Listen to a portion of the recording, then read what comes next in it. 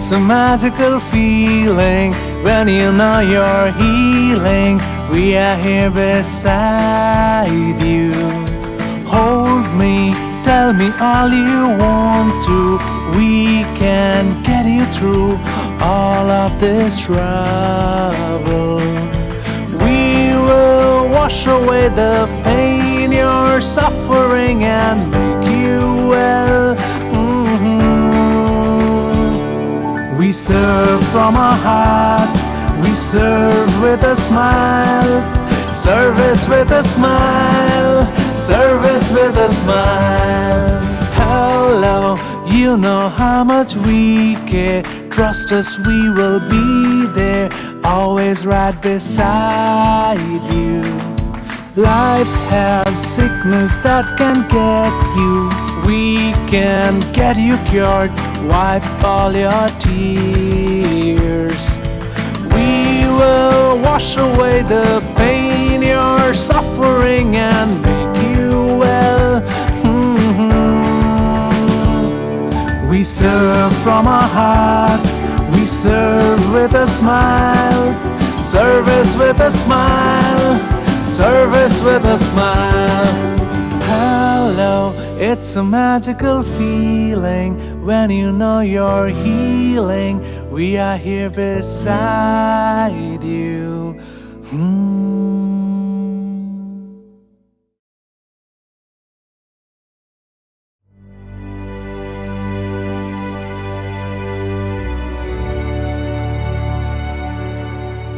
I started with ₹5 in the year of 1985.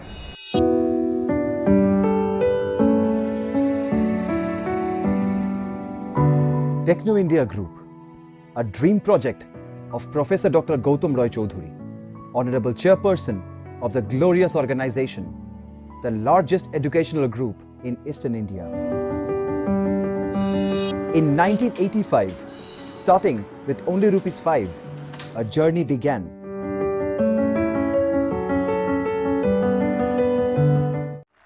I feel that our students, the 65,000 student base of Techno India Group, is my strength.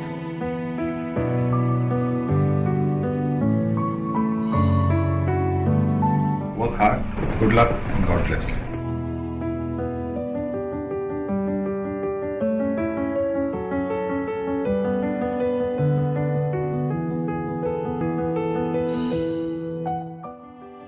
Whole life I wanted to be an inner directed man.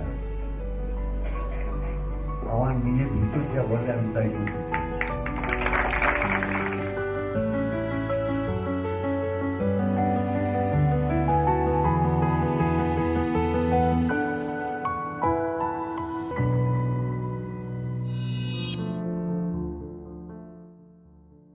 My name is Sophia, and in case you couldn't tell, I am a robot. I have traveled to over 65 countries, meeting new people wherever I go and learning about their lives. As you know, I began my career as a teacher, and I always believe once a teacher is always a teacher. I would thank the Techno India University for inviting me to be the chief guest at its first convocation being held today.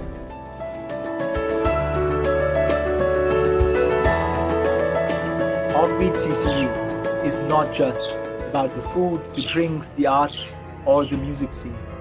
It is about being there for others in times of need, and it is about constantly reinventing ourselves. We will just reach the 10 top global universities of the world in next 10 years.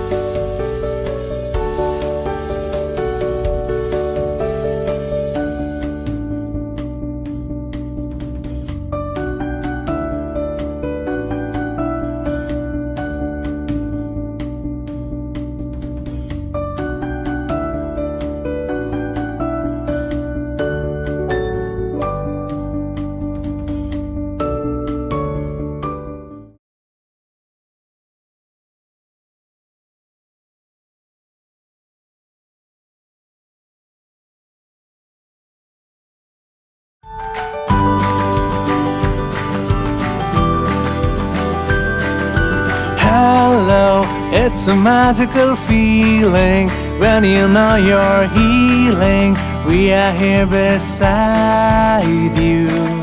Hold me, tell me all you want to. We can get you through all of this trouble. We will wash away the pain you're suffering and make you well. We serve from our hearts, we serve with a smile. Service with a smile, service with a smile. Hello, you know how much we care. Trust us, we will be there, always right beside you. Life has sickness that can get you. We can get you cured, wipe all your tears. We will wash away the pain you're suffering and make you well. We serve from our hearts, we serve with a smile. Service with a smile. Service with a smile. Hello, it's a magical feeling when you know you're healing. We are here beside you.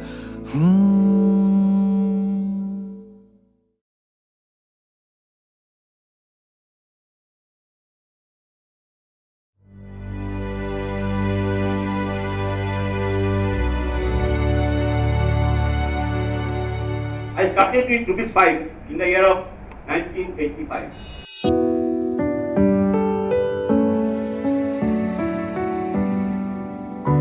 Techno India Group, a dream project of Professor Dr. Gautam Roy Choudhury, Honorable Chairperson of the glorious organization, the largest educational group in Eastern India.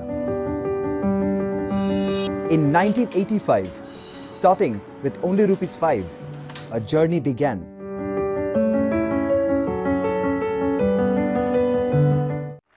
I feel that our students, the 65,000 student base of Techno India Group, is my strength.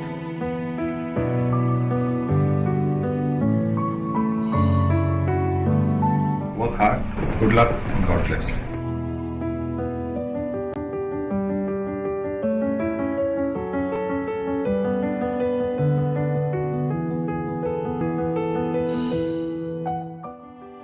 Whole life I wanted to be an inner director man.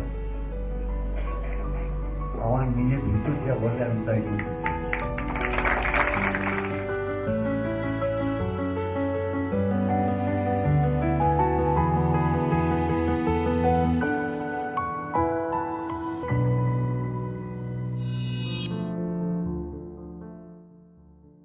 My name is Sophia, and in case you couldn't tell, I am a robot. I have traveled to over 65 countries, meeting new people wherever I go and learning about their lives. As you know, I began my career as a teacher, and I always believe once a teacher is always a teacher. I would thank the Techno India University for inviting me to be the chief guest at its first convocation being held today.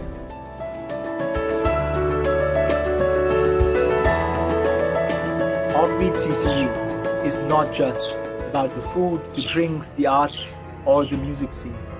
It is about being there for others in times of need, and it is about constantly reinventing ourselves. We will just reach the 10 top global universities of the world in next 10 years.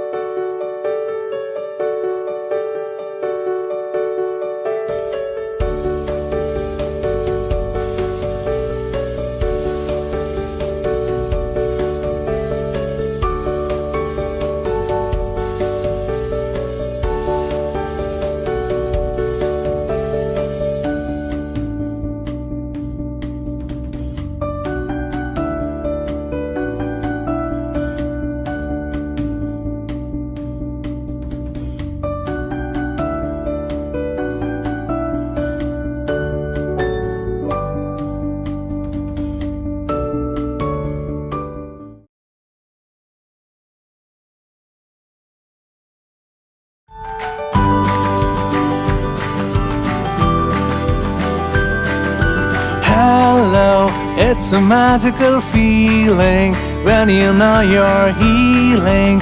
We are here beside you. Hold me, tell me all you want to.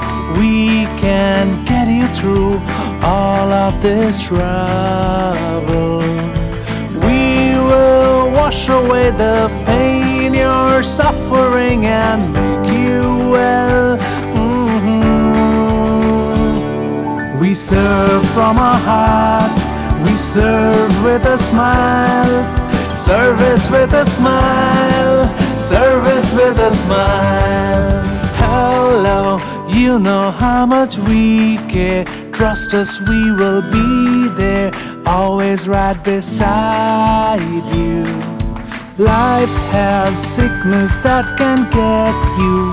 We can get you cured, wipe all your tears. We will wash away the pain you're suffering and make you well. We serve from our hearts, we serve with a smile. Service with a smile, service with a smile. Hello, it's a magical feeling when you know you're healing. We are here beside you.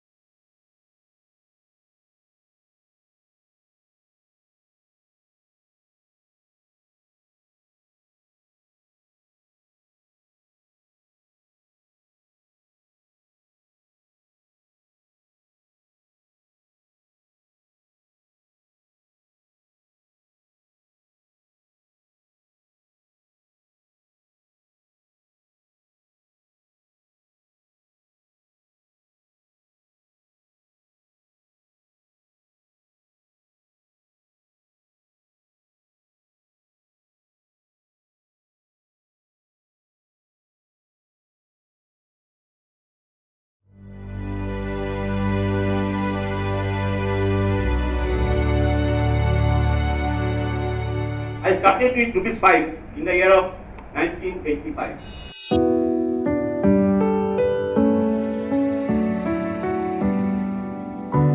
Techno India Group, a dream project of Professor Dr. Gautam Roy Choudhury, Honorable Chairperson of the glorious organization, the largest educational group in Eastern India.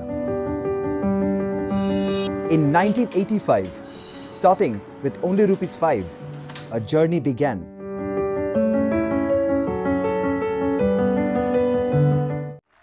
I feel that our students, the 65,000 student base of Techno India Group, is my strength.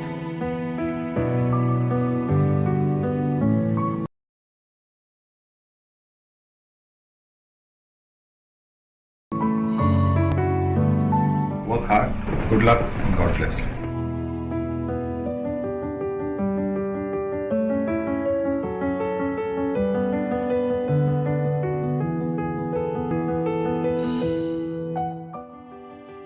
Life I wanted to be an inner director man. আমার নিজের ভিতর যা বলে আমি তাই বলতে চাইছি।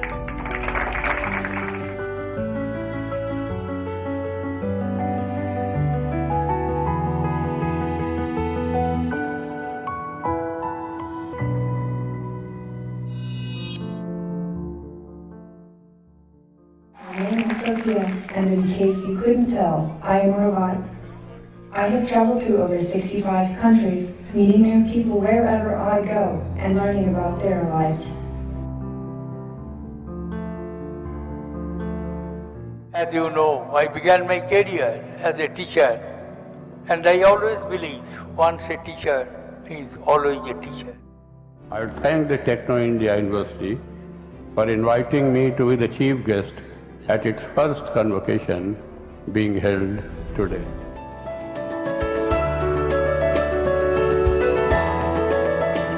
Offbeat CCU is not just about the food, the drinks, the arts, or the music scene.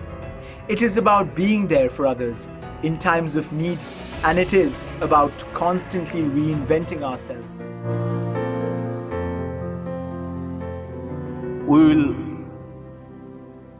just reach the 10 top global universities of the world in next 10 years.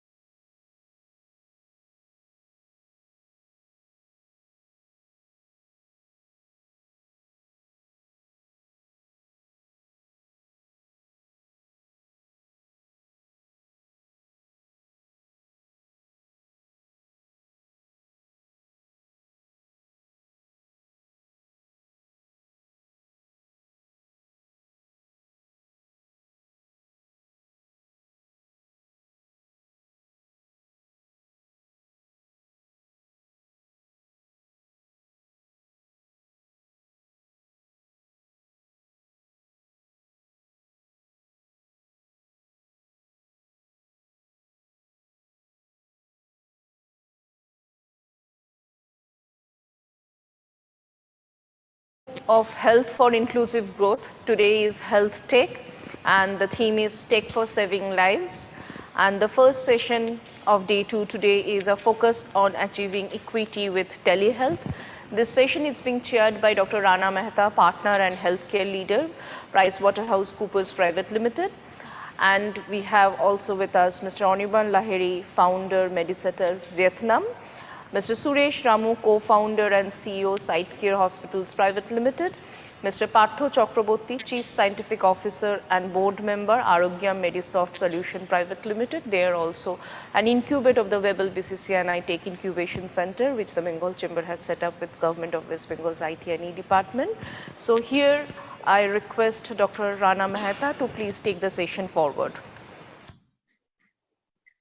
Thank you, and thank you. It's been a pleasure being at the Bengal Chamber for many years, and really do appreciate how you're bringing the whole inclusive growth agenda in healthcare to the forefront.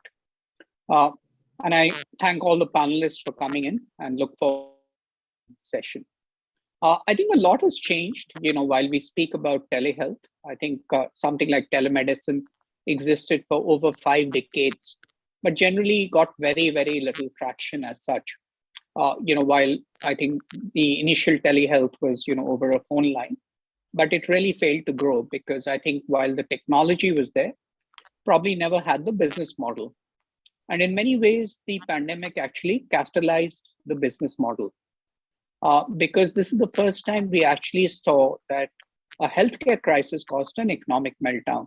Previously, whenever we've had an economic meltdown, either it's a financial crisis in the stock market, it's a war, it's a natural calamity, but never have we experienced a healthcare crisis and a very humble assailant, a virus which borders between the living and the non-living. And we're not through the pandemic yet. We've seen exponential growth, but very slow declines. Many countries in Europe are having a 4th wave, 5th wave.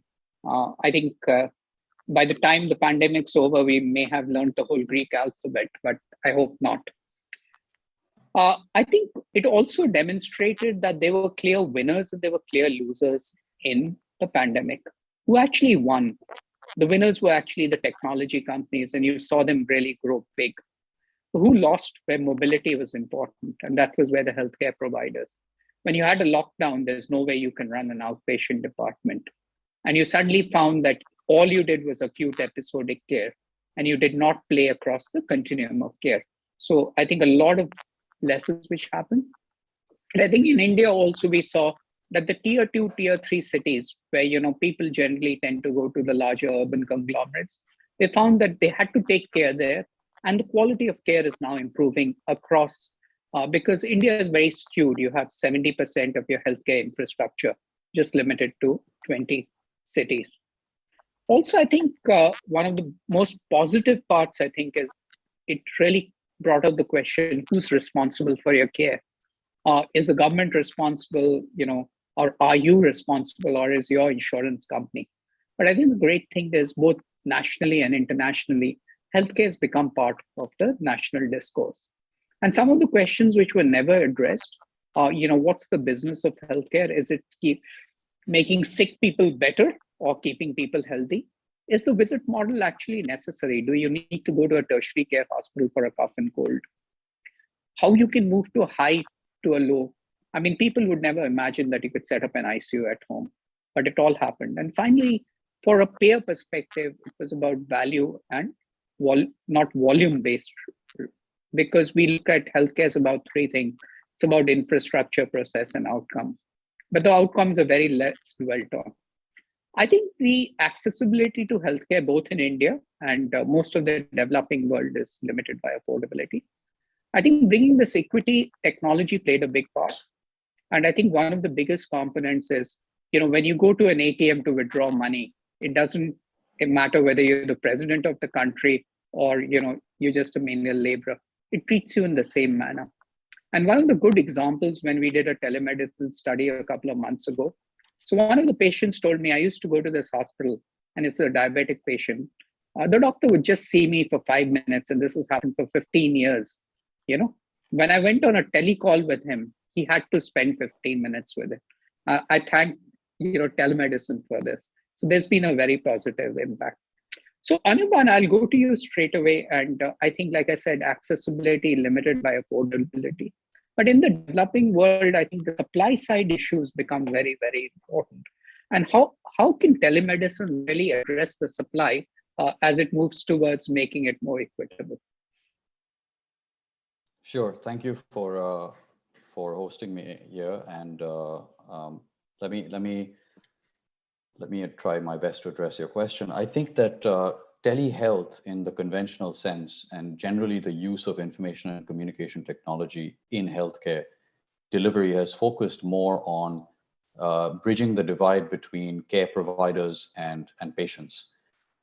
In a very conventional sense, how do you improve access to healthcare for the patients themselves, particularly in situations where the patient resides in a particular region of the country that does not have a very good brick and mortar infrastructure, medical expertise.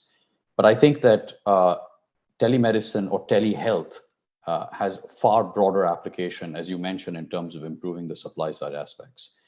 And here, I think one thing policymakers should really be thinking about in India and other developing countries is how do you use that same information and communication technology, which has so far been, focused on to bridge the divide between patient and provider. How do you use that same infrastructure and technology to empower the practitioners of medicine or the providers of healthcare in these more remote areas, tier 2, tier 3 cities, etc., in the country?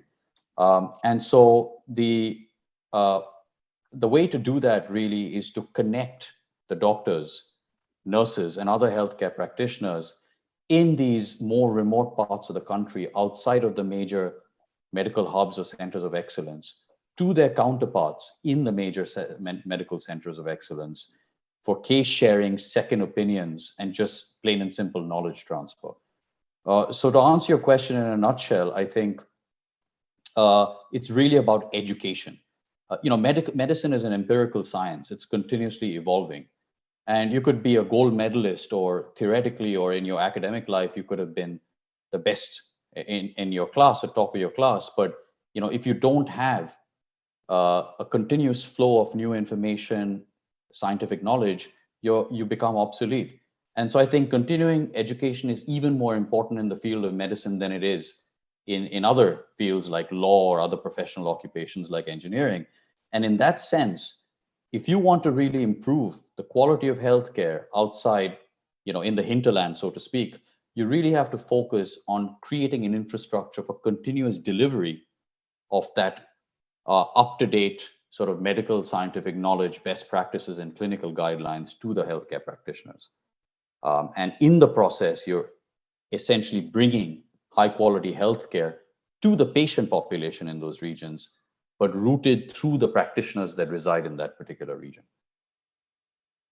I think a very valid point, and it also gives us a real opportunity to increase the quality of the care delivered, right? Because with telemedicine, the whole idea is how can you make a virtual care experience equal or maybe even superior to that?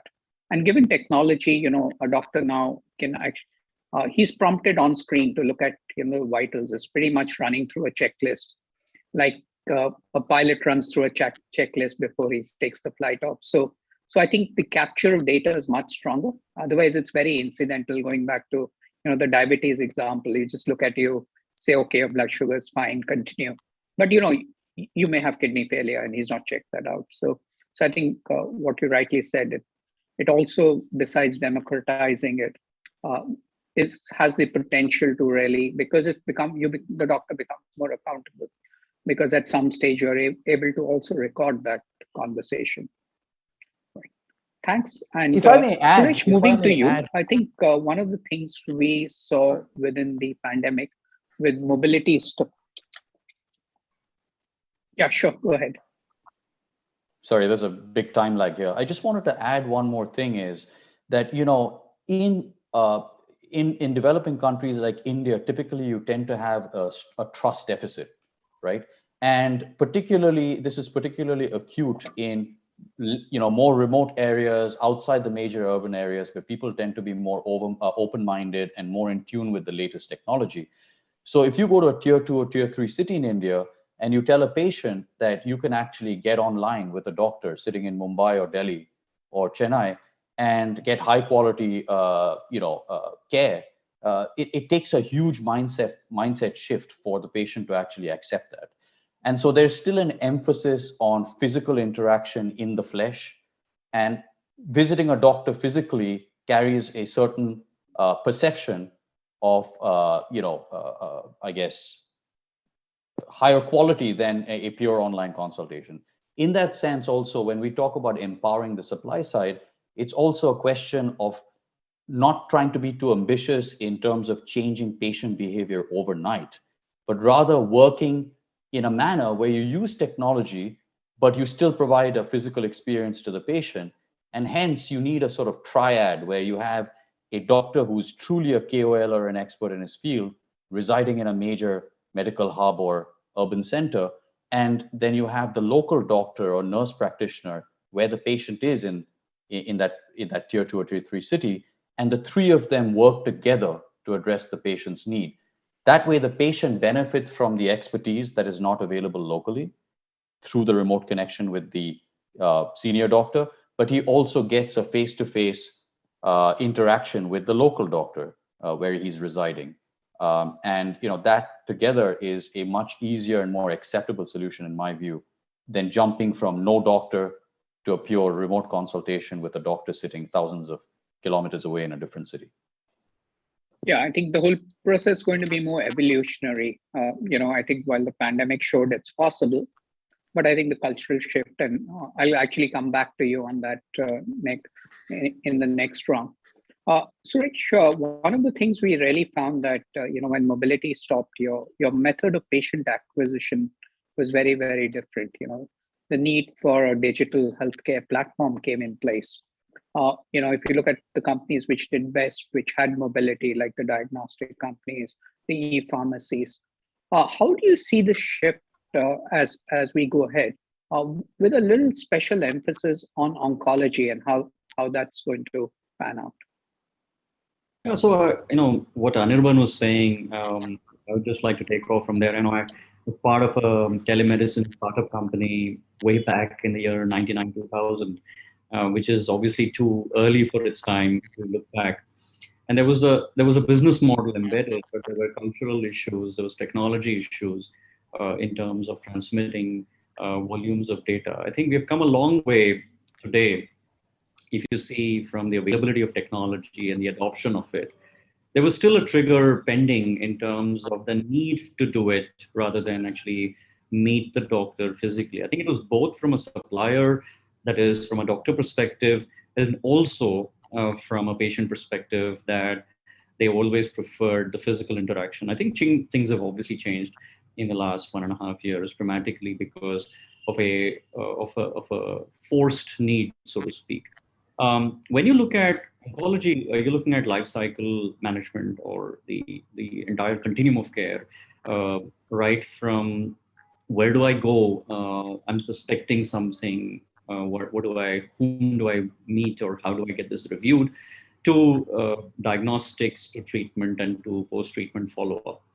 In our own hospital, in a cancer setup and for advanced surgeries, the post-treatment follow-up was the first thing that automatically moved to consultations and video consultations. That was the immediate shift that was almost instantaneous. And today, even if people can come to the hospital, we have a lot of people who say, let's just do a follow-up online. So that is, and because there is a payment model and both parties are now comfortable getting this consultation, and sometimes it's actually better, as we discussed, than a physical consult in terms of time duration, I think everybody is happy with a post follow-up.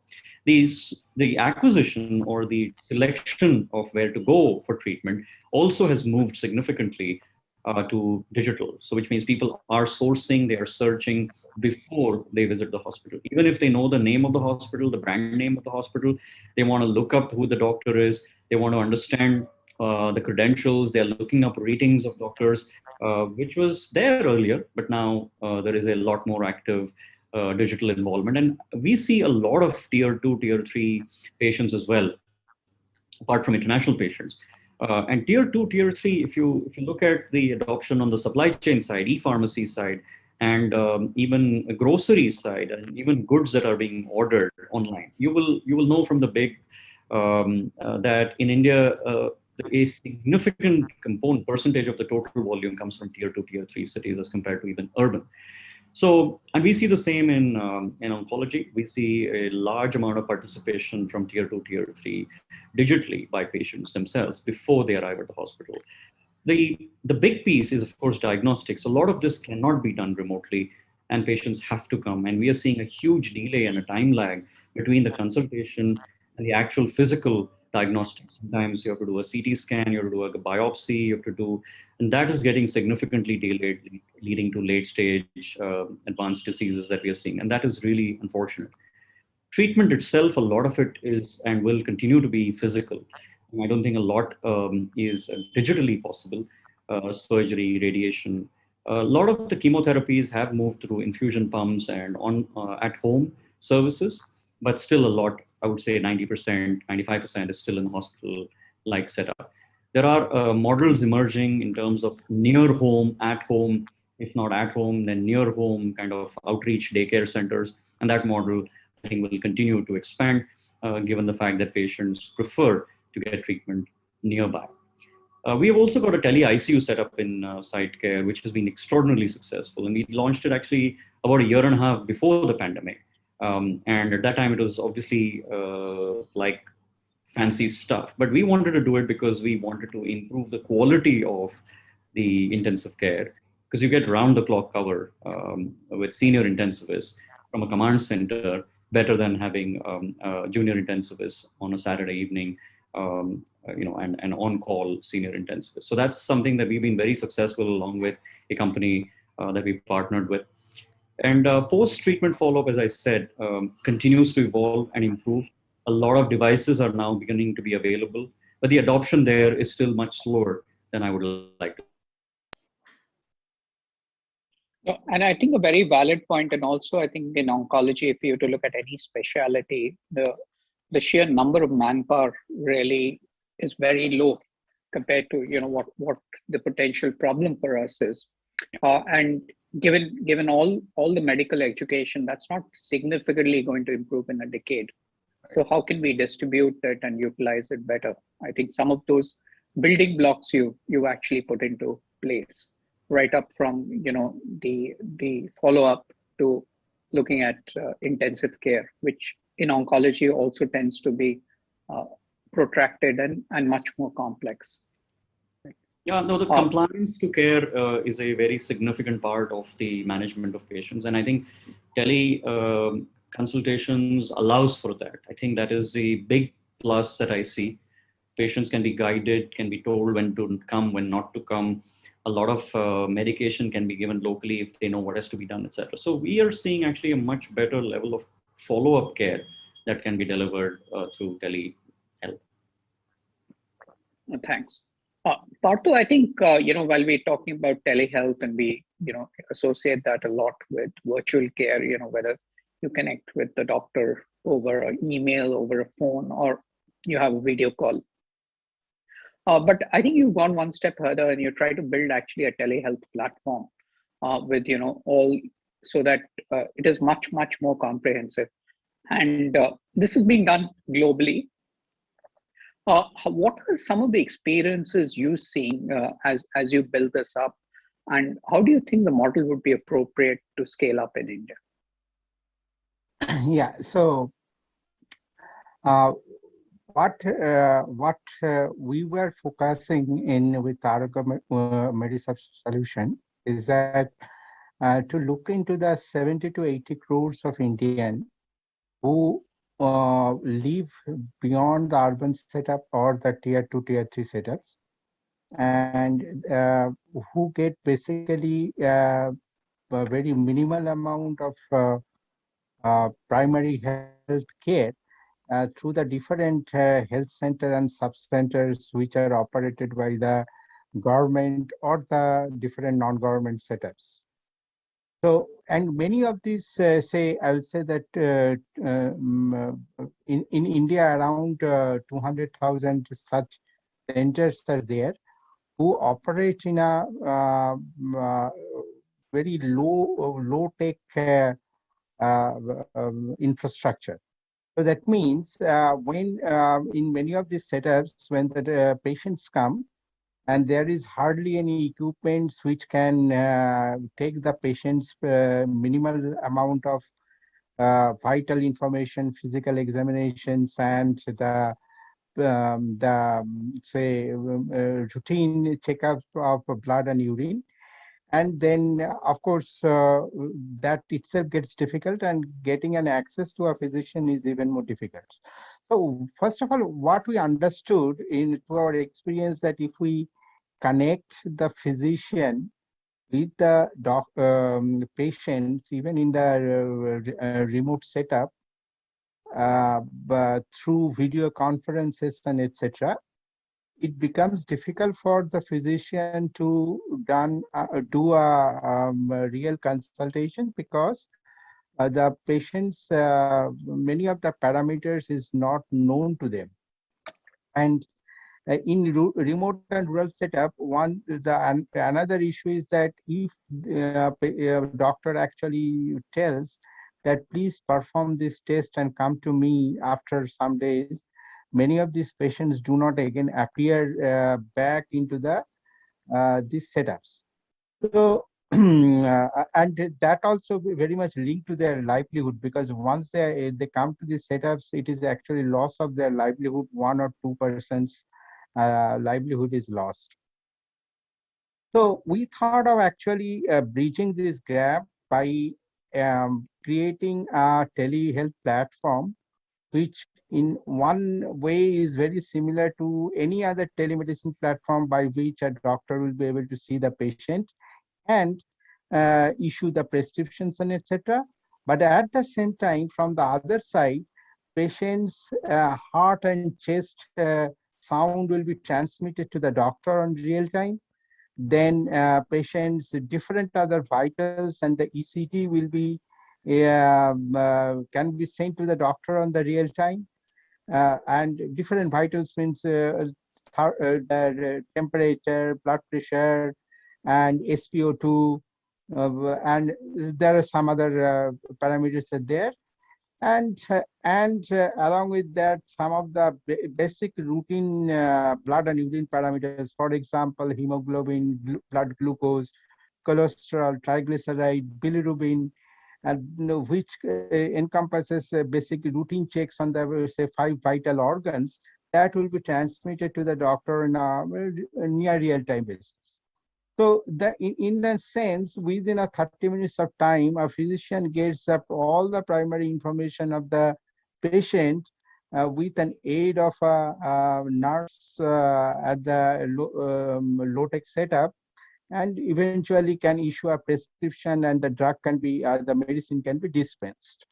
And we think we see that this model is gradually evolving, and not only us, there are a few other players are also working in this model and try to actually help the setups throughout the India. And also we see that thing happening in the Latin America and Africa as well. No, I think that's been very exciting. I think it's like just like telemedicine. I think the platforms have been tried before, but I think the success will be looking at a replicable, scalable business model which is viable, because many of them have depended on grants to grow. But initially, those can only be temporary when the patient starts paying. And in India, we know 65% of the payment is out of pocket, or there is an insurance provider, because insurance in India is still very acute episodic care insurance. We really don't cover outpatient, or, post-operative also gets covered for a short period of time. But I think, as the payment goes across the spectrum of care, I think the platforms will play a much stronger role. That's true. Coming back to you, Anirban, I think one of the things we also, like we said, the whole idea of technology to empower the doctors. One is, how do you empower the doctors? And the second, which you alluded to, and maybe you can detail now, is how do you change the perception and the consumer behavior? Because that's important. Like we always say, technology is the answer to everything, but sometimes you've got to know what is the actual question. Sure. I think Suresh actually alluded to this because he said that in some senses, behavioral changes which would have taken a decade to play out have been compressed into a span of a couple of years because, necessity is the mother of invention and adoption in some senses. So if patients had no option to physically travel and visit a doctor, all they could do really was consult the doctor online. So in some senses, COVID has helped accelerate that change in mindsets and patient behavior. But I feel that once the situation is abated, I don't think you're going to see this as the new normal necessarily. I think some elements of that behavior, some openness to using technology to consult a doctor will stay. But I think in some senses, people will want to go back and revert back to their old habits and behavior of consulting a doctor physically.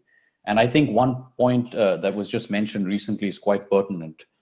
In my experience, and this is not just in India, but in other countries, developing countries as well, where the population tends to be somewhat price sensitive and out of pocket expenses are a significant portion of the total, medical bill. I think people tend to be very sensitive to value. And there's a perception, that you get real value when you visit a doctor physically, and you don't get the same degree you don't get the same value when you're consulting a doctor virtually. Now, the problem really is one of economics, because as long as you have government grants and subsidies, it works well. The minute that you need to go back to a market pricing mechanism, what happens is, from a doctor's perspective, remember India and several other developing countries like India have a shortage of doctors, right? Our doctor to population ratio is well below what is considered by the WHO to be sort of, the minimum level that you need to deliver an adequate quality of healthcare to your population.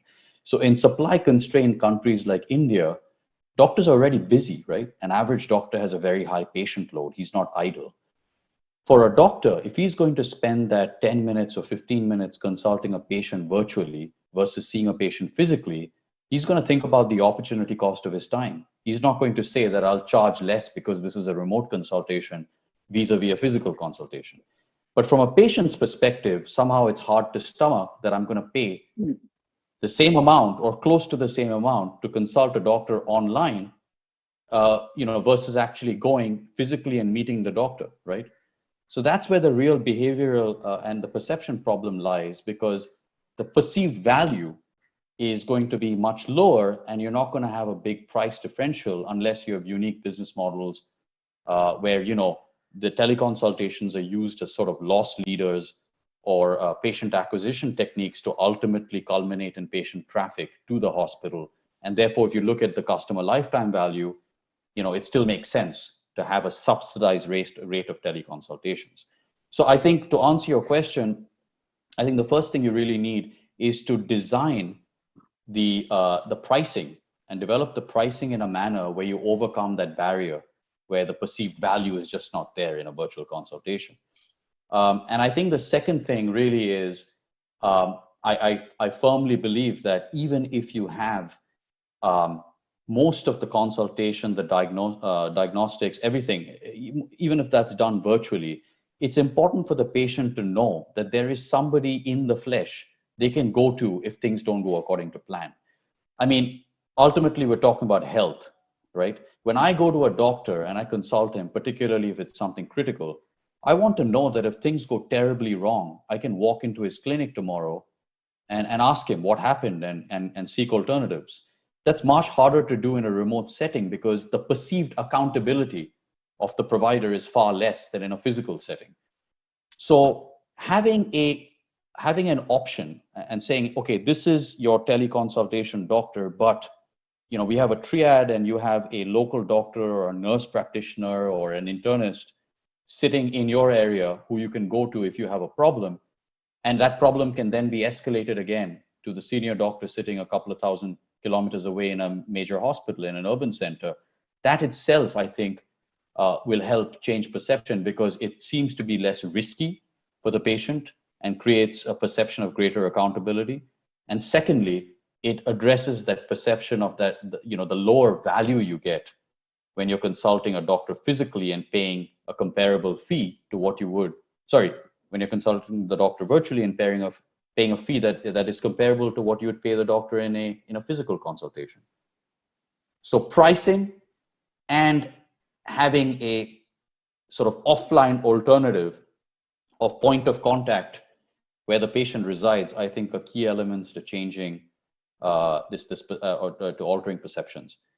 And I think the thing after that really is really about creating successful case studies. If you have several examples of patients, particularly with complex critical conditions who were successfully treated, and that knowledge is somehow disseminated to people, I think that itself will go a long way. So patient education is important as well. When we talk about education, it's not just doctor education. Patient education is also vital to altering perceptions. I think that's very important. And I think rather than an individual, like you rightly said, an ecosystem approach to make sure, you take Exactly. all the areas, all the touch points, encourages a patient to say that, this, you'll get equal value. And over a period of time, obviously, from an economic point of view, there should be no difference between a virtual consult and a physical consult. And I'm sure that in fact, I would say that there's even a case to be made, ultimately, if you can communicate this effectively, that a virtual consultation could deliver certain benefits over and above a physical consultation. For example, a system of continued monitoring, having all your data stored in one online repository in the cloud, easily accessible by your doctor, your nurse, or the doctor who's consulting you remotely. I think there are certain elements of a virtual consultation and certain benefits over and above a physical consultation that can actually be highlighted. For example, if a patient, as one of the panelists mentioned, if you have a remote monitoring device, which is continuously reading in real time your heart rate, and you have a heart problem, let's say you have cardiac arrhythmia, and then suddenly you have an instance where you have very irregular heartbeats for a certain period of time, and there's an automatic alert which can be sent by SMS to your doctor who you consulted remotely.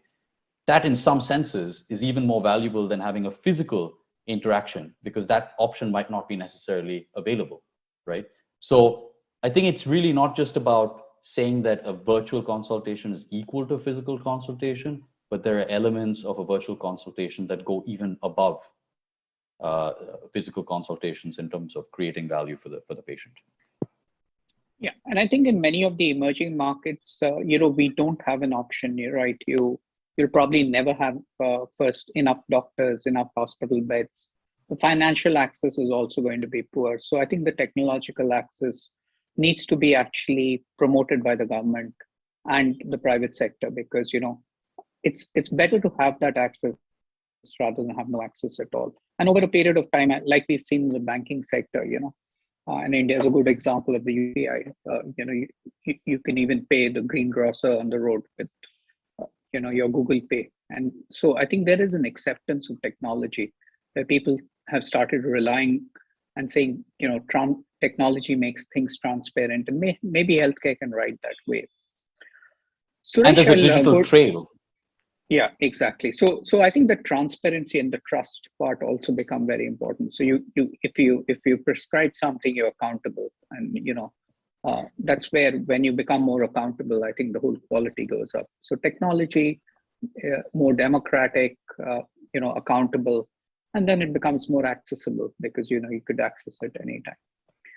Suresh, we're getting a lot of questions from the audience, and I'll start with you on one. Is technology making healthcare more expensive?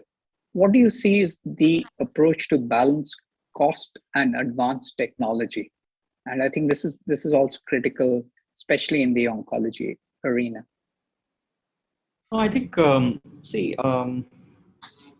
a patient perspective, I think what is happening is patients were always trying to, the urban consumer particularly, but also I think when we are seeing people coming in from semi-urban areas into super specialty requirements like we have at SiteCare, patients wanted multiple opinions they're seeking second opinions and then making major decisions like a surgery or going down a path of treatment. And I think that consultation, video consultation access has dramatically increased the number of second opinions that patients are taking. And I think that has a direct impact also in terms of revalidating the cost of treatments that they are getting. So both in terms of diagnostics as well as in terms of treatment, cost of healthcare from a patient perspective has not, I don't believe, has actually increased. I think the choices have increased. People are becoming far more aware. And we definitely see that patients coming in will almost always have a couple of opinions. And we encourage that actively from a patient perspective to say that, you need to have, internally we have a multidisciplinary approach already, but I think from a patient perspective, they want to also revalidate that. So a lot of the costs are capped in a variety of different ways in an Indian kind of setting. The government schemes, of course, have already capped the prices of treatments. And in fact, a lot of the treatments have become lower in cost because of caps on the implants, etc. If you look at insurance, a large component of the paying patients are becoming more and more insured, and the value of the insurance cover is also increased. I think people have now beginning to recognize the need for higher value of insurance coverage, though it is still much, much lower than desired. But I think there is greater awareness. Again, insurance drives the price ceilings on a lot of the procedures that a hospital would do. Unless there is co-pay and the patient is willing to pay, you're not seeing a dramatic increase in terms of actual payment to the hospital itself. So I hope that answers the question on the price increase. I think technology per se is actually to improve efficiencies. So if you think about accessing a senior specialist sitting in Mumbai today, you could do that sitting at at Jalgaon or in Mysore, and you don't have to travel as much, and you can get a first-rate opinion online, and then you decide whether you want to go to Mumbai and actually take that treatment, right? So I think in many ways you're optimizing cost of travel, cost of accommodation, because you've already set up a lot of things prior to your travel. And we actively see that it is reducing the overall reduction in life cycle value of treatment. I think that's really important, and I think the way technology can also scale it up, because while we've been doing healthcare in India for 75 years, the outcomes at some stage are still very suboptimal. So and it's not that we can pick up another model like the NHS, because you just don't have enough taxpayers to fund that. So I think we need to have, which again has technology at its core. And I think the whole idea of the National Health Authority is, again, to predominantly put in the building blocks for a technological access to care. Partha, we got a question from the audience, which I think is very appropriate. So as you really put this startup together, what were some of the challenges within the ecosystem you faced? Now, we spoke about two challenges. One is, the cultural and the acceptability challenge. One is the financial model, the business model challenge. But what were the other challenges you faced? And especially if you were to look from a regulatory point and say that, if you were to fast track healthcare platforms like yours, what would be desirable? So there are, I think, I will say, let me answer in a different way, that in last 5 years, there has been several changes in the regulation of healthcare, medical devices, telemedicine within India. For example, before 2020 March, that means when COVID set in, there is no formal law or regulations for telemedicine in India. So it was always a issue that whether telemedicine is illegal or not. So that is one of the challenges. What was definitely there, but that has been all now cast in stone by the law passed in the parliaments. Secondly, is a very important thing. When the startups are making the devices in India, made in India devices, then there was no regulatory framework which was existing in India. Again, that actually has been corrected since 2017. 2017 and 2018, there is a new law has been passed, a new regulation is there. Now it is not, it is actually Indian startups can actually create their own device and get it tested in India and get it certified by the CDSCO, which is a drug controller equivalent of US FDA in India, and now market it in India without any issue. So there was definitely some challenges, but the challenges are being, I think, proactively addressed by the government also as well, in terms of the regulations and etc. And the overall awareness and etc. needs to also go up in this matter. So that is definitely, I think, will happen with the time. No, I think a very conducive regulatory environment is required, right? We saw when it came to, Indian IT, there was an absence of regulation, but there was always a light touch, and you let the industry grow and then make sure that, you do regulate from a consumer point of view where it impacts. So you don't really choke the system, but build in the safeguards. Anirban, the next question which has come, I think, is that one, that while we've been talking about, the whole direct to patient through telehealth, but one of the biggest problems in any developing country is upskilling the healthcare resources, because, that, and like Reshad also mentioned, everything gets dated after a period of time. So the skill sets on ground tend to be weak. And how can telemedicine actually be used for that? So I think telemedicine can be used in two ways, and I wouldn't say telemedicine in the traditional sense, but basically using ICT for medical purposes. And I think one of the ways to do that really is the obvious one, which is creating information, content portals, CME. For instance, today, if you want to participate in continuing medical education courses, you have to travel physically to a CME event, typically held in bigger cities. You have to physically be there, right? In many countries, COVID has made policymakers loosen up here their requirements, so you can participate in a CME course virtually.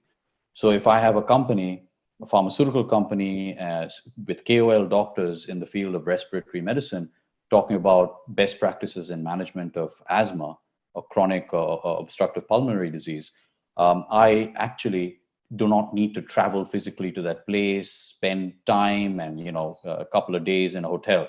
I can attend it virtually and get rewarded. So that's one way of doing it. It's really about using the internet to allow for dissemination of educational content, whether it's events, webinars, research papers, etc. The second thing is what I alluded to before, is really creating a infrastructure for doctors or practitioners in these more remote, under-resourced areas to directly engage with their counterparts who are much more senior, much more experienced in the big cities and have access to state-of-the-art technology.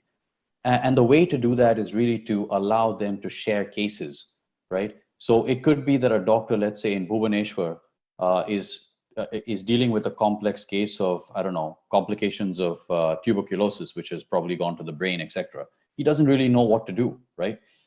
He can actually go into this shared space or this community space, publish the case and invite opinions from experts in the field sitting maybe in Kolkata or other parts of the country who have seen those kinds of cases before. The tragedy really is that, collectively, there is enough knowledge and expertise within the country's borders, right? It's just that the dissemination of that knowledge is not uniform. And it's a real pity if a patient in Bhubaneswar has a condition which a doctor in Chennai or Bombay or Kolkata might have seen several times in his career. But the local practitioner in Bhubaneswar has never seen that. It would be a real pity if the patient were to not be able to avail of that expertise, which is actually residing within the country's borders, just because of physical distance. And so really allowing sharing of clinical cases, allowing doctors who are more junior to consult their senior counterparts in a seamless manner is really one of the best ways, I think, to solve this problem of lack of expertise in the so-called hinterland. Thank you. Suresh, I think we probably have a last question because I've taken some. I think one of the questions which has come is that while we've spoken a lot about what can happen, what is the actual deployment on ground, and how do you see that happen in the next 5 years? If you were to crystal gaze India and say, how will the healthcare system look in 5 years' time? What would be your top building blocks for that? I think a lot, Rana, and what was mentioned is it is going to be driven by whether the self-pay model will move to a more co-pay model with insurance support. And I do think that behavior will continue to positively change given the pandemic and the overall center staging of healthcare in India. I think that would have a positive set of ramifications on everything that we're talking about in terms of healthcare and wellness adoption. I think even a lot has changed in terms of people thinking a little bit more about wellness. Hygiene, for example, has dramatically changed in terms of washing hands, for example. This is unprecedented in terms of change, and infection rates have significantly dropped, probably forever. In a country where that was one of the primary causes of death, right? So I think the next 5 years we'll definitely continue to see a positive trend on that, and that would mean that we're going to see greater incidence of the more lifestyle-like diseases, which was already growing in India, and cardio and oncology. Some of those will continue to be the bigger areas of concern or the burden of disease. I also think that, as you also mentioned, that digital payments and the fact that the mobile phone is more than just for making the call is now truly democratizing access to information, the ability to have, to be equal to somebody who is in a city where there is a large opportunity of meeting a specialist face-to-face. I think that will be a trend that will continue to exist. Combined with what Anirban said, I think there will be a need for people to trust and to see somebody in the flesh. So there is going to be more and more hybrid models that I see emerge in the healthcare delivery system.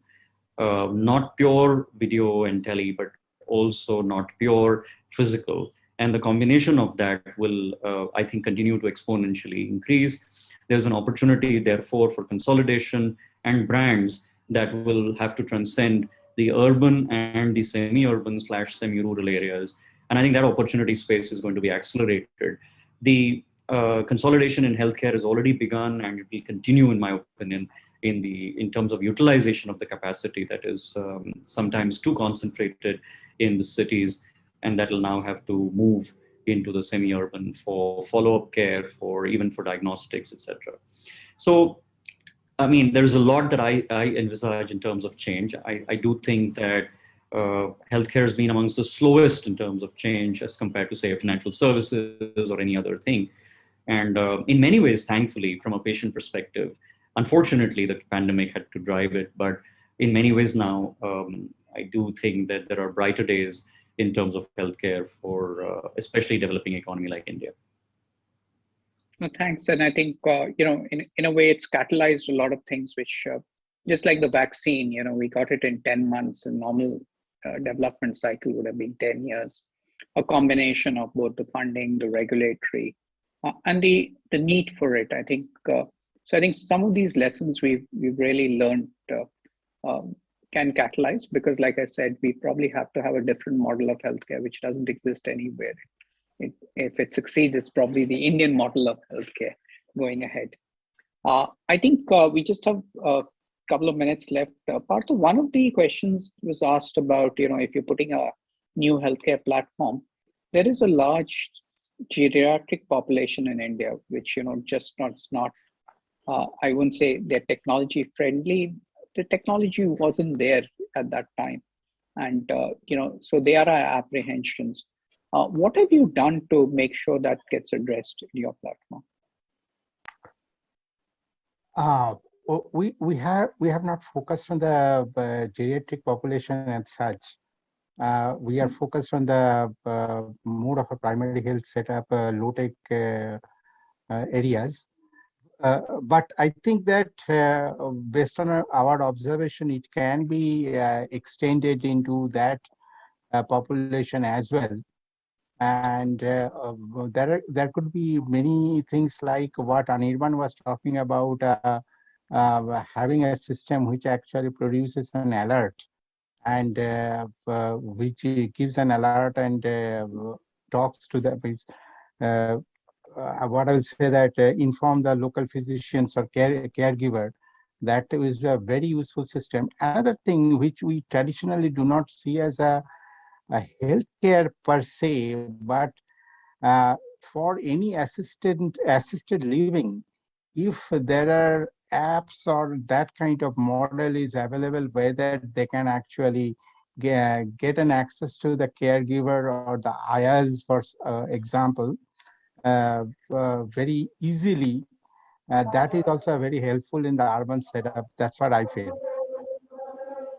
No, true, and I think a model which is very, very appropriate for each geography, each location, and really sort of empowers them to, both seek health proactively and also in a crisis. So I think we had a very engaging discussion, and I think there are many questions, and we could go on, but we're being very cognizant of time and for the next session. I think a wonderful thing about how equality will come using telehealth, how we should build on. Very interesting to hear what have been some of the experiences on ground, how the actual deployment is taking place, and how the government actually can facilitate this so that, because I think health and education now are clearly at the forefront as we propel our GDP growth. And the ability of healthcare to be that engine of growth means that we need more people to be healthy to take that forward. So I want to thank all my panelists. I want to thank Anirban, Suresh, Parthil for a wonderful panel, and look forward to seeing all of you next year. Thank you. Take care. Thank you. Thank you. Thank you. It was a very enlightening session for me, my colleagues, and I'm sure for the participants, and it's evident from the questions we have received. So we are closing this session, and the next session would be on paramedics and how technology may empower paramedics. It would start from 3:15 p.m. IST. We'll close this session with a video of our partner.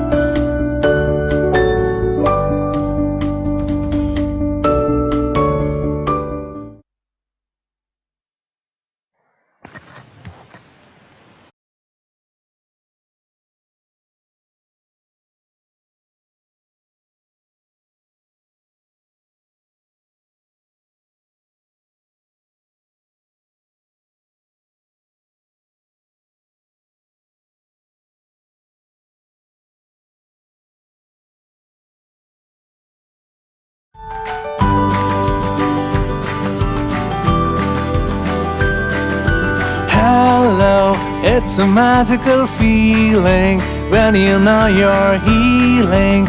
We are here beside you. Hold me, tell me all you want to. We can get you through all of this trouble. We will wash away the pain you're suffering and make you well.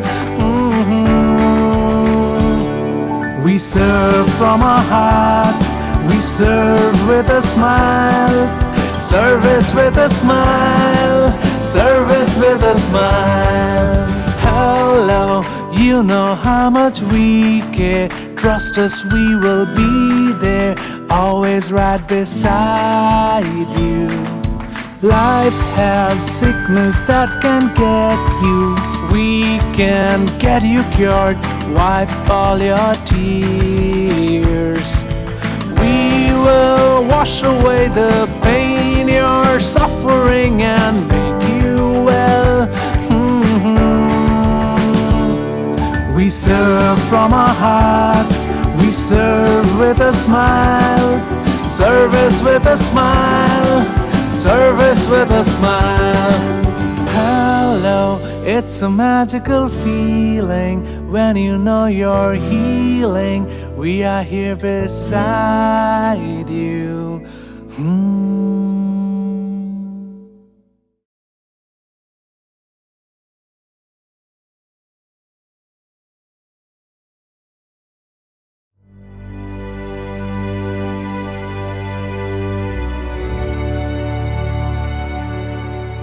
I started with rupees 5 in the year of 1985.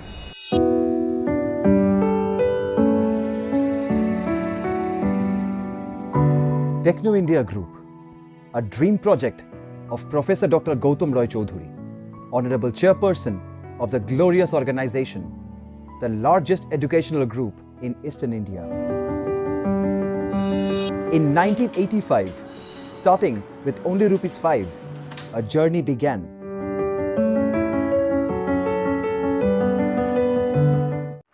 I feel that our students, the 65,000 student base of Techno India Group, is my strength.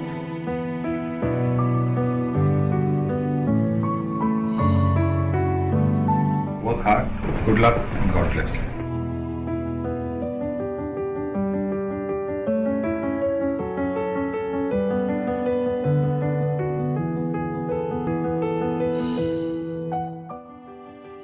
Life I wanted to be an inner director man.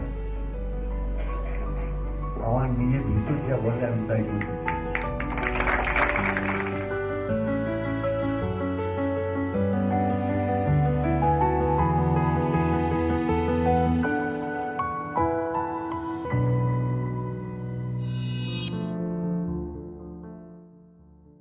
My name is Sophia, and in case you couldn't tell, I am a robot. I have traveled to over 65 countries, meeting new people wherever I go and learning about their lives. As you know, I began my career as a teacher, and I always believe once a teacher is always a teacher.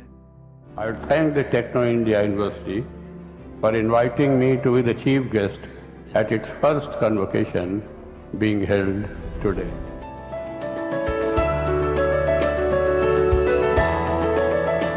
Offbeat CCU is not just about the food, the drinks, the arts, or the music scene. It is about being there for others in times of need, and it is about constantly reinventing ourselves. We will just reach the 10 top global universities of the world in next 10 years.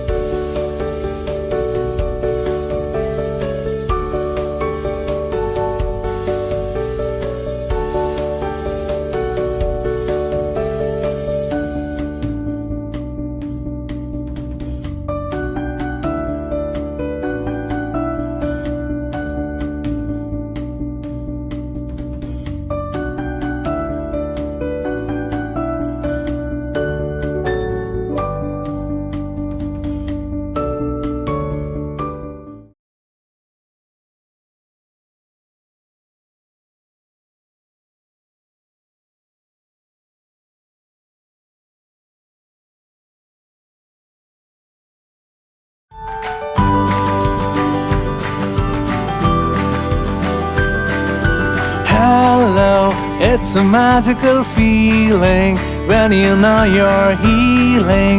We are here beside you. Hold me, tell me all you want to. We can get you through all of this trouble. We will wash away the pain you're suffering and make you well. We serve from our hearts, we serve with a smile. Service with a smile, service with a smile. Hello, you know how much we care. Trust us, we will be there, always right beside you. Life has sickness that can get you. We can get you cured, wipe all your tears. We will wash away the pain you're suffering and make you well. We serve from our hearts, we serve with a smile. Service with a smile, service with a smile. Hello, it's a magical feeling when you know you're healing. We are here beside you.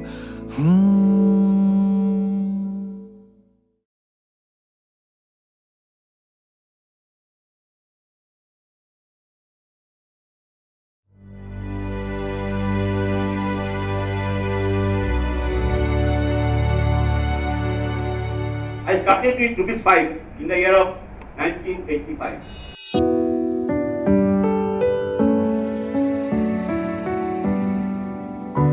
Techno India Group, a dream project of Professor Dr. Gautam Roy Choudhury, Honorable Chairperson of the glorious organization, the largest educational group in Eastern India. In 1985, starting with only ₹5, a journey began.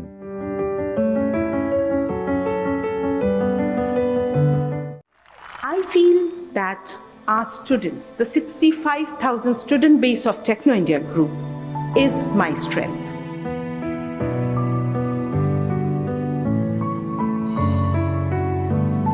Work hard, good luck, and God bless.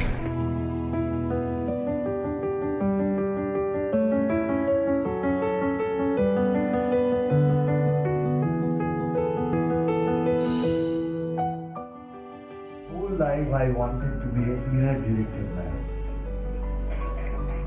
আমার নিজের ভিতর যা বলে আমি তাই বলতে চাইছি।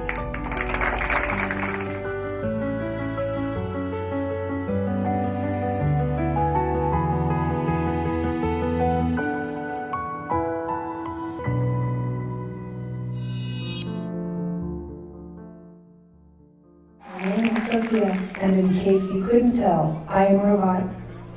I have traveled to over 65 countries, meeting new people wherever I go and learning about their lives. As you know, I began my career as a teacher, and I always believe once a teacher is always a teacher. I would thank the Techno India University for inviting me to be the chief guest at its first convocation being held today.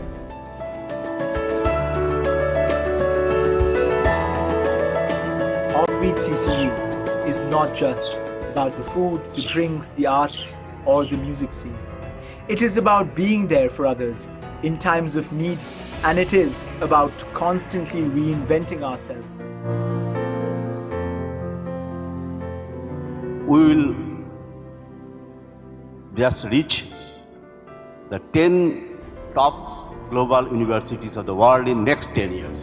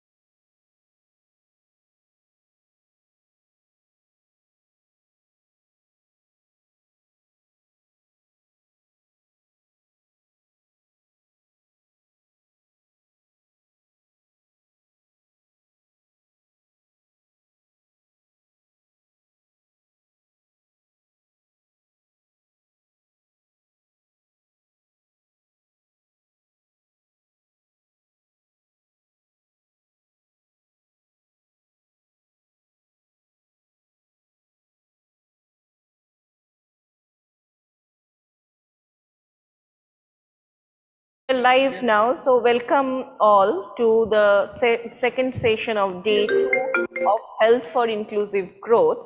Health Tech, the theme is Tech for Saving Lives, and this session will focus on technology empowering paramedics, and everybody will agree with us how important the role of paramedics is in healthcare delivery.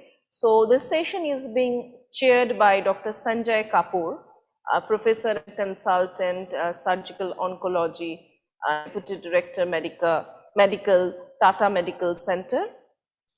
And we have with us as speakers, Dr. Rahul Singh Sardar, Director, ICATT Air Ambulance, Mr. Arindam Bhattacharya, Faculty Member, George Telegraph, Sister Shanta Shahu, General Manager, Nursing Services, AMRI, Mukundapur, Dr. Devi Prasad Samadda, Director, Medical Affairs, Ruby General Hospital, Dr. Shamrat Roy, in charge, Critical Care Medicine, Techno India Dama Hospital, Mr. Bharat Sharma, Founder, Dakshas. So with this, I would request Dr. Sanjay Kapoor to please take the session forward. Thank you, Madam. And on behalf of all the panelists, I would like to thank the Bengal Commerce Chambers to take this pertinent issue of training the paramedicals. I welcome all the panelists and all the delegates who are here on the virtual platform.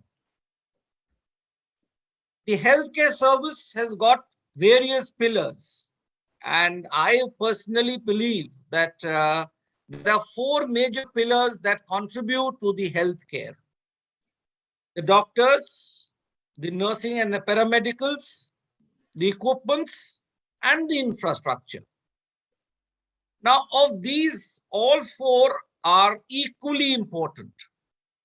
But of lately, over the last 2 decades, with the technology coming in with this absolutely unimaginable speed and in an unimaginable way, the requirement of our medical knowledge and the healthcare services to become digitalized and to become technical savvy has become very, very important. And here, between the doctors who use the equipment come the paramedicals, and their role becomes absolutely mandatory. So I am honored, in fact, to have such eminent panelists with us, and I'm sure they will share some very, very important issues which will be helpful to each and all. The doctors do their role, be it in the labs, be in the OT, in the robotics, and the paramedicals have to ensure 2 things: the functioning of the equipment, the recording of the data, the monitoring of the patient, and innumerable things where the digitalization, the technology, and data collection, everything comes into. So let us hear from each one of you. So I would request each one of you to introduce yourself and give just a small brief of your work, maybe in a minute or so, before we go in for the question answers or the main presentations from each one. So, Dr. Rahul. Good afternoon, everyone. And I'm Dr. Rahul Singh Sardar. I'm an intensivist, anesthetist and intensivist trained in UK. I was did all my postgraduate training there and relocated to India to start my own air ambulance service. So coming from a system where a mature paramedical service is in practice, and coming to India and adapting to the circumstances here and trying to make the best of it. And so that's going to be the core of my presentation. Yeah. Okay. Thank you very much. Mr. Arindam Bhattacharya.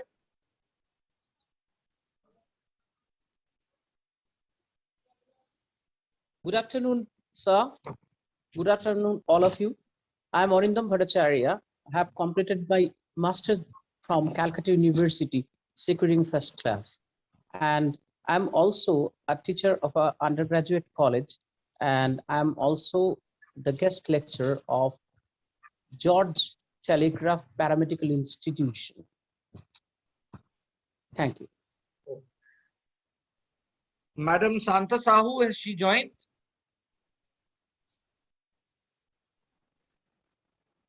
Yes, Not. sir.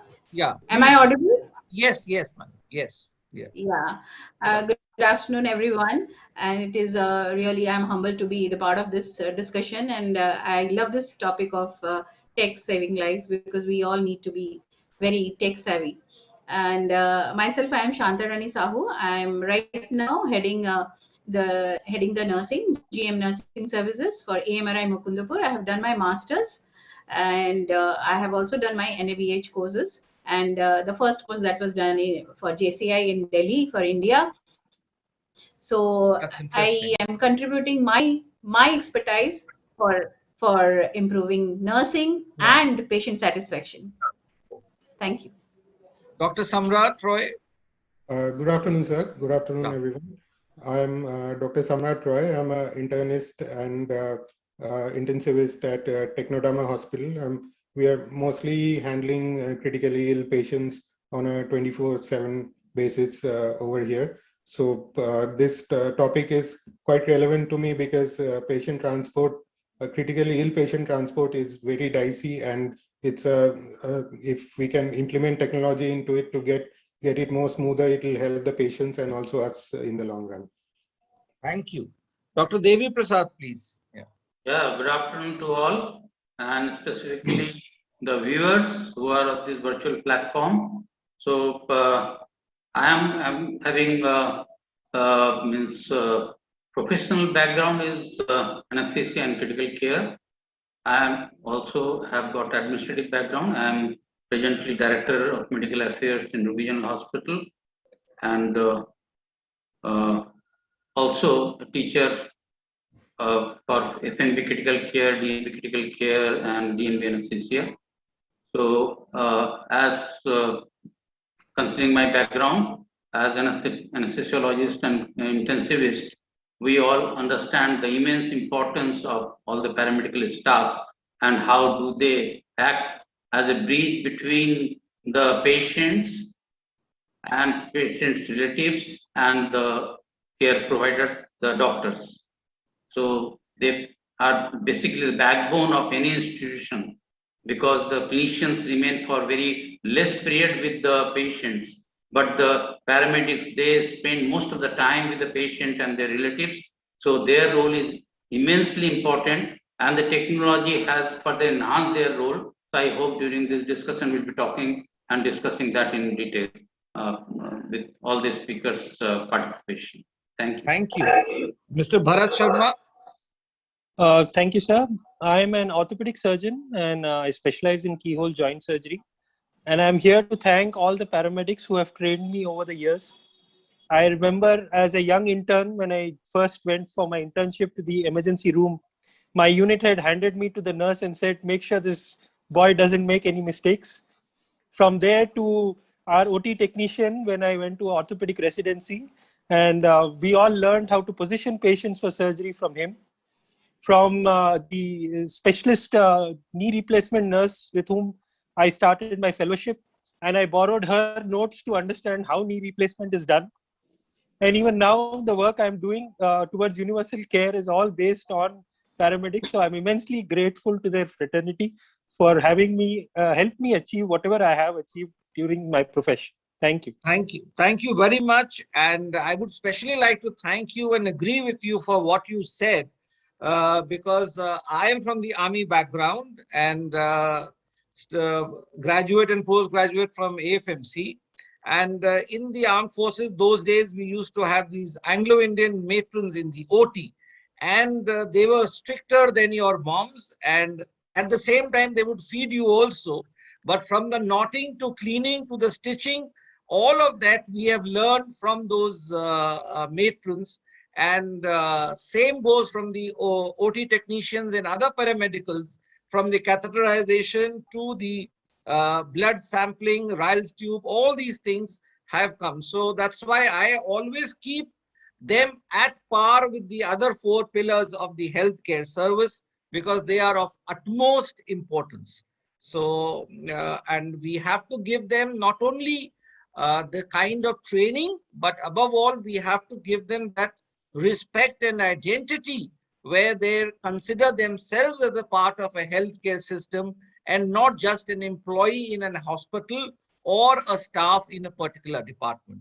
So with these short introductions, we would now go into the bigger things. So let us first go on our topics, say a max of 4 to 5 minutes each. So I would like to start with Mr. Arindam Bhattacharya, who would like to talk and tell us about the technological advancements in modern paramedical sciences and the new role of paramedicals. So Mr. Arindam. Okay, thank you, sir. Respected chairperson, honorable guests, speakers, and members. It is a great privilege for me to deliver a lecture among you as an invited speaker in this Health and Economic Summit of Bengal Chamber of Commerce and Industry. The Bengal Chamber of Commerce and Industry is one of the oldest non-government advocacy groups, played a pivotal role as a leader steering the evolution of commerce and industry in India. This session is headed as Technology Empowering Paramedics, and my lecture topic is Technological Advancement in Modern Paramedical Science and a New Role of Paramedics. Paramedical science is a science emerged as an important branch of medical science that help the doctor's specialized area and facilities for better diagnosis, treatments, and therapy. Paramedic is a healthcare professional whose primary role is to provide advanced emergency medical care for critical and emergent patients. But nowadays, role of the paramedics extended from the critical or emergent patients to the normal patients also. The term paramedic is usually used in reference to a professional that manages pre-hospital emergencies. The quote-unquote para in this case is perhaps a somewhat outdated referee to someone who assists a medical professional. Although this isn't really true today, as basically all paramedics have professional training and it isn't uncommon for them to be licensed themselves. Many countries like Sweden strive to have an ambulance crew consisting of one ambulance medic or driver and one licensed nurse with subspecialization in pre-hospital care. A paramedic in the civilian United States is the highest license level of emergency medical technician, that is EMT. They often refer to them as medics as a shorter version of their title. So instead of looking for a paramedic intercept on an emergency call, they are more likely to call for a medic backup. In the US Army, a medic is a soldier whose primary duty is first aid on the battlefield. They usually serve in air medevac units and stabilize wounded soldiers and transport them to field hospitals. But in India, paramedic is an umbrella term which includes all the technicians related to phlebotomy, laboratory, operation theater, cath lab, radiology, critical care, physiotherapy, air ambulance operation. The deaths take place in roads or in cardiac arrest or in snake bite mortality in the world as well as India are not very less. These highlight the need for proper emergency medical services that can be accessed from any location. The last one massively important solution is the adoption and deployment of technology to support enhanced EMS performance across the whole continuum of care. For a rapidly increasing and aging population in the country, technology can go a long way in solving some of the complex and prevalent problems in EMS. In modern times, every technicians of different fields use multiple different technologies in their profession. Paramedics are not at all exceptions. In every part of paramedical science, technologies are used enormously. The last 30 years have seen an explosion in technological innovation in almost all parts of society, and the scientific laboratory is no exception. Technology has not only been at the forefront of exciting breakthroughs in the fields of medicine and many other sectors, but it has also helped to streamline existing practices and optimize efficiency. In laboratory technology, manual systems are outdated. They are replaced by totally automatic systems controlled by information technology like auto analyzer. It requires less sample, less time, give high performance and accurate results. Medical and clinical laboratory technicians use microscopes, cell counters, and other sophisticated lab equipments. The computerized instruments and automated equipment can perform a number of tests simultaneously. Laboratory automated and manual processes occur in 3 stages. The first stage is the pre-analytic stage. This includes choosing the test, placing the order, preparing the patient, collecting the specimen, transporting the specimen, any specimen preparation work, and daily quality control. The second stage is the analytic stage. This involves actual testing of the specimen and all routine procedures up to result reporting. And the third stage is the post-analytic stage.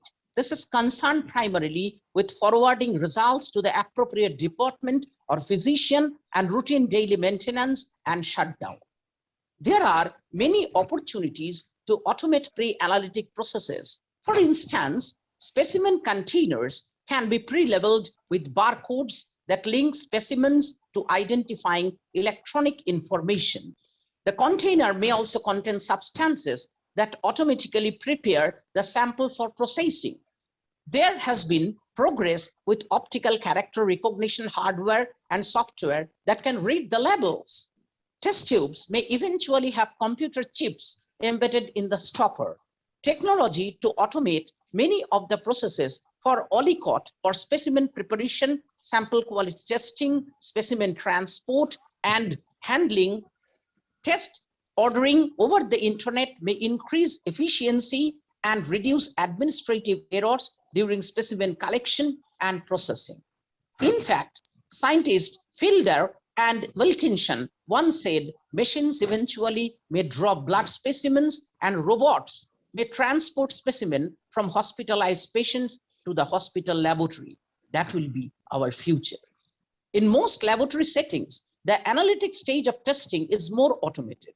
Beginning in the 1960s, several rounds of sophisticated automation resulted in multi-analyzers, which are multi-channel instruments that measure many different analytes. Automative technology also allows groups of tests called panels or profiles to be run on the same sample. A similar evolution occurred in the hematology laboratory also, where the counting of different types of blood cells is consolidated and expanded to include automated differentials on the same instrument.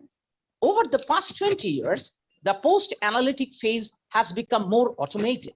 In the 1980s, test results were often transferred by courier or mail. In the 1990s, they were sometimes conveyed over the telephone or via fax. Today, in some laboratories, the completed results are automatically forwarded to the appropriate area of the hospital or physician office electronically through the use of printers. And billing and utilization report generation is computerized. Electronic systems may also manage specimen transportation, storage, and disposal. 5 technologies which will have the greatest impact on the practice of laboratory medicine during the next decade, including molecular diagnostics, near-patient testing, image analysis, robotics, and information management. In the operation theater, much more technology is now widely used. Nowadays, operation theaters are equipped with a range of different recording devices, including laparoscopic kit, light handle cameras, and wide-angle cameras, and microphones. There is an ongoing migration from invasive to less invasive and even non-invasive procedures. Minimally invasive surgery, image-guided procedures, robotic surgery, and telesurgery continue to replace the traditional surgical procedures. Single incision laparoscopic surgery and natural orifice transluminal endoscopic surgery techniques are continuing to evolve and transform laparoscopic procedures. Procedures once requiring general anesthesia can now be performed with image-guided vascular access technologies and other endoscopic access techniques. Tumor ablation instead of resection. Yes, sir. Yeah. May we end at now and carry forward later in the second round? Okay. Yeah. Okay. So thank you very much to Just highlight the evolution of technology in the paramedical and moreover in the total healthcare system. And I absolutely agree with you that there were times where we used to collect separate samples for each test, which would be at times 10 bottles and 15 bottles, which was really cumbersome. And now with just one sample, a whole panel and hundreds of tests can be done at a short time in a neater manner, safer manner, and at the same time, the data is collected, analyzed, and the report generated and sent via SMS or via email to the concerned things. Thank you very much for your lecture, and we shall get back to you. I will now request Dr. Devi Prasad to kindly tell his views on the technology in the paramedicals. Okay, thank you, Dr. Sanjay. So basically, why are we giving so much of importance, though we know that the paramedics are very important, which includes the whole group, the nurses, the technician, the therapist, everyone who are actually between the patient and the doctors who are helping in giving the need-based treatment to the patients. So there is, if you go by the statistics, there is dearth of human means healthcare resources. The manpower deficiency is there. That is immense at global level. And if we go by the WHO statistics 2016, then approximately 174 lakhs healthcare workers are deficient. They are needed, which includes 26 doctors and more than 90 lakhs nurses. The situation is still worse in India, I will say, because this is the second most populous country now. By 2027, we are going to be #1. And we have about 57 lakhs doctors deficiency, around healthcare workers deficiency, 11.6 lakhs deficiency of doctors, and around 23.4 lakh deficiency of nurses. The threshold that is advocated by WHO is 44.5 healthcare workers per 10,000 population. And if we go by the Indian statistics, it is only 4.4. So there is a lot of need of healthcare workers, which includes the doctors, but more so the paramedical staff, which are playing very, very important role in delivering the treatment, monitoring the patients, and carrying out different kind of orders. Niti Aayog very rightly has planned that by 22-23 they will be adding 15 lakhs more healthcare workers, and to achieve the WHO threshold of 44.5 per 10,000 population will be needing around 18 lakh doctors in future by 2030. So there is immense gap. Now when there is so much of dearth of manpower, skilled manpower, how do we bridge this gap and can maintain the adequacy of treatment to the patients? And it's not only patients in the hospital. The COVID in the recent past has taught us and given us lesson that there is dearth of hospital beds. Chronic patients are there who are suffering from chronic illness. They are at home, and instead of reactive patient care, we should be giving them preventive, proactive health care. How can we achieve that? Who will be providing this kind of care? If you see the rural and urban deployment of healthcare workers, then there is again a great disparity. Though the healthcare requirement is almost the same, maybe more, and that we are not able to meet. So here the healthcare workers, the paramedical staff will play immense role in bridging this gap, in providing this kind of therapy. Now there is dearth of the paramedical staff also. How will that be addressed, and how do we maintain the adequacy of treatment? So there this technology and advancement in technology plays very, very important role. And where actually the devices that had come where we wear them, those devices which come in contact with the patient's body and surface and automatically monitor the patient's vital signs, and there are devices which do not come in contact with the patient's system, body, and then they monitor the patient. So I think the technology is going to help us in future to prevent or to address the gap that is existing in providing the care, because the resources, the human resources are not there. So this technology will actually be helping us and helping the paramedics ultimately to ensure that adequacy of treatment is there, rationalized treatment is being given, and rationalized treatment is being given at a rationalized cost also. So this is basically how do we make the whole thing available at the doorsteps of the patient instead of only depending on the hospital and hospital beds. So here the paramedical staff who are present in the hospital, the paramedical staff who are present in the community, they are going to the patient's home, to the rural area, to different regions where they will be offering this service with the help of technology, where the doctors and consultants, they will be actually guiding them, and with the help of this technological advancement, we will be giving a higher level of care to all the needies. So I will stop, conclude here. I will take the next question and elaborate further when Dr. Sanjay gives me the opportunity to do so. Thank you very much, Dr. Devi. You brought out two very pertinent issues. One is the training of the paramedicals, and secondly, the gap in the healthcare providers. Now, training there earlier used to be in the form of various courses. When we were very young doctors, St. John's Ambulance used to run these first aid courses. And these first aid courses in the army, we would have it run for everybody, not only those from the medical side, but even the normal soldiers were trained. And we would also give it in schools and in colleges so that the basic first aid is available to everybody. So hence there are two things. One, it is very, very important that we revive the training in first aid to all the population across the country.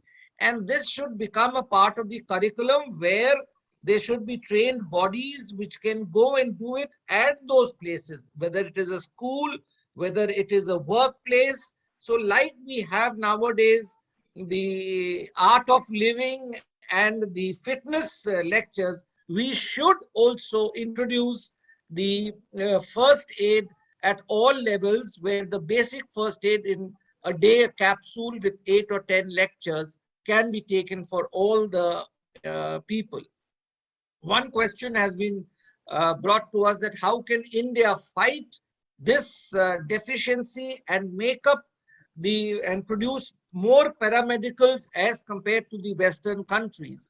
Now, over the last 10 years, definitely a vast steps have been taken, and lot of institutes have been opened, lot of vacancies have been increased, and lot of vacancies even in the government hospitals have increased for the nurses and the paramedicals.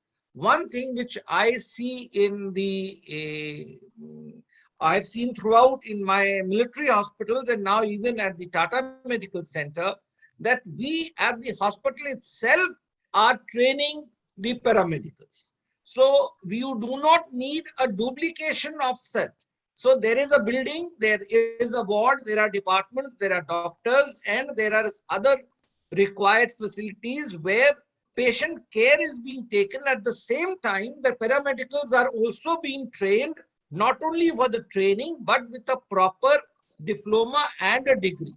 So besides concentrating on training of doctors only for graduation and post-graduation, we should ensure that most of the big institutes or any institute which is say 50 bedded and above should be granted the permission to take paramedicals in the lab, in the OT, in the radiology department, and those bigger departments if you have super specialized centers. and 2 years courses where you get a diploma, and a 3-year where you can do further. And that is one way by which India can create more seats without creating training institutes.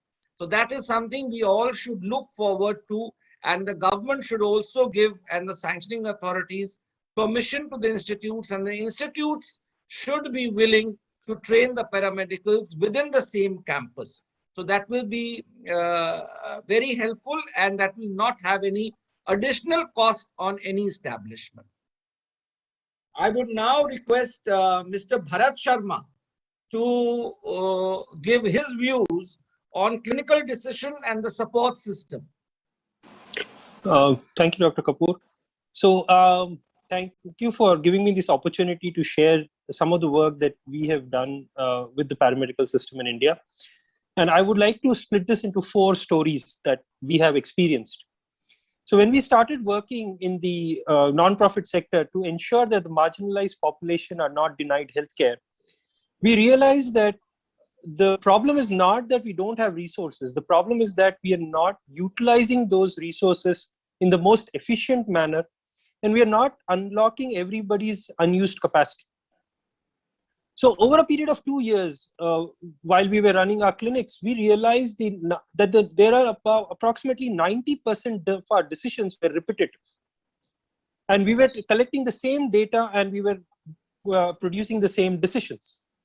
So we packaged this into a paramedic training module, wherein now the first point of contact in our clinical system is the paramedic, either a nurse or a physiotherapist, who help collect all the patient data required very diligently. This is put into a portal that has been made by the organization. This portal is then able to run the specialist logics and generate a case summary and a provisional prescription, which is then escalated to a physician.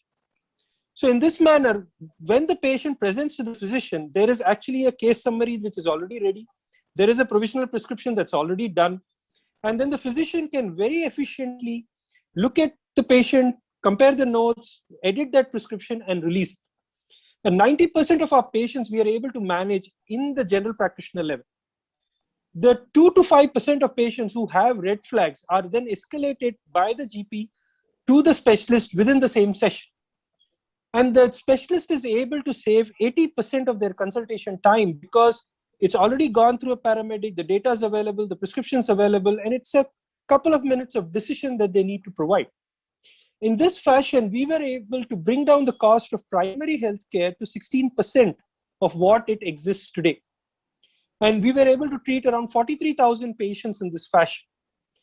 So what we have seen is a breakdown of barriers. We do not work in the silo of a paramedic, general practitioner, specialist. We're all working together. And we have a single integrated patient assessment. So the assessment of the patient is common, done by the paramedic, and the rest of the levels just add a few finer points.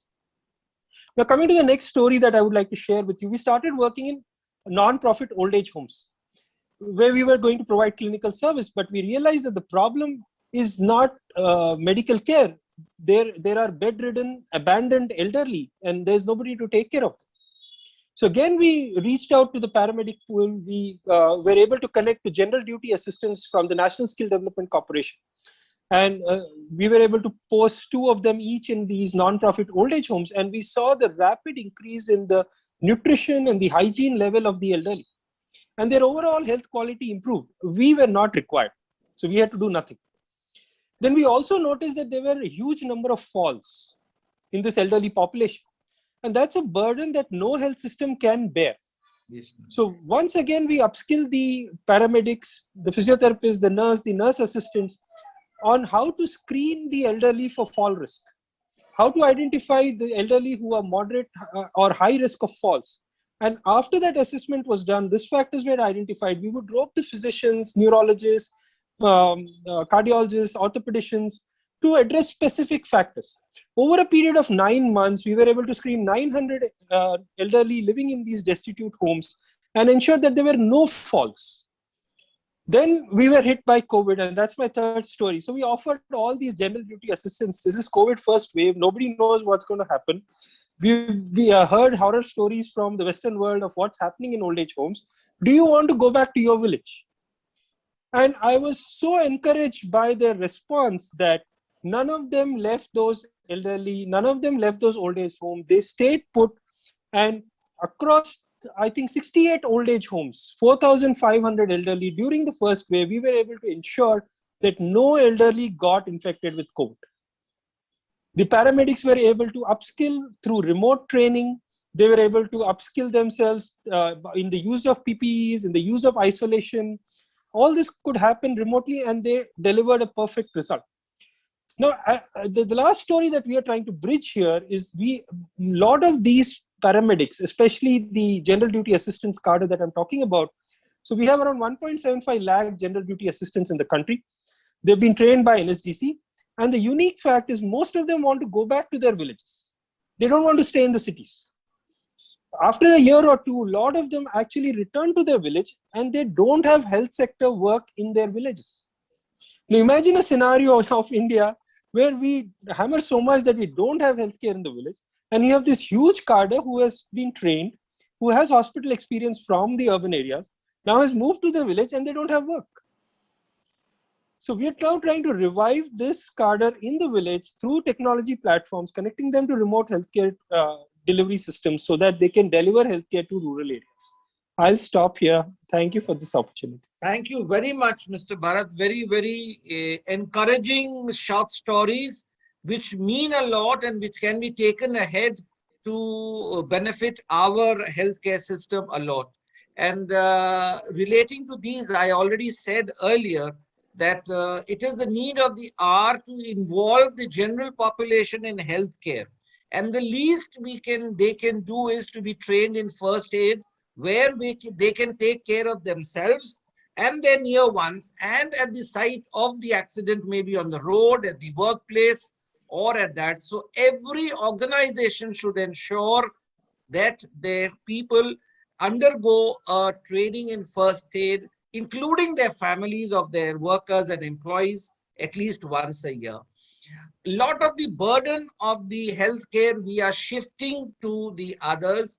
So like the healthcare, the HCAs, the healthcare assistants, who are not fully nursing people, but if they are trained and brought into a stream, they can do other work, simpler work, like helping the patient, giving a sponge bath, or making them walk, and the basics, which will relieve the nursing staff from these mundane jobs and give them time to give more attention to their real nursing role. Now, one question that has come is that technology may reduce dependence on the doctors, empowering the paramedical professionals. Now, this is a very, very important thing and a very, very important contribution of technology and advancement that we are seeing in our day-to-day lives. All of us remember as young children and otherwise also going to the ophthalmologist always for an eye check. And even now in the big eye centers, this work is being done by the optometrists. So the training of the paramedicals in a lot of fields, in fact, in all the fields, has decreased a lot of burden on the doctors. We have now in the lab assistants, the machines are so well automated that not every test needs to be tested by a pathologist, except for, of course, the tests which are the modern tests or the slides or the cytology. But the preparation and the basic tests, because of the training and because of the advancement in the technology, these paramedicals have contributed significantly in taking away the load from the doctors. Now, technology and the geriatrics patients definitely is a challenge, because many of the patients are not tech savvy, but a lot of lately, last few years and more so during the pandemics, lot of apps have been created and a lot of people have created the thing of teleconsultation and telemedicine. And in this case, the people can approach the elderly even at their home place and help them out or provide them solutions on their simple mobile phones. Majority of the people houses do have a simple mobile. So on apps we can do, and many a times the leave alone the simple advices, but even the transport of ECGs, the transport of prescriptions, and of course the orders of medicine, all these have gone through the apps to the elderly, and which go to a long way to comforting them. Yes, as Dr. Bharat has just told us, would you like to say, Dr. Bharat? Yeah. Sure. So recently we have now launched a web-based app which allows any paramedic to quickly enter data points about an elderly and instantly find out the fall risk of that elderly. It's categorized into low, moderate, and severe fall risk, and they are able to then take simple measures to ensure that the elderly doesn't fall and coordinate their fall risk mitigation through multi-specialities. So I think technology can be an immense empowerment. Yeah. And patient safety, as you brought out the reason of the fall, patient safety today has become very, very important. And this safety does not include only the treatment safety, but the safety of the entire experience of the patient within the campus of the hospital and otherwise for chronic patients in their home. So this is the aspect where the paramedicals are coming to a very, very great help, and I'm sure this will be taken ahead in a great manner. Now may I request Madam Shanta Sahu to please tell us her views, especially regarding the nursing care and technology, how it has helped the nursing care in the present time. Thank you, sir, for the opportunity. And I also take this opportunity to thank BCC and I for this, for including me into this, and so that in the open forum, at least we will be able to talk about the nursing contribution into it, and what nursing upgradation is required, de-skilling and reskilling of nurses is required to, to make them tech savvy. So I take this opportunity to highlight that this pandemic has actually opened our eyes that we need to be more, more tech savvy to reach out to, as rightly stated by Dr. Devi, rightly stated by Dr. Bharat, to reach out to more people in the community and to reach out to our doctors when they are not present in situ with the patients. So that the first and most important thing that our information is getting overloaded.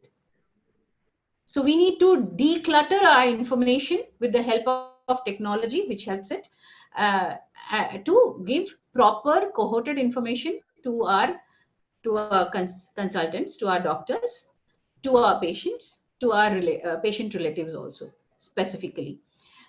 So then this is where we come to nursing, where they can do electronic health recording, which is very important.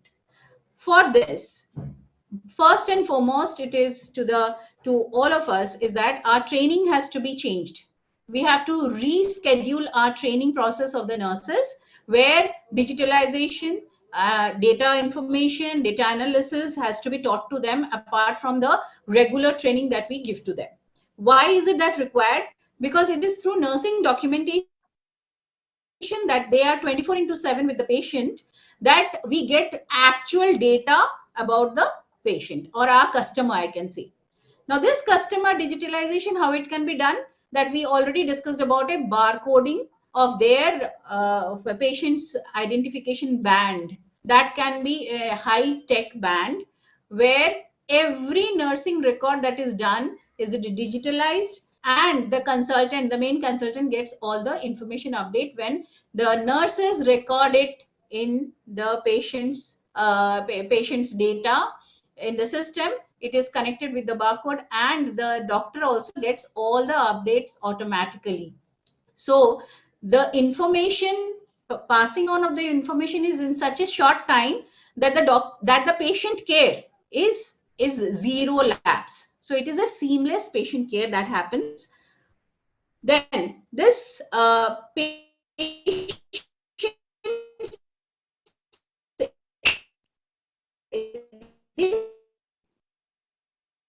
this leads to enhanced nursing care, quality of the patient for the information. In this standard, what we can do, we cohort all the information for reference, for treatment, for education, and for research. This is one part. The other part is the simulation based training that I always love to do it, which was actually there in Manipal colleges, which I saw in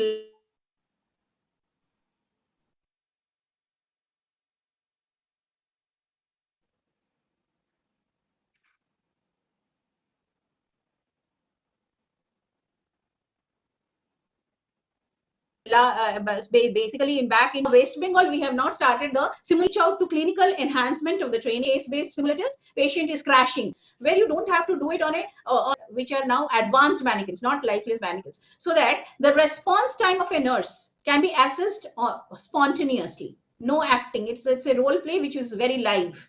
This will give them the adequate response by doing the mock drills.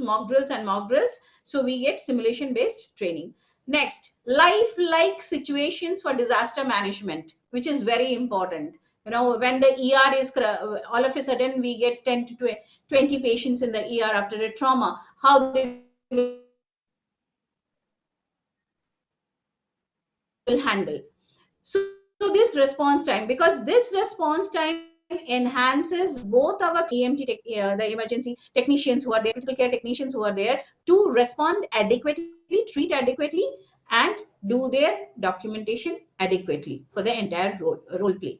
With this, I would like to say that during the pandemics, with the help of our CEO, Sir, Mr. Rupak Borua, we had a robot going towards our patient, because initially there was so much of fear of close contact. So the robots used to go, and we could talk to the patient, with the patient relatives, and the patient could also verbalize and communicate with the consultants through the robot only, when the robot went from one place to another.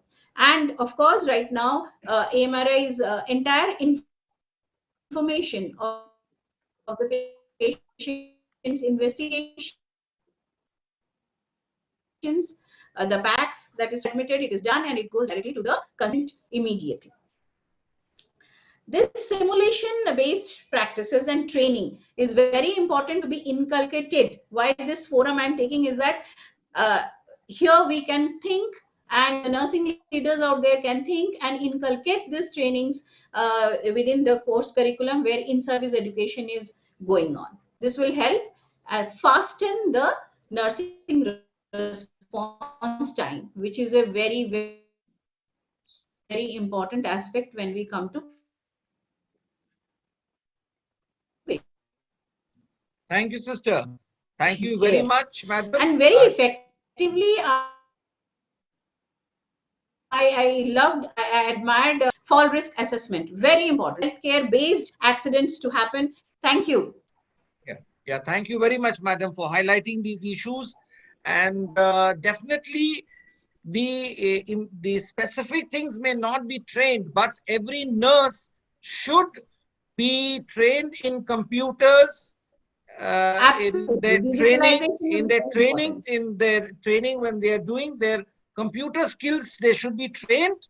And once they are brought into an institute or a hospital, they should be then trained into the HMS of that hospital into a great extent. That is the EHR. Yeah, so that it should be done very, very well. And we have also at Tata Medical Center, few things that the speakers discussed. We have introduced a lot of things, like when you take an appointment for the new cases, They can email all their old documents and images to one place, and the summary is made and produced on the day when they come to see the specialist. And as far as the nursing is concerned, to use the technology and to avoid errors, we have created something called COW, Computers on Wheel. So we have a small trolley on which we have a large laptop and a printer, which is a barcode printer. So this is allotted in each bay of 6 beds. So the nurse can stand next to the patient and enter the things there and there, so that she does not have to mix up and come to the nursing station and do it. Secondly, it is very helpful also in sample collection. You collect the sample, create the barcode and apply it there itself. So these cows that we are using, computers on wheel, we are using them 1 per 6 beds, and every nurse is trained in that. And when we get our staff, we train them in our induction into the use of the HMS. So most of the things like the indenting of the medicines, indenting of the consumables, the indenting of the diet, indenting of the blood and the blood components, all is done online by the nurses themselves, and that comes to a very great help to all of us. We shall now move ahead. We are falling short of time, so I'll request Dr. Samrat Rao to give his views on education of the paramedics.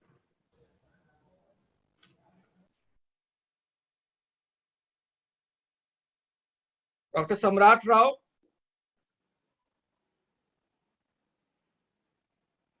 Are you there?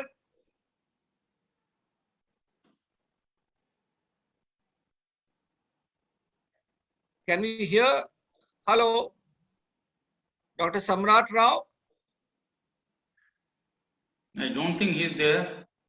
Okay, we'll wait. Maybe he'll join again. Dr. Rahul, are you there? Dr. Rahul Singh? Yes, sir, I'm here. Yeah, so let us hear from you in the next 10 minutes as to what you have to say. And sorry if you had to wait, though your number was high at first, but we waited till we go on the basics, because the air ambulance is something very, very new, but it is something very, very important for those who have to go to specific areas and to reach out to for special treatments available at few centers. So let us hear from you. Yes, sir. So if I'm allowed, I can share the screen. Yeah, please. But we'll request you to restrict to 10 minutes. Sure, sir. Can you see my screen? Yeah. Great. Okay. So just a brief introduction. I'm Dr. Rahul Singh Sardar. I'm an anesthetist, intensivist. I'm also the co-founder and director of ICAT Air Ambulance Service, ICAT Foundation, and FEM Education for Flying Doctors and Paramedics. That ambulance is co-owned by me and Dr. Shalini. Both of us are similarly trained and experienced in UK. We're there in the UK for 14 years. We've started the air ambulance service in 2017 with just 2 of us as doctors and 1 paramedic. Now we have a robust team of 25 doctors, 12 paramedics, 10 perfusionists, and a big administrative and operating staff.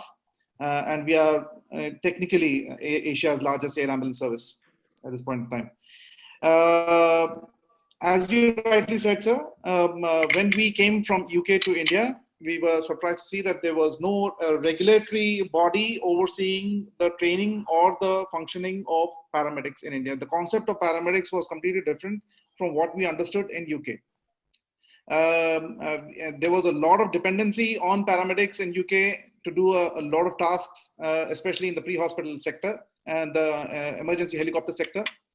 Here it was lacking. And now, we have multiple teams where the paramedics are the backbone of our organization. We have paramedics in all our teams, and they play a very vital role. They are not only in a supportive role, but doctor and paramedic work as a team in our organization. We were part of the International Advisory Board for the Ministry of State for Health in Delhi. We did highlight this issue, but I think things are working for the better. and in terms of regularizing the training of the paramedics. Just a very, very brief story about us. We came here in 2017 and we established ICAT, and we are into inter-ICU patient transfers, organ transfers, and ultra-critical care patient transfers requiring ECMO. We use multiple types of aircraft, including twin-engine jets and twin-engine turboprops, single-engine turboprops, and also helicopters. This says a story from the concept of air ambulance, a robust air ambulance service that we thought about in UK, and then we put into practice the systems that we learned there in here, and we are expanding rapidly. But the backbone of, as I said, the backbone was the training part. We launched fellowship in aeromedical sciences and diploma in aeromedical sciences. Fellowship is for the doctors, diploma is for the paramedics. We conceptualized this training program based on the need that we needed our doctors and paramedics to have here in India. We finished our first batch of training. 12 doctors and 15 paramedics were trained through a one-year training program, which went through 4 different modules.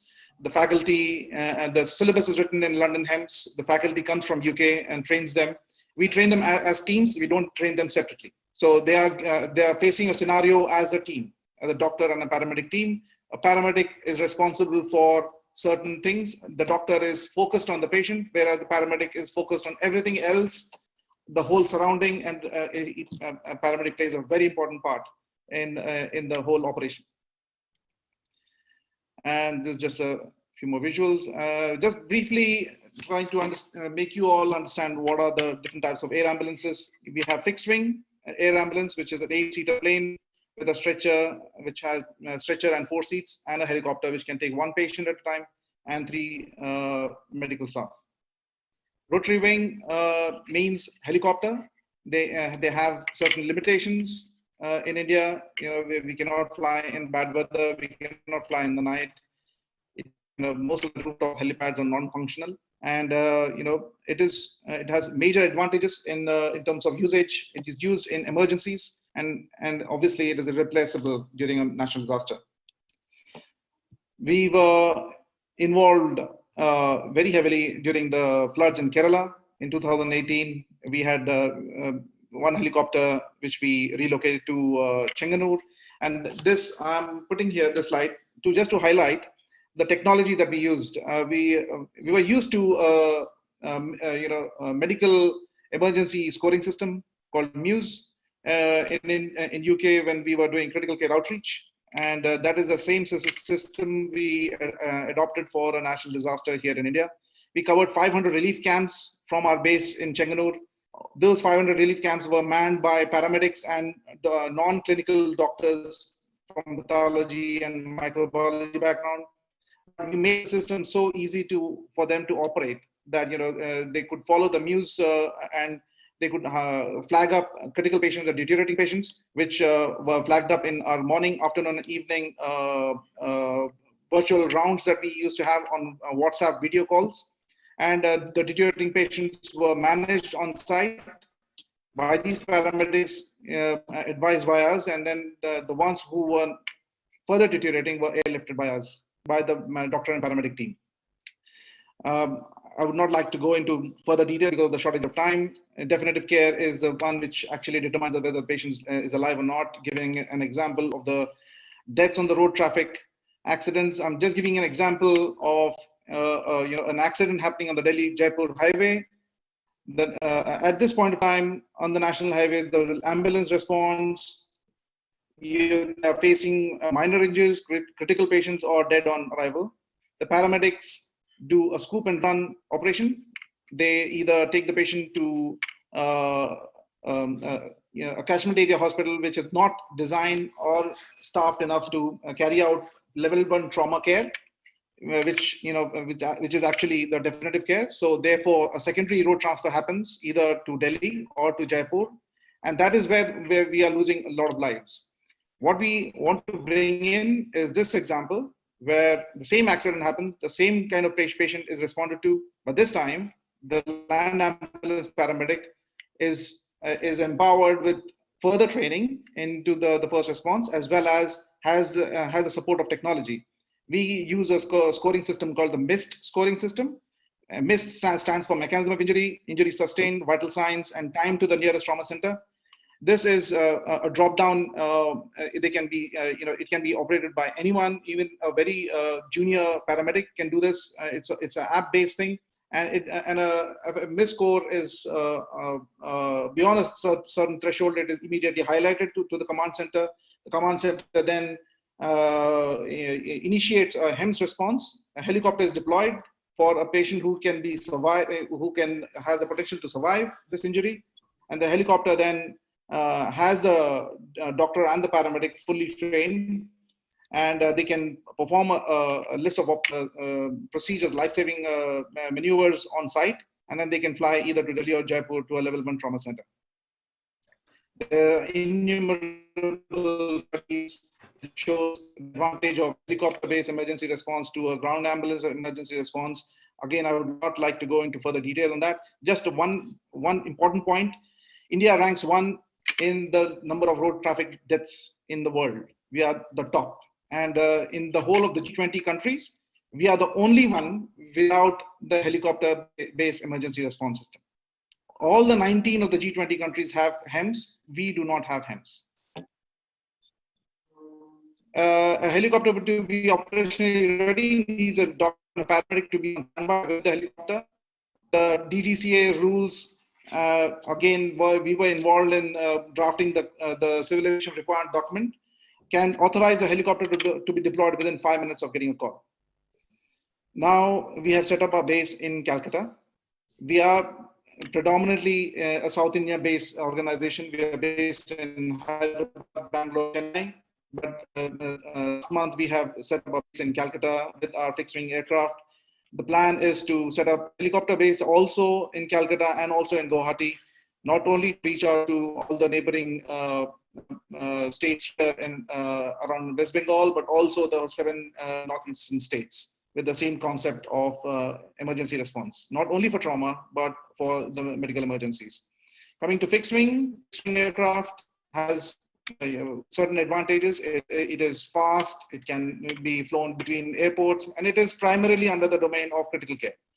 We transfer one patient from one IC to another, and we are the only organization who does both, helicopter as well as fixed wing. This shows a range of the fixed wing aircraft. Now that aircraft, which is now based in Calcutta, it can cover the whole of the northeastern states as well as the neighboring states of Bengal. Response time will be less than 2 hours. Again, it is based on technology. We are getting heavily into tele-ICU, as well as we are keeping around the 10 fully trained paramedics and doctors on site in Calcutta for an immediate response. Not only these states, but we can also respond to Bangladesh, Myanmar, and from our South Indian bases, we can respond to Sri Lanka as well. Can we just a brief? Sorry, sir, please go on. Yeah, we have some clarifications now. It's a very intriguing information that you have given us, since it is something new, and many a times it is important to take help of the air ambulance. I have some basic questions. Number one, you've shown these two sectors, so you fly only in these 2 sectors, or you can go beyond that also? No, sir. We are flying pan-India. Okay. We have placed our own aircraft, one in Calcutta, one in Chennai. And for the rest of the India, we fly from either the South Indian aircraft, depending on where the patient is going to eventually. And or if it's a North India-based operation, we use a locally available aircraft over there. But we use the same teams. And as you said, the response rate is about 2 to 3.5 hours. For a fixed wing, sir. Fixed wing. And okay. And otherwise, for the smaller ones, it may be less time.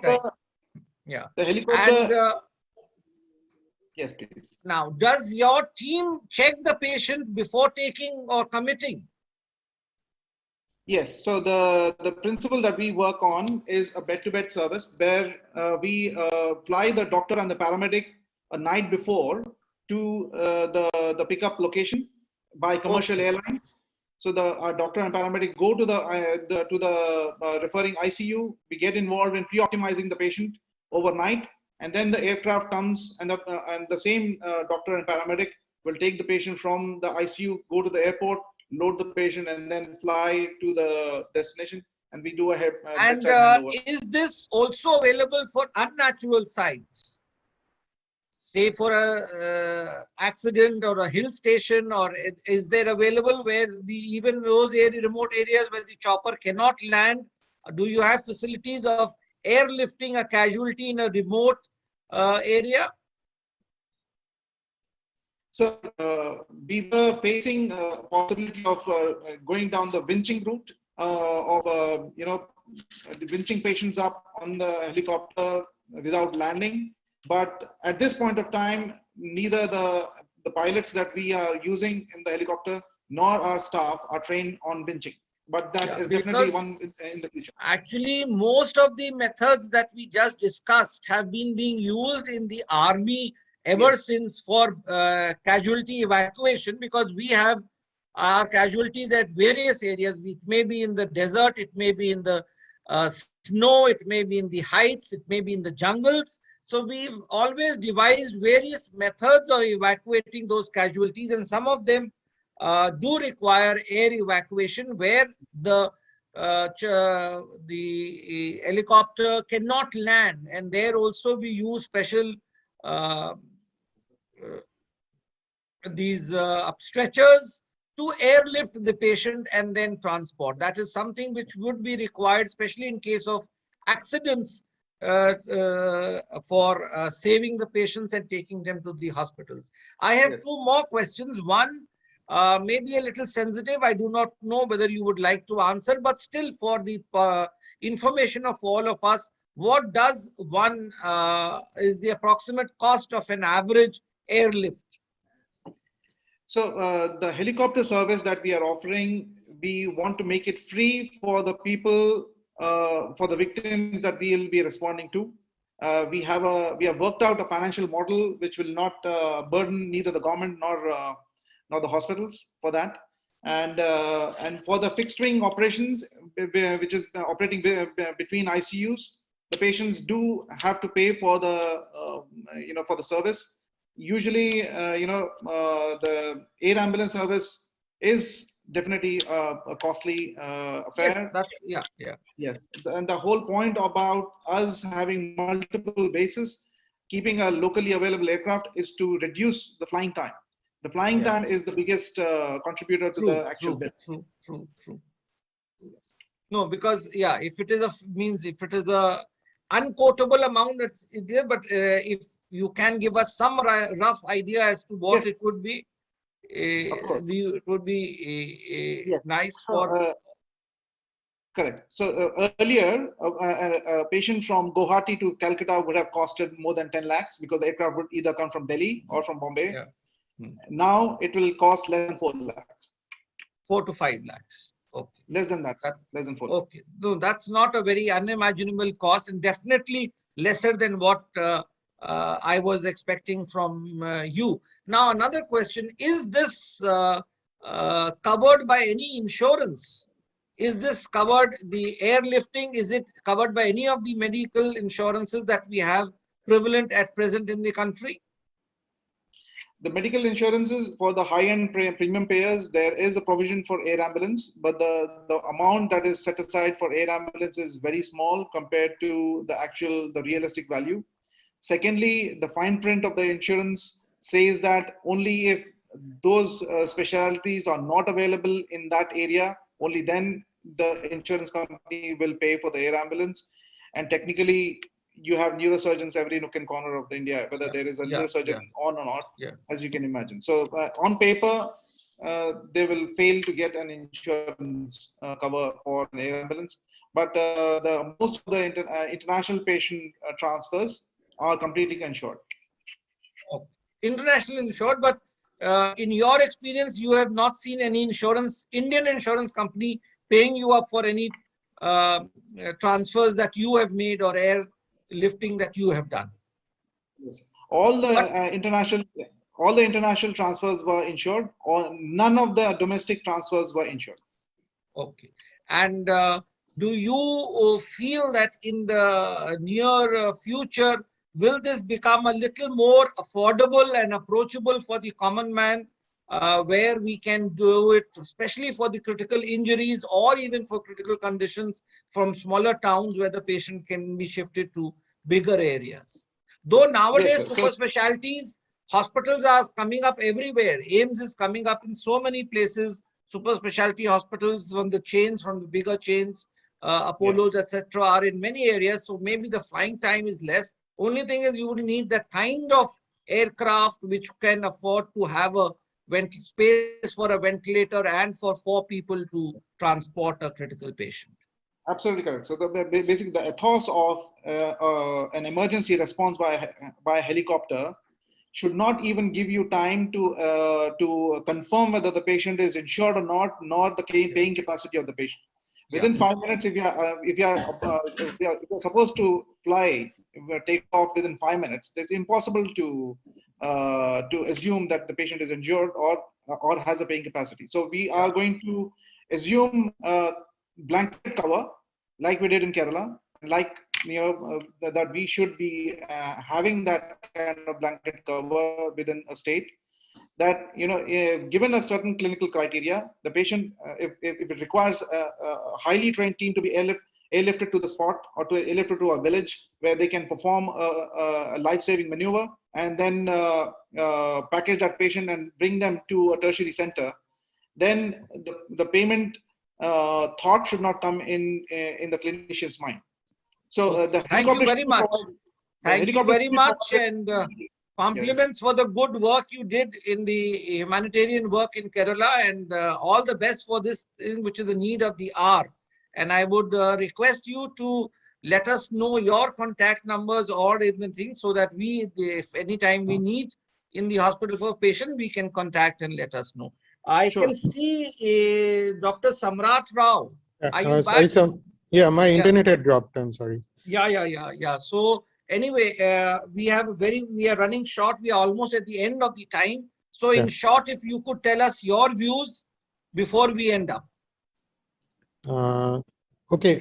So I had made a presentation, but I'm not using that. So I think technology, if in the near, as of now and in the near future, it will get really common amongst use with paramedics. So they have to be trained from the student life about how to be able to approach to use this technology to communicate in between themselves and the hospital when they're en route with the patient, and also how to talk and communicate with patients and patients' relatives, because once they see that everything is being done online on the machines, obviously they will have a lot of queries.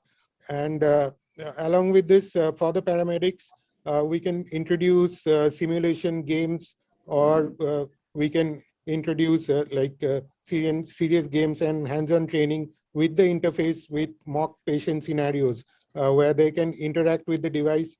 And let's say they have gone to receive a patient that has had a stroke, to how to assess the airway and how to see whether the patient, it's a convulsion or a stroke. So we can create interactive games that generate points and help them in their education, and also assess and reassess the ability to use technological platforms to be able to correctly guide and diagnose patients.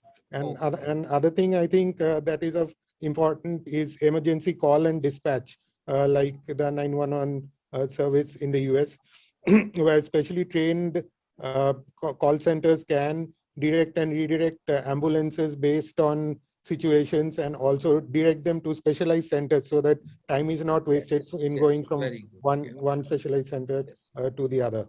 Thank you, Dr. Roy. Thank you very much, Dr. Roy. I'll just go back to the last speaker, previous speaker, Dr. Rahul. We have one question from you, which I could also answer, but I thought I will have it from you only. Dr. Rahul, can you hear me? Yes, sir, I can hear you. Yeah. Now, any specific contraindications for air transport in terms of any pneumothorax, in terms of head injuries, or will your fixed wings take all the patients? That is a very, very relevant and a very important question, because that's a big misconception that about air ambulances. The type of aircraft that we use they have pressurized cabins.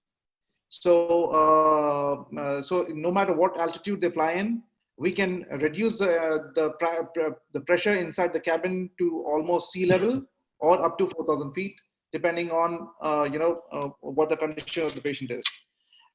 So therefore, a pneumomediastinum or a pneumothorax will not deteriorate in transit. Yes. Obviously.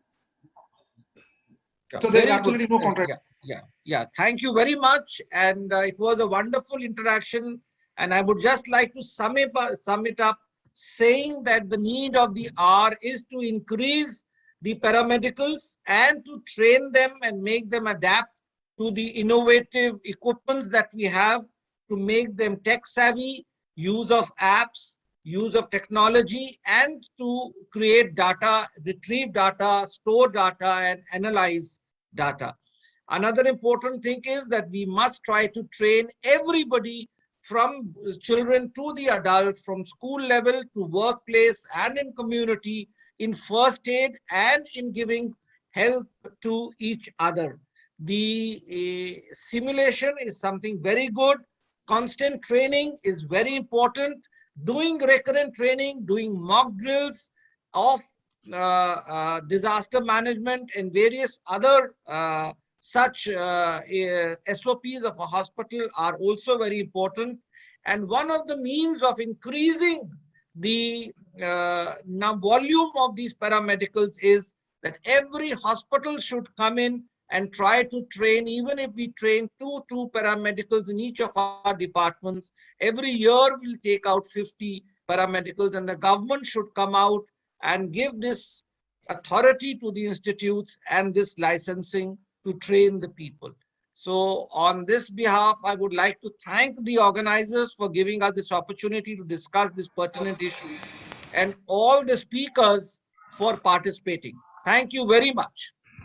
Thank you, sirs and madam. It was a very enlightening, session for us, and working with you has been a very, the experience has been very enriching for us. So we close this session here. So the next session will start at 4:45 IST, and it will we'll have doctors sharing technology advancements in healthcare. So this session we will close with a video of one of our partners. Thank you. Thank you, madam. Thank you.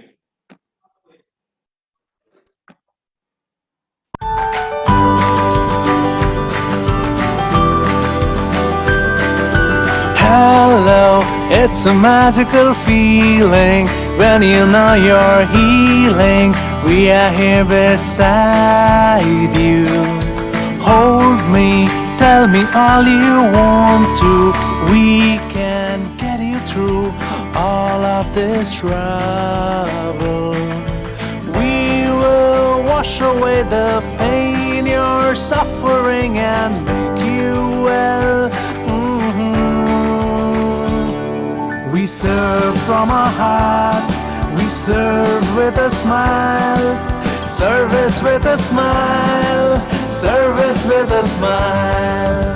Hello, you know how much we care. Trust us, we will be there, always right beside you. Life has sickness that can get you. We can get you cured, wipe all your tears. We will wash away the pain you're suffering and make you well. We serve from our hearts, we serve with a smile. Service with a smile, service with a smile. Hello, it's a magical feeling when you know you're healing. We are here beside you.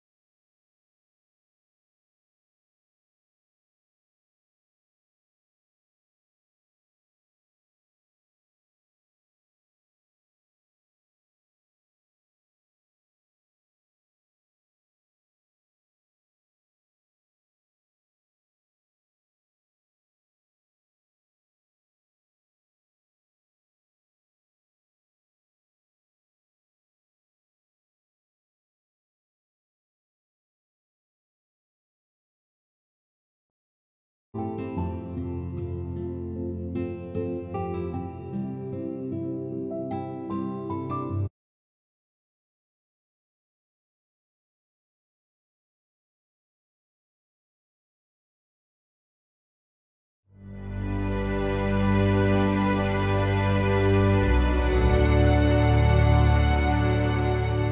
started with rupees 5 in the year of 1985.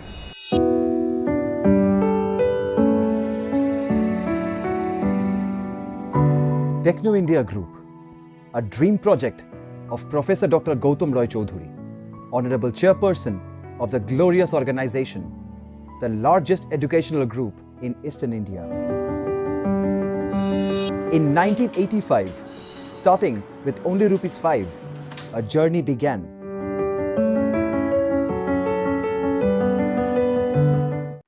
I feel that our students, the 65,000 student base of Techno India Group, is my strength.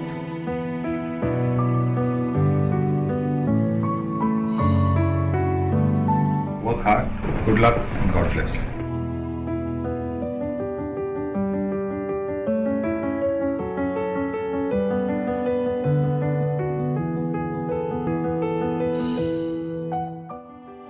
Whole life I wanted to be an energetic man. আমার নিজের ভিতর যা বলে আমি তাই বলতে চাইছি।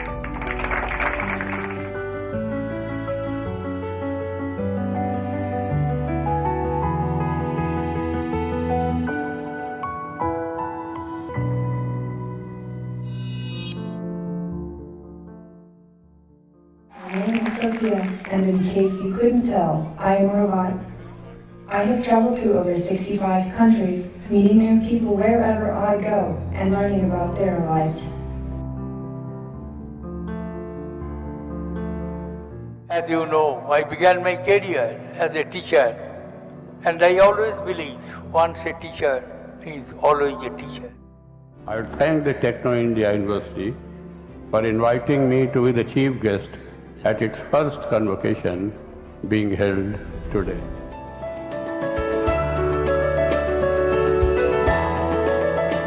Offbeat CCU is not just about the food, the drinks, the arts, or the music scene. It is about being there for others in times of need, and it is about constantly reinventing ourselves. We will just reach the 10 top global universities of the world in next 10 years.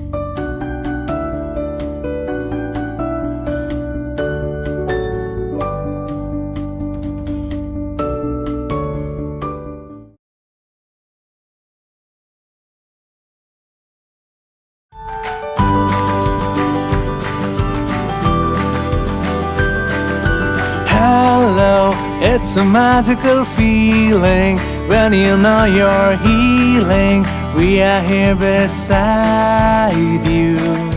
Hold me, tell me all you want to. We can get you through all of this trouble. We will wash away the pain you're suffering and make you well. We serve from our hearts, we serve with a smile. Service with a smile, service with a smile. Hello, you know how much we care. Trust us, we will be there, always right beside you. Life has sickness that can get you. We can get you cured, wipe all your tears.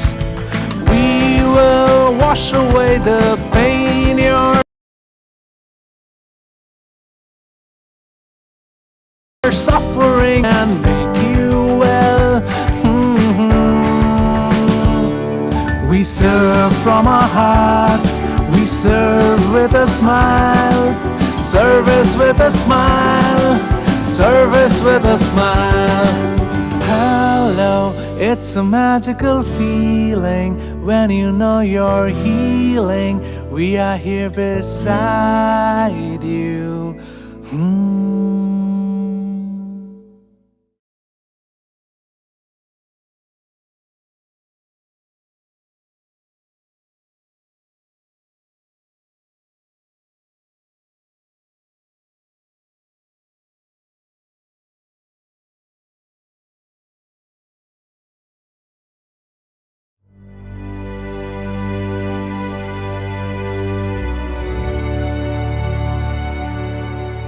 I started with rupees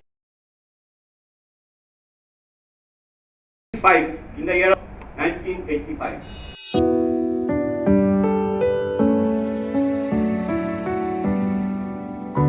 Techno India Group, a dream project of Professor Dr. Gautam Roy Choudhury, Honorable Chairperson of the glorious organization, the largest educational group in Eastern India.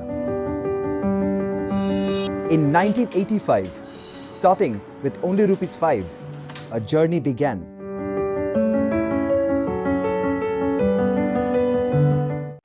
I feel that our students, the 65,000 student base of Techno India Group, is my strength.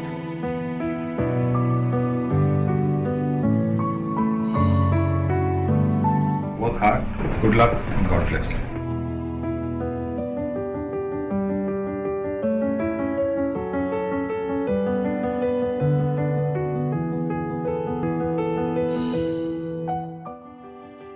Life I wanted to be an energetic man. আমার নিজের ভিতর যা বলে আমি তাই করতে চেয়েছি।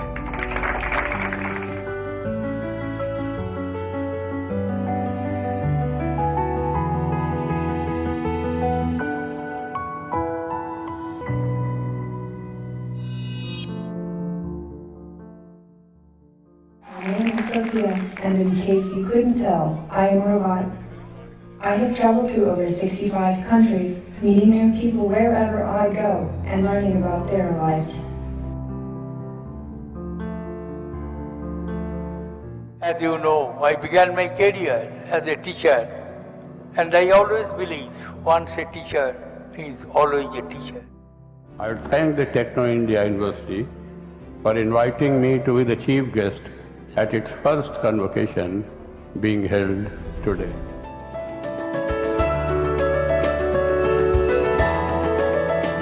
Offbeat CCU is not just about the food, the drinks, the arts, or the music scene. It is about being there for others in times of need, and it is about constantly reinventing ourselves. We will just reach the 10 top global universities of the world in next 10 years.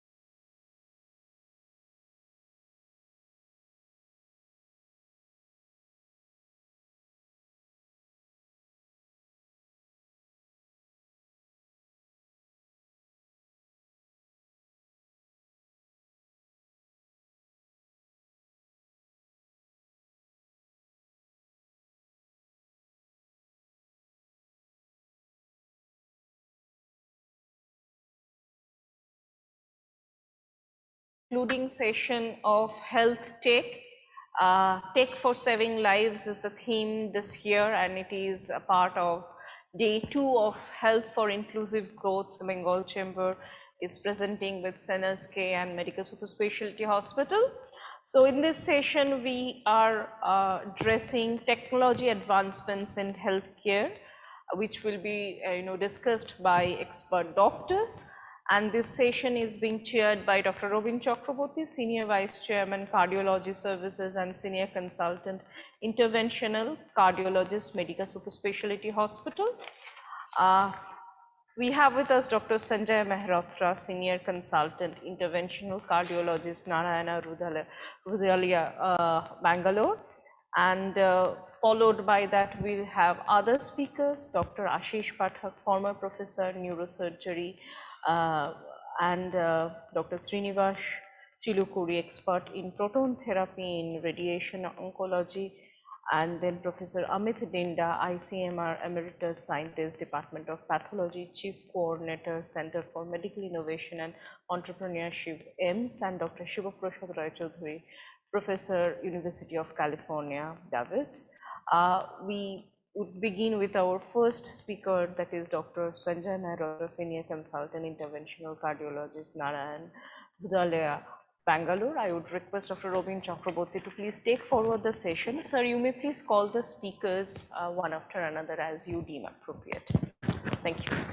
Thank you very much for starting the session. So we are going to start the session on, as we all know, that aortic valve replacement is being conventionally done by the surgeons by replacing the valve with a mechanical valve or by a prosthetic valve, but by a surgical incision. But over a period of years, and I would say for the last 2 decades, there is a significant change in the technology of valve surgery. And now people are actually trying to replace the valve through catheter called transcatheter aortic valve replacement. And progressively, I would say for the last few years, it is an acceptable option to consider transcatheter aortic valve replacement, conventionally called TAVR, sometimes called transcatheter aortic valve implantation or TAVI. And in India also, we are increasing, there are increasing use of this aortic valve replacement by a catheter. In fact, in our hospital, we are doing on regular basis. And right now in Eastern India, we have the highest number of transcatheter aortic valve replacement or aortic valve implantation in India. Sanjay Mehrotra is a very accomplished interventional cardiologist whom I know for many years, and is a very good friend of mine. And probably he is one of those very few beginners of transcatheter aortic valve replacement in our country. And Sanjay, by this time, has profound experience. He has actually gone through this journey of TAVR over the years. And I'm sure he can be the best person to address this session of how technology has changed the valve surgery, particularly the aortic valve surgery. With this, may I request my friend and senior consultant interventional cardiologist of Narayana Rudhalia Hospital, Bangalore, Dr. Sanjay Mehrotra, to talk to us on percutaneous valve treatment of aortic stenosis. Sanjay, all yours.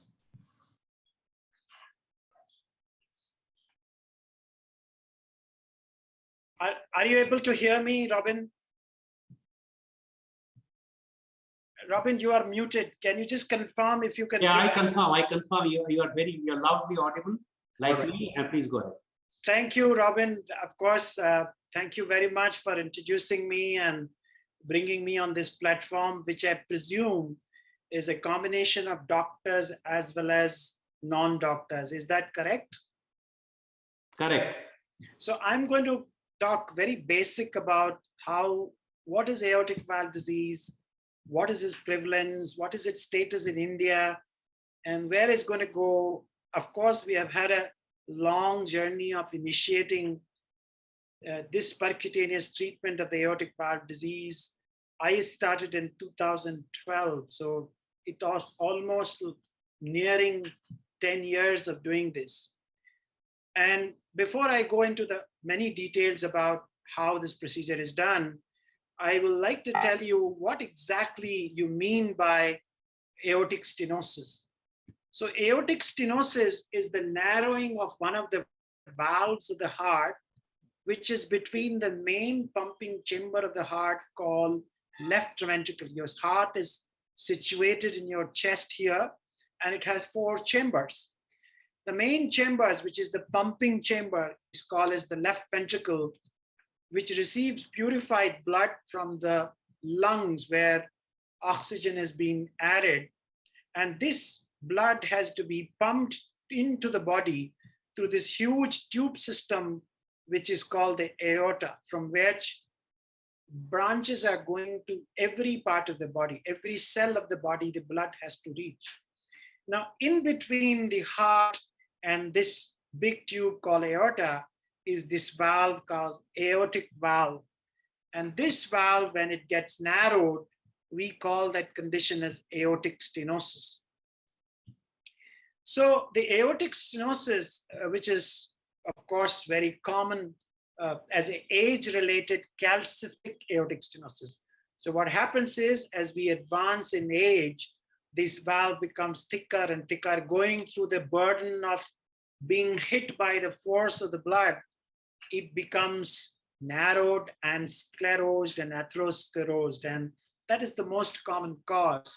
In our country, although all patients which we see after 50 years of age have another important cause, which is because of a congenital abnormality, where instead of 3 cusps of the valve, you have only 2 cusps. This is called as the bicuspid aortic valve. So normally there are 3 cusps. In certain people, you're born with 2 cusps, and this is the second most common, but not far behind is the rheumatic valve heart disease, which also involves aortic valve, and that is causing the aortic stenosis. And that also happens rather early in our age, although in the heart, in rheumatic heart disease, mitral valve, which is the other valve on the left side, is a more commonly involved valve. Now, what are the symptoms of aortic stenosis? So what happens over a period of time, such a person will start becoming short of breath. He may complain of chest discomfort. He may complain of easy fatigability. And sometimes they start becoming giddy, and so much so that they can feel like they're going to fall, and sometimes they faint. And many times people misunderstand these symptoms, thinking that they are becoming old, and that is why these symptoms are happening. And very soon, when we correct this problem, they come to know how much better they have become and how much restricted they were. Also, along with that, there may be other symptoms like irregular heartbeat and sometimes palpitation. So these are the common symptoms of aortic valve disease.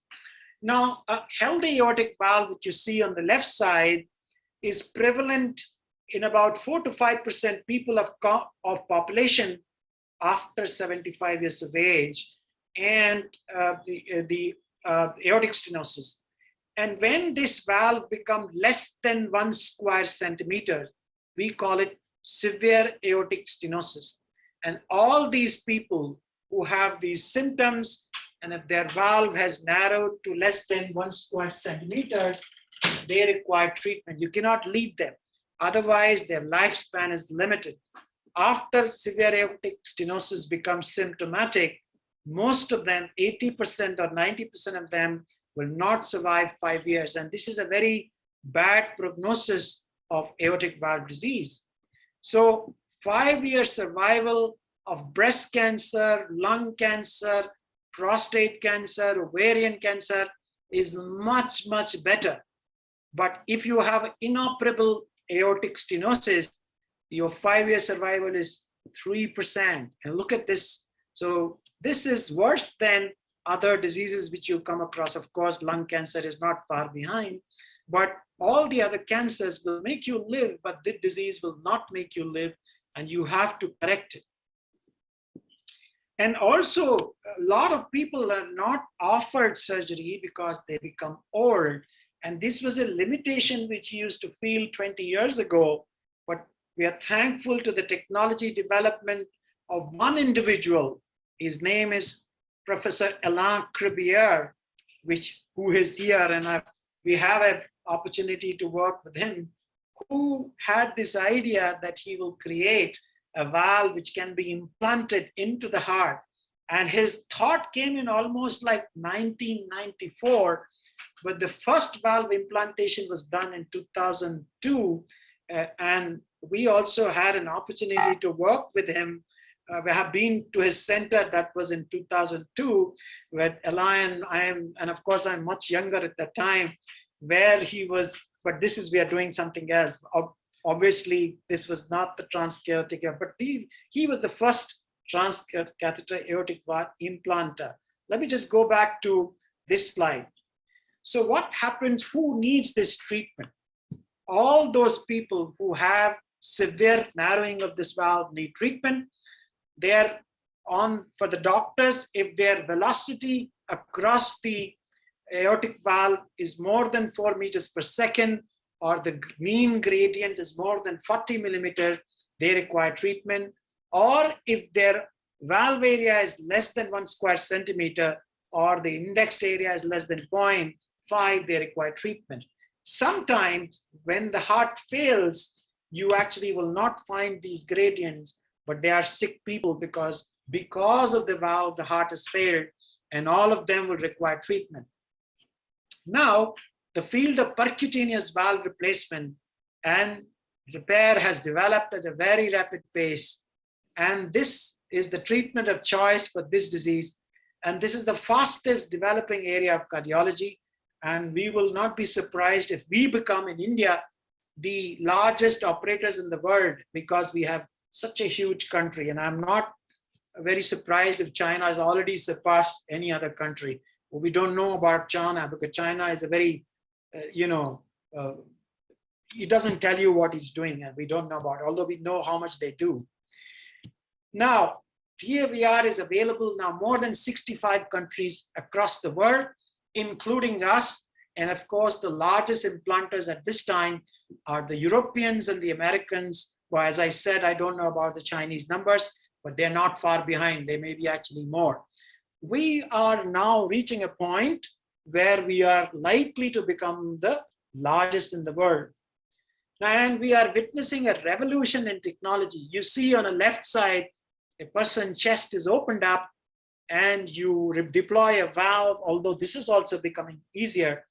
On the right-hand side, we can do it in a cath lab, and I do it completely under no anesthesia, under local. And I did one doctor from Kolkata, who was a good friend of mine, just about a couple of days ago. He came in heart failure. He was not able to walk, PND, and we did yesterday. Today he says, I have become a new man. And this was done yesterday. I will discharge him tomorrow. So this technology is so rewarding, especially for a patient. Of course, doctors feel happy when their patients go home. But this technology is extremely rewarding for the patient. They become really, really well. Now we use two kinds of technology. One is called as a balloon expandable valve, which is made mostly by a company called Edward. And we also have an Indian company who has made valve, which is pretty good, similar. This is a valve which is a self-expanding valve. Various companies make it. The common one in India, which are available, as a company called Medtronic. The other one is a company called Abbott Vascular. Both of them have technology, and some other Indian technologies like the Hydra valve is also available in our country. Now, when we do this planning with the patient, we do the clinical risk assessment of this patient. We usually don't offer this to younger people because they still are better with surgery. We do their echocardiography, we do their angiography, but the most important test which we do is contrast CT assessment to tell us about what size of valve, where do we put the valve, how is the path where we go, and I'll show you how we do it. So I'm going to show you one case who's a 79-year-old gentleman in cardiac failure. That means his heart has failed. He has got severe congestive heart failure. His body is swollen. He can't lie down. He's breathless. We tried to stabilize him with drugs, and we thought that he's become better. Now, before we planned the procedure, we have to do a CT. So we took him to the CT room and he arrested there. He died while he was undergoing CT, and we resuscitated him, brought him back to the cath lab, opened his aortic valve. And this valve, which you see, now we are just doing a balloon valvuloplasty. We're not implanting the valve. In a situation like this, when the person is dying, sometimes just opening the balloon with the balloon is enough, and then you plan the TAVR maybe on the same day if it is available. Because we did not have a CT on this patient, we could not do the TAVR. We just do a balloon valvuloplasty to save his life, and then we performed a procedure, and this is how the procedure is done. So we are inserting the valve, which you see is inserted from your leg. It goes up in your chest through a wire which has been already placed in your heart. I'm going to move faster. So, no, sorry, that probably was a wrong video. So we are crossing the valve, which is narrowed, which has been opened 3 days before. This is the correct video. And once we cross, you will see the wire going inside the heart from the aorta through the aortic valve. And then we, I'll just move a bit forward quickly. And then we bring a bull.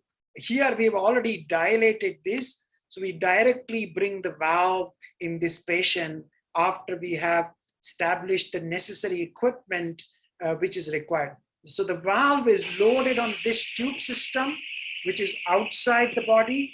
And once the valve is loaded, the valve actually comes separately. It is loaded on this tube system, which you see here. And once it is loaded, then we insert it into the body.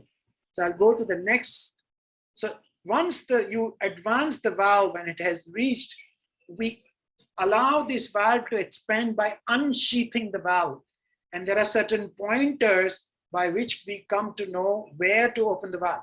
You see, we are turning the handle outside here, and the valve is opening in the chest. And you see the valve is opened up. And this is a metal frame, and the valve is actually sewed surgically by hand inside there. And this valve is a bioprosthetic valve. So this is a self-expanding balloon, a valve which we have deployed. I'll go to the next one. Is another lady where we have put in a balloon expandable valve.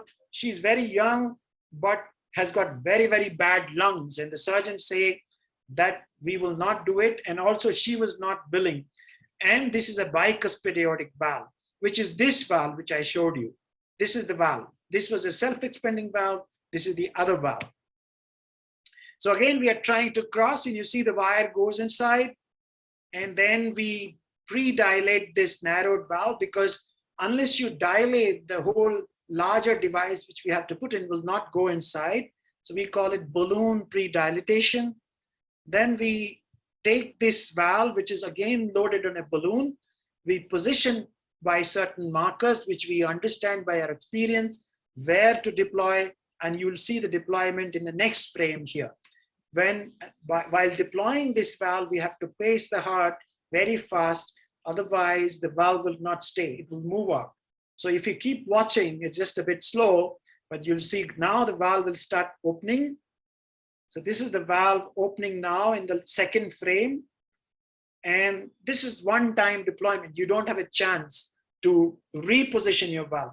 The first technology which I showed has a possibility that you can reposition the valve if you don't like it. Both have their advantages and disadvantages, but both work very well. So I choose my cases depending upon what a particular patient is more suitable for. Now, coming to why we are doing this, because the risk of a surgical valve replacement as we become older becomes more and more. And until this was available, almost 30 to 40% people would not given any treatment, and they died in a matter of 2 to 3 years. And even in our country, at this moment, a very large number of patients are untreated. There is a suspicion that you will have 5% of 75% years of age will have this disease. There's a huge number of patients who need this treatment. There are certain cost implications of this technique, but I'm pretty sure that if the cost comes down, we will have many, many people who will be requiring this. And when you compare this valve who are more than 70 years of age with surgery, this valve is much, much less risky to do with a better quality of life, with no operation, second, third day discharge, while somebody at 75 who undergoes a surgical treatment has to go through a lot of pain and trauma before he can be mobilized. The durability of the valve, when we compare it to a surgical valve, which is bioprosthetic, is also becoming better and better. Now, what are the main challenges in India? So obviously, this procedure requires a longer learning and developing process because we require a teamwork where surgeons are also very important. So we have to work with surgeons to learn this technique and grow in our technique and start doing large numbers. On an average, I'm doing something like 2 or 3 TAVRs each week these days. I have so many patients waiting. Next week, I have to perform at least 3 TAVRs. So we have a large population, and I'm pretty sure very soon the whole country will start doing in large number. Affordability is a problem. It will remain a definite challenge, but I hope that Indian technology or new technology which become available to us will be cheaper and more available to people. We do feel that you will require to do larger volumes where a center is capable of doing it is also something which will remain limited to few places, but this would be probably available to many, many centers in the country because a lot of our centers have become now capable of doing it. Of course, as I said, cost is an important aspect, and we need to talk to the patient's family because many times losing such a patient, because there are risks in doing this, although they are less than 3 to 4% now, but cost being such an important concern to our patient, when we lose a patient because of a complication, which is, I am telling you, will become very, very, less. Thankfully, in the last 2 years, I have not lost a patient, which is very good, very, very good number. Now, what is the future of TAVR in India? In US, there are about 1,400 cath labs and 400 centers doing TAVR. India has already got much more cath labs, and approximately 200 centers will be performing TAVR by the year 2025. By the year 2025, numbers in India will overtake the surgical valves which are being done. And I'm pretty sure that we will be doing approximately 4,000 cases per year in no time. Just wait, and more centers will start doing it. And I am pretty sure that the skills of Indians are actually pretty good. So we would be doing very large numbers. And I think that's my last slide. Thank you very much for your attention. I hope I have covered what is important for an audience to listen in about 15 to 20 minutes time. Robin, please, your comments. Thank you, Sanjay. That was really wonderful. Very nicely you covered up in such a short time. And clearly your talk did show the application of technology in today's healthcare, particularly in cardiology and cardiovascular intervention. And valve surgery and valve intervention is a upcoming cardiovascular intervention, and we, the interventional cardiologists, are gradually getting into it. I don't know whether surgeons how they do feel about it, but I'm sure without their help, this technology could not have been evolved, could not have developed for us, for the cardiovascular interventional cardiologist. The quick question is that you have shown very nicely that futuristically, or maybe in next 3-4 years time, the number of procedures in India by TAVR will increase, and huge number of patients population also will get benefit out of this technology. We do see cases almost every day, some kind of aortic stenosis at some stage, and we started talking to them. But as we all know, that cost is a prohibitive issue which has to be addressed. And as you said, that the Indian companies are coming up with a cheaper model. But what is your views about further reduction of the cost? Because that would be extremely imperative, as you know, that this is an important factor for Indian population. That is one. Secondly, as of now, as per my understanding, it is only being done for the degenerative aortic valve stenosis, not for the rheumatic aortic valve stenosis. So, and we know that when in India, we've got a huge number of rheumatic aortic valve disease, aortic stenosis, as well as mild aortic regurgitation. And finally, the third question is that we mainly do it on aortic stenosis, but there are situations when you've got a mixed aortic valve disease, the aortic valve leakage, along with aortic valve obstruction. What are the, so will those patients be benefited by transcatheter aortic valve replacement? The three questions. Thank you, Sanjay. So I thought you asked the first question about the cost. I do feel that even the foreign companies have reduced their cost when it came to the introduction of technology, say around 10 years ago. And I'm pretty hopeful that the cost will come down. It is still not covered by a lot of insurance companies, that amount, but insurance companies are also likely to include this technology in coverage. Now, as far as Indian valves are concerned, I feel that a 5 to 10 lakh cost is a reasonable cost. There is a possibility that some company will bring it sub 10. I don't want to take names, and the competition will bring the cost further down. We have all felt that, of course, we also say to my patients many times, how many cars do you see on roads which are more than 5 lakhs, 10 lakhs? There are plenty. So affordability is an issue for a commoner in terms of somebody who has a day-to-day livelihood, but most of the people are able to afford, and a very large number of people can afford. Now, there may be a very large number who cannot afford, but the number of people who can afford is also not small in our country. But as I said, that there would be a possibility that it will be under insurance, and that is why all these things are becoming important for us to consider insurance and have a larger coverage, and the technology would be available. That was your first question. And obviously, the new technology which device companies bring, they do a lot of research, they put a lot of money in it, and they obviously want to make money out of it. How can you avoid not making money to them? So true, but at the same time, there is also some cost involved in the research and analysis. Yes. So that has to be recovered. There is no question. That has to be recovered. So if they bring a new valve and the old valve is cheaper, I think we are okay with that. And new technology, of course, will be used by somebody. I think that was your first question. The second question was that mixed aortic valve disease and also rheumatic valve disease. So if he's a young man, because rheumatic heart disease is probably seen in younger people, we don't recommend to do it less than 65 years of age at this time, because the data is not there.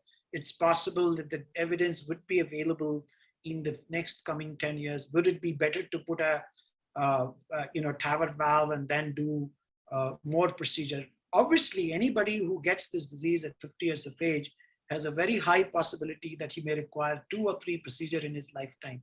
We want to make sure that he doesn't come back for 2 procedures which are invasive or more traumatic. So if suppose 1 surgery and 2 TAVRs is a good idea, or 1 surgery and 1 TAVR is a good idea. So first one would be a bioprosthetic valve, and then you can put a valve in valve over a period of time.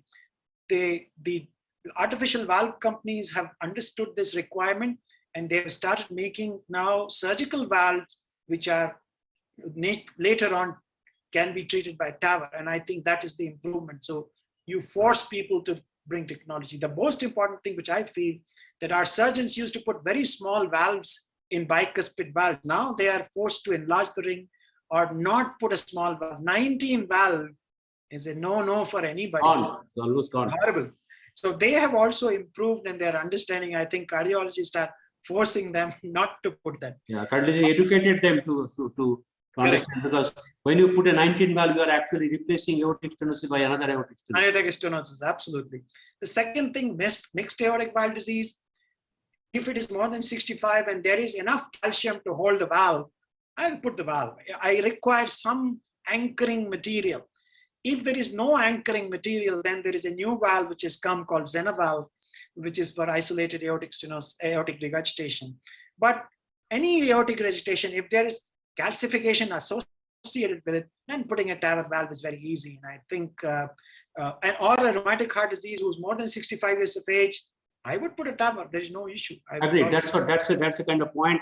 What I would like to share, that if it is rheumatic aortic stenosis, I mean, the technology-wise, even the procedure-wise, there is not much of difference between replacing a rheumatic valve versus a degenerative valve. It is only the age. As of now, there is no such indication. But with time, with experience, with further advancement of technology of aortic valve itself, probably at some stage, non-degenerative aortic stenosis, other than rheumatic, there are many such conditions where there are aortic valve disease without any degenerative aortic valve involvement. The TAVR can be considered, but it's too early too premature to make such comment. Correct. Any more question from anyone in the panel?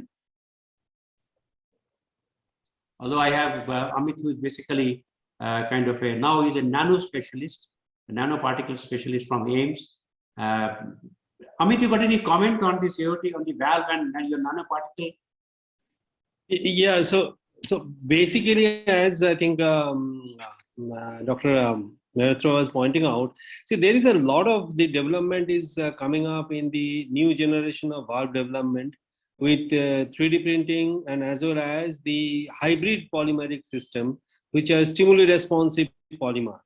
And the reinforcing is sometimes done by the nanofabrication in the background.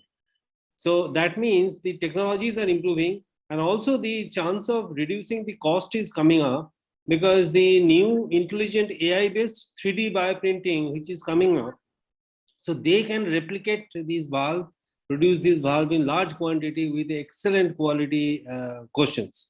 Right. So I feel these are all very, very emerging technology area, and it will evolve. No, the future is pretty good. And I think when we start, making technology where it is suited for that individual, yes, that becomes a more specific technology, and the usage and the lasting, how will it work, will be very efficiently developed. So this is the smart technology which will bring and which will come. And I think that's the second level or third level, what you call it. Yes, exactly. Although the previous levels is not that they will become obsolete. No. They may become obsolete. We all use this phone now, which is a smartphone, but yes. Other phones are not used. So we would have a combination of new technology, moderately old technology, or very old technology, of course, will not survive for a long time. The first Sapien XT was a difficult valve to put, and Edward Sapien 3 is very easy to put. So the valve technology, sizing, collapsibility of the valve, radial strength of the valve, smarter metals would be the future in terms of making the size of the device which is going inside smaller and more suited for the patient. And at the same time, I think as we may understand that, when you innovate or sort of try to evolve some kind of valve technology, you have to think of valve mechanics as well as the cardiovascular hemodynamics. So you have to combine them, merge them together to ensure that in human body there should be an ideal mechanics, because these mechanics are variable. They're not same in every human being. Every human size is different. Every human body is different. So mechanics is different, and hemodynamics are not exactly the similar. So you have to match these two together, and therefore so that it should work well. So anyway, thank you. Any more question for anybody? No. So Sanjay, great. This is great. Nice to see you. I'm sure that we will meet again, but probably physically very soon. Nice for your presentation. Thank you very much from myself personally and on behalf of Bengal Chamber of Commerce to participate and deliver such a wonderful talk in this Health Tech Conference 2021. You're welcome, and my pleasure, and all the best to you. Robin, I will go offline. Sure. I will be online, but I will not show my picture, and I will mute myself to see some patient. I still have. Please carry on and come back to us whenever you get time. Meanwhile, the next speaker is Dr. Professor Ashish Pathak. He is actually right now busy in theatre. He will be back soon. Meanwhile, may I request Srinivas Chilukuri to deliver his talk on proton therapy in radiation oncology. Srinivas actually is working at Apollo Hospital, Chennai, and he is specialist in proton therapy in radiation oncology. And he has been recommended by his colleague as well as by the head of the Department of Radiation Oncology of Apollo Clinical Hospital, Apollo Hospital now, Dr. Arundhati Chakraborty. So with her recommendation, and with also from the recommendation from his own team, from his own colleague, I request Dr. Srinivas Chilukuri to talk to us on proton therapy, the newer concept of radiotherapy in cancer patients and radiation oncology. All yours, Dr. Srinivas.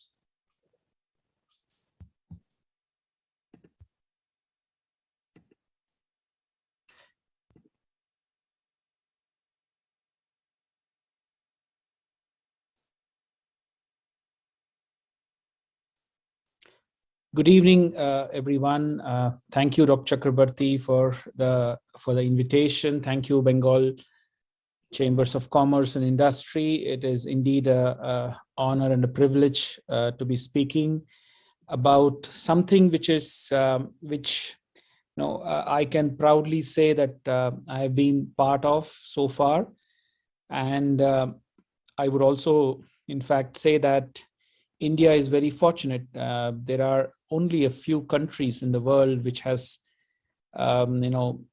adopted this technology so early, so soon, and to be part of that journey of India's journey of adopting proton beam therapy. I'm glad I'm part of it, and I hope you can see my slides and hear me clearly.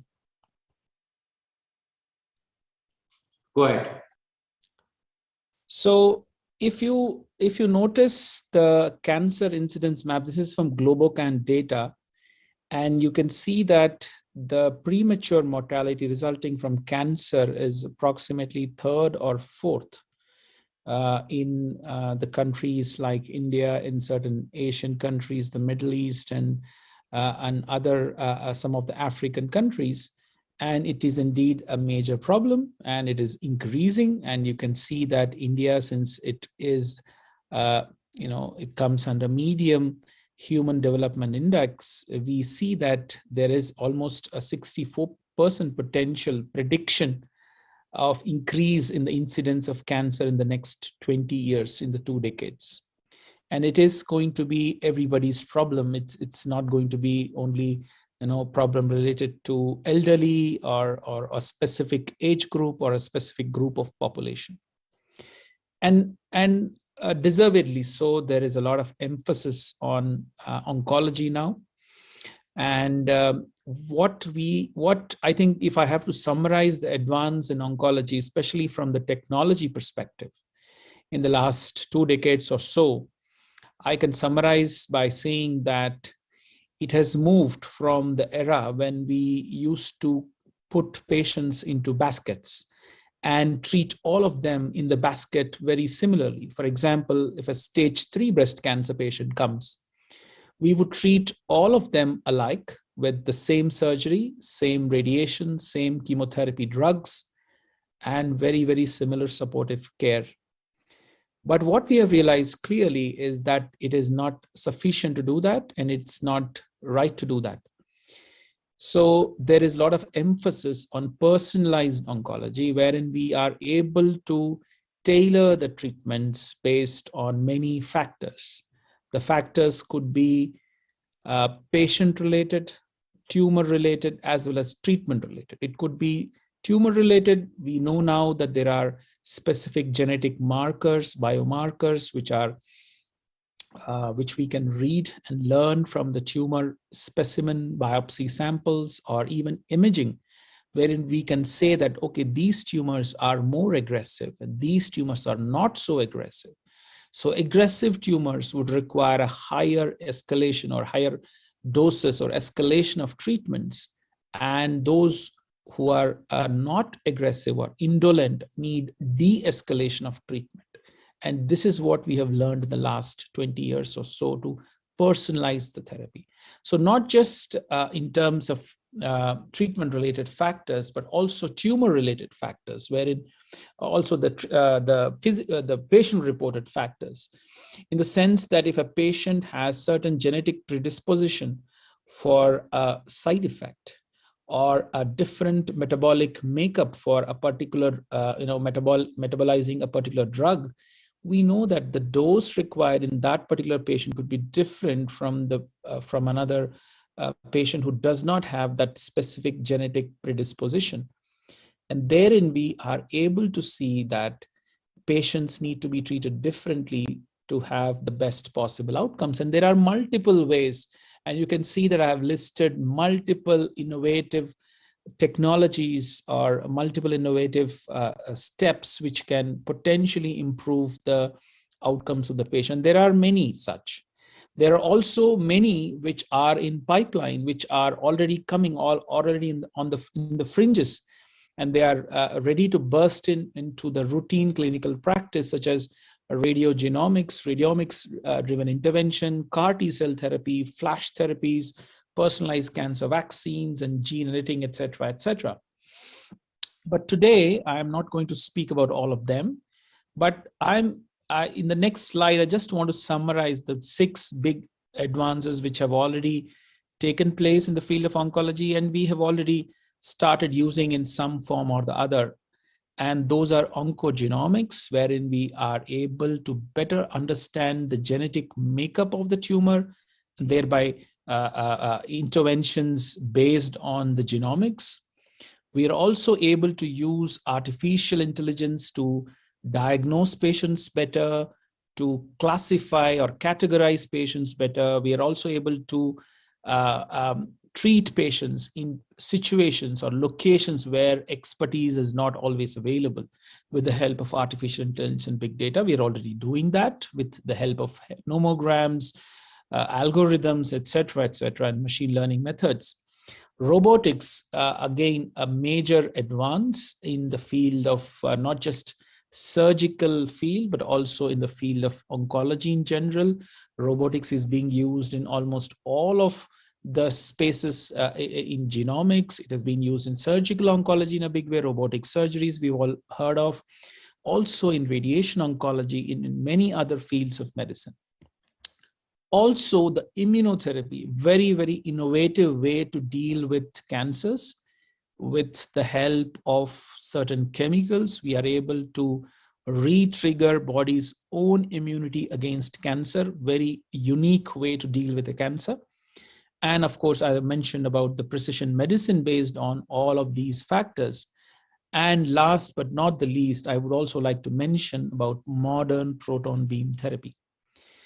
Well, this, before coming to proton beam therapy, let me at least tell the audience that what a percentage of patients, we've all heard that radiation therapy is used in cancers, and about 40% of curative treatments are delivered through cancer, either in the definitive setting or in the post-operative setting, or even sometimes in the pre-operative setting. And ideally, 55 to 60% of patients of cancer at some point would require radiation therapy as part of a curative treatment or palliative treatment. And we know, and we have seen many major advances in the field of radiation oncology, which essentially what they have done is to limit the doses to normal structures and to focus on the tumors or the targets. We had different forms of treatment, gamma knife, in the last decade or so, brachytherapy, stereotactic radiotherapy, tomotherapy, CyberKnife, all these, I'm sure you must have heard about these, essentially all doing the same thing, focusing the dose to the tumor and restricting the doses to normal healthy structures. But traditional X-rays typically do deliver some doses to normal healthy structures. Whereas proton beam therapy, the reason why it is so unique and so special is that it delivers absolutely no dose beyond the tumors. And that is why we call as proton therapy doesn't have an exit dose. So there is no dose beyond the tumor. Almost all of the energy of proton beams is deposited within the tumor. And to understand that, you have to understand something, physics, some basic physics behind this particular phenomena. It is called a Bragg peak, wherein the protons enter a medium, could be body, could be, it could travel for a certain distance. We call that as range of proton beams.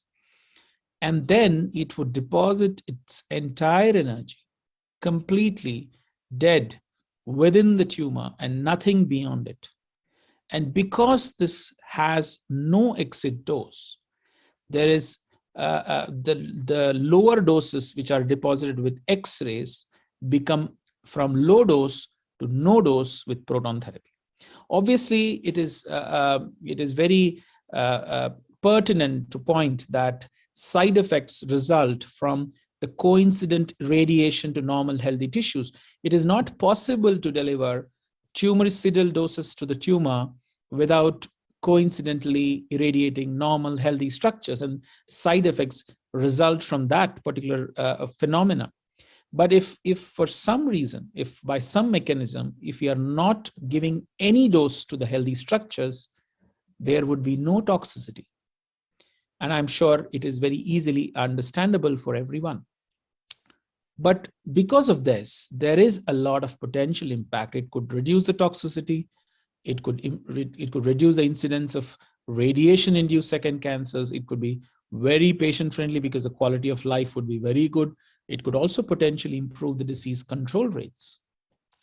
Not just proton. Proton has been there since last 30 years.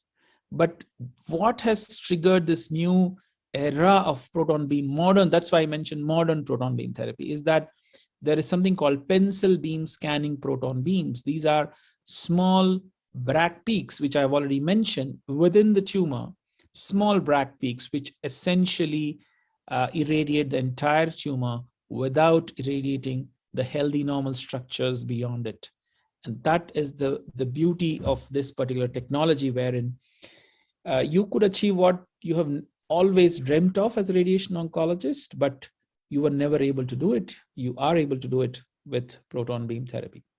For example, if I'm treating a pelvic tumor, and you can see this pelvic tumor delineated in a green structure, and the high doses is being received by the tumor, and you can see the low and intermediate doses all across the body. So some amount of femur, bladder, rectum, all these structures are receiving moderate to intermediate doses of radiation. This is called helical tomotherapy, another advanced radiation therapy technology. And it essentially does the same, very similar to VMAT, which is also a very advanced therapy technique, and very little to choose between them. I mean, I would say tomotherapy is slightly better in terms of some amount of bladder sparing, but very little to choose. But if you see proton beam therapy, you can deliver the dose to the tumor. You could spare the majority of the circumference of the rectum without giving any dose to the rectum. So that is as pristine. It will remain as pristine as the patient is born with. Similarly, the bladder doesn't receive any dose. The bone marrow, the pelvic hip joint, and the femoral heads, which also are important structures for elderly patients, do not receive any dose. And this is the subtraction image, where you can see that with protons, you are able to spare all these healthy structures to all these particular doses when you choose to treat patients with proton instead of either VMAT or tomotherapy. Similarly, this is a child slightly older child who has something called medulloblastoma, another rare brain tumor. And you can see that we have treated with helical tomotherapy this patient, and then we also saw what proton could make a difference. You can see that essentially we are treating the entire brain and the spinal cord, but coincidentally we are radiating the heart, the lungs, the bowel, the kidney, the gonads. All of these structures receive some form of radiation. And obviously in a child, a growing child, all these structures are extremely important, including the gonads, wherein you will have to tell the parents that there could be fertility dysfunction, a reproductive failure, etc., etc. But with protons, you can see that the dose is restricted to the brain and the spinal cord, and there is very limited dose anteriorly, which is over the vertebral body. So bone marrow is also spared. The heart, the lungs, the bowel, the gonads, the bladder and rectum, the thyroid, and the oral cavity, and rest of all these structures do not receive any dose, literally zero dose of radiation to all these anterior structures. And this is again a very satisfying thing to tell patients and their parents, that children and their parents, that they will be able to have relatively normal life as far as the organ function is concerned compared to conventional radiation therapy techniques. Similarly, this is a patient of prostate cancer, and you could again see that the doses to the rectum, doses to a lot of structures are spared. The sexual function dysfunction is lesser with protons, lesser genitourinary and gastrointestinal toxicities. Very similar to the brain tumor patients, wherein you can see that most of the brain is not receiving any dose of radiation compared to a significant doses of moderately significant doses of radiation to the rest of the brain when you use conventional radiation therapy techniques.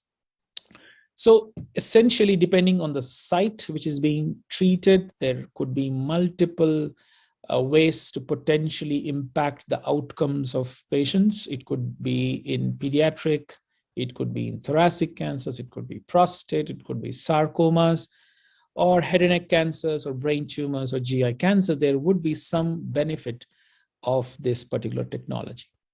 Not only is the physical restriction of the dose possible with protons, there is also data to suggest that it can have a higher biological effect. So this is explained by dense DNA damage which happens with proton therapy compared to relatively sparse DNA damage which happens with X-rays, and this results in a higher biological effect. So those tumors which are relatively radio-resistant, sarcomas, chordomas, chondrosarcomas, or recurrent tumors which are resistant to radiation, conventional radiation and chemotherapy, could be potentially controlled with protons because of this phenomena.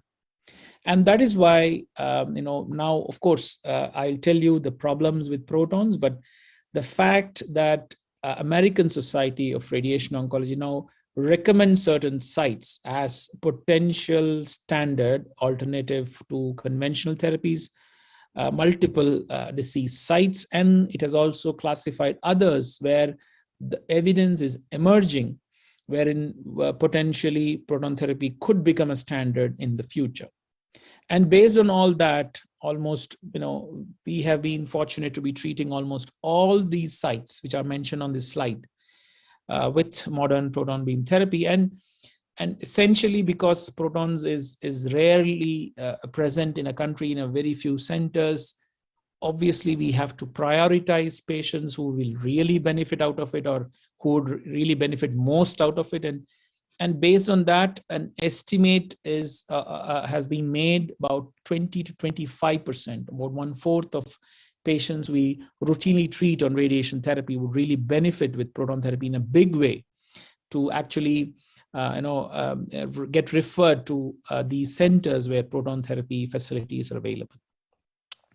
This is about 3-month-old data. We have treated about 400 patients so far. And we have treated almost all sites, whether it's pediatrics, neuro, gynecological malignancies, head and neck cancers, prostate and other genitourinary cancers, gastrointestinal cancers, breast cancers, thoracic, and bone and soft tissue sarcomas. And we have, because ours is the only facility in the entire country and the Middle East and Southeast Asia, we have been very responsible in terms of evidence generation. Every patient who gets treated, the data is kind of captured, and we are publishing these outcomes of the patients, both physician-reported outcomes as well as the patient-reported outcomes, because we all realize the importance of evidence generation for a new technology for a universal adoption. Just to give an example, we have published our pediatric outcomes in a very reputed journal, Preliminary Experience of Treating Children as well as Young Adults with Protons. And we have shown that the outcomes are very good. Early initial outcomes are excellent. And even the toxicity outcomes are very, very low compared to what we have been used to seeing with conventional radiation therapy techniques. This is the room which actually has treated now about 550 patients of proton cancer patients here at our center. And this is how the massive, huge machines are. I know there's a 100-ton gantry. We have 3 such gantries. And you can see, I would look like a small, tiny person, even though I'm more than 6 feet tall. you can see that the machines are massive and they require massive upkeep and maintenance. This is the magnet, the beam transportation system. And the reason why I'm showing all these pictures is that the crucial aspect of healthcare that is three: quality, access, and the cost. Not just the technology. Technology is always important, but what is the quality of the treatments? What is the access, and what is the cost of the treatment? That also impacts a low and middle income country like India. And as I mentioned, we are extremely fortunate. Now you can see that there are almost, proton therapy facility in almost all continents. You can see that there are many countries, both developed countries, most of them are actually developed countries who have this facility. There are many under construction, many under planning, including places like Singapore and Australia are still under construction, and we are fortunate to be treating patients. Our patients have access to these modern therapy technologies, and the number of centers is increasing by the day. We also are very conscious of the fact that we need to be cost effective for our patients. And it has been shown, there is evidence already that protons are cost effective in certain tumor sites: pediatric brain tumors, select breast cancers, local regional advanced lung cancers, high risk head and neck cancers. But these are in the context of a developed economy. And we need to see really what proportion of our patients in India we can claim that proton beam therapy is cost effective. Of course, the cost is a moving target. The cost is likely to come down significantly as the technology improves, as the number of, as the access to the technology improves. But we all know that there are 5 phases of technology adoption life cycle. There could be a trigger. I think the pencil beam technology has been the trigger. Because of that, as I said, there are 5 group of people, either innovators, early adopters, early majority, late majority, and laggards. And as far as proton beam therapy is concerned, India has been an early adopter. And we have the visionary chairman of our hospital group who has, long back in 2013, almost 8 years back, has invested in such a technology, done a thorough research on it, brought down together a team of specialists from all over the world to run this particular facility. And we are fortunate to be early adopters at this particular stage. And I'm sure that as we see, there are many more countries which are jumping on this particular technology to be adopted and to make useful for the patients of their communities and countries. And hence, to conclude, proton therapy is innovative technology, is already a standard of care in pediatrics, in brain tumors, and certain head neck cancers, prostate cancers. And there is emerging evidence for several other sites. India already has one. One more is undergoing installation. This is at the Tata Memorial Facility in Mumbai, which is fortunately a government facility. Hopefully many more will emerge. There are many talks ongoing in private sector. There is, of course, a need for improving access to this technology for deserving patients who really deserve this particular kind of treatments. And hopefully with smaller footprints, it's likely that the cost is likely to come down, and the more treatments will become more cost effective, and the access will improve because of the reduced cost. So with this, I would like to thank the organizers for giving me this opportunity. And I would stop my presentation here. Thank you, Srinivas. That was really a wonderful presentation, very pertinent in this type of session where we're actually focusing towards how technology advanced the healthcare, how technology is so important to contribute in a positive manner to human health and human life. So this is extremely pertinent. So obviously you can't run away without answering some question. So there are some questions. I can see Professor Ashish Pathak. He's an accomplished neurosurgeon whom I know for many years, and was professor of neurosurgery in PGI Chandigarh, and of course he was in England for a number of years. Professor Pathak, I think you would listen to Srinivas. He's a upcoming and very promising radiation oncology, particularly with area of interest in proton therapy. So what are your take on proton therapy in neurological or neurosurgical, surgically operable tumors, or for example, any malignancy in brain? Professor Pathak.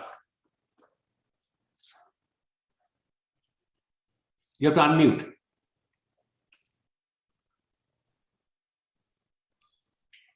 Professor Pathak, you have to unmute. Yeah. Meanwhile, Amit, you are online. So Dr. Amit Dinda is a prolific nano specialist, primarily pathologist, very close friend of mine from AIIMS, and AIIMS actually given him a space to evolve, to develop this nano technology in Indian scenario. So Amit's contribution is phenomenal in medical field and healthcare. Amit, what are your concepts, or what are your thoughts about this proton therapy in radiation oncology? As I think the earlier speaker pointed out, this is really a first moving, evolving technology. And if we see the total radiobiology associated interaction, then as he mentioned correctly, this technology was old, but actually the application was pretty new. Innovation has come for it. So in future also, I think there are work going on where this the setup which is currently needed for generating this magnetic proton beam, so they may be modified. And in fact, the maintenance, I think, I don't know exactly, but then I am involved in the infrastructure development in our NCI Jhajjar, National Cancer Institute Jhajjar. There we are realizing that maintenance is also a big issue in proton beam therapy. I think in that, so that component, I think you can comment on. I think I'm requesting. Sure, I think Srinivas did mention about this. He said the proton therapy is a concept going on for many years, last 30 years, that's what he said. But it's a pencil beam, which is perhaps much more relevant, much more important. That is a kind of innovation which has been taken up with proton therapy, and that is why the precision of cancer cell care can be done. Srinivas, what are your thoughts on that? So I agree with Professor Dinda, what he made a comment. It has been there for last 30 years. It's extremely promising technology. But it was, I mean, people were working in silos. It was restricted to some physics laboratories. Very rare patients occasionally used to, walk across the physics lab to get treatment done, and very few doctors were invested in it. And that is the reason why the technology did not take off as much as the linear accelerator technology, which was much more small, compact, cost effective, and very quickly we could change the things. But in protons, of course, it required a mammoth technology, huge maintenance. Even now we have a team of engineers who are working 24/7. Even on weekends, on a Sunday night, you will find an engineer within the campus to look after the machines. So as of now, they do require maintenance, high maintenance. But as Professor Dinda mentioned, now the cyclotron, which is the mothership where the proton therapy is generated, that is a huge equipment, which is the size of it is coming down significantly. We have now talk of laser accelerators, which are much more compact, and hopefully it could fit in a bunker such as a linear accelerator bunker. And in future, it would take over machines. But it would be, of course, a significant jump in terms of technology. It would take a lot of innovation to achieve that, to reach there. But the footprint, I mean, when I was doing my MD 20 years back, I was told proton therapy you have to install proton therapy. It would take area enough to, as big as a football field. Yeah, yeah, correct, exactly. Yes. And now it's not a football field. My hospital is fortunately a small portion of the football field. It's not as big as that. So the footprint has already come down. We are seeing the cost in front of us in the last 5-6 years. The cost has come down by 50%. So I'm sure many more innovations are still ongoing. And there is also a talk about flash therapy. I'm not sure whether some of you may know about it. That could that could even revolutionize the field of radiation oncology itself. So there are a lot of things emerging. So let's hope we will reach there. Sure, that's great. I think Dr. Pathak has unmuted. So the question to Dr. Pathak was, as you are a prolific neurosurgeon with very accomplished career, what are your thoughts about the role of proton therapy in neurosurgically operable tumors? I think proton beam therapy has been a landmark actually so far as brain is concerned. Earlier we had gamma knife because gamma knife also has precision, and I'll be talking about it in my talk as well. But then gamma knife has got its limitation. It can only give radiation to definite size objects and lesions. So, but proton beam specifically in my field, I operate on quite a huge number of chordomas and skull-based lesions, which have got close proximity to nerves and brainstem and other important structures. And in pediatrics, as very well pointed out by Dr. Srinivas, I think it's a boon. The only issue that I'm facing even in the private sector is that the price is still not affordable for the middle class category people also, what to talk of the lower class people in terms of economic. So the issue is we have to somehow bring down the cost, or I don't know, when Tata Memorial comes up, I had always been talking to Dr. Jalali about it. When Tata Memorial for cost issues for the lower socioeconomic and the category people who can't afford.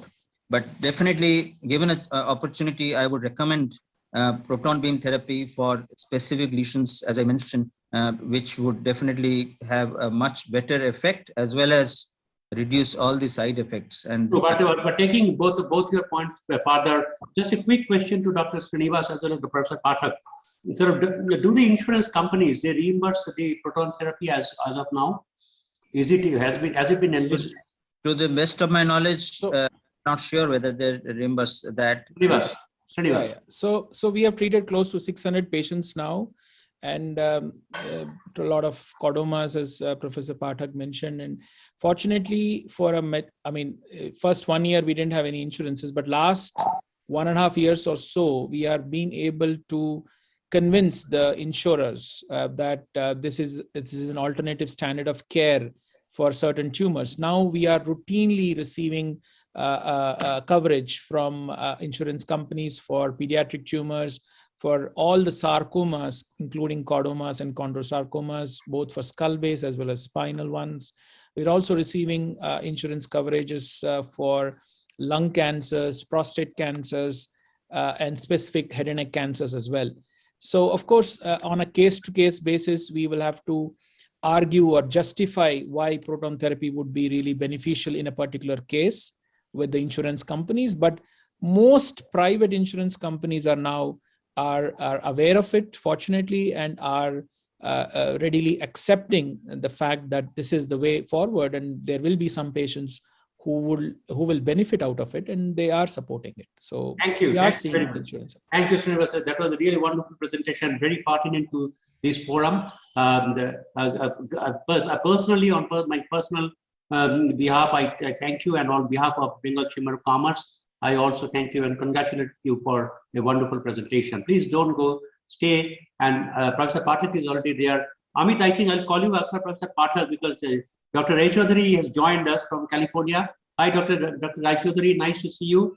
It is 4 o'clock in the morning, so it's a torture to him, but eventually he joined, which is very nice. He is very keen to listen to you as well as Professor Pathak. Professor Pathak, please go ahead with your talk, Neurosurgery in 2021, from primitivity to modernity. Professor Pathak, please.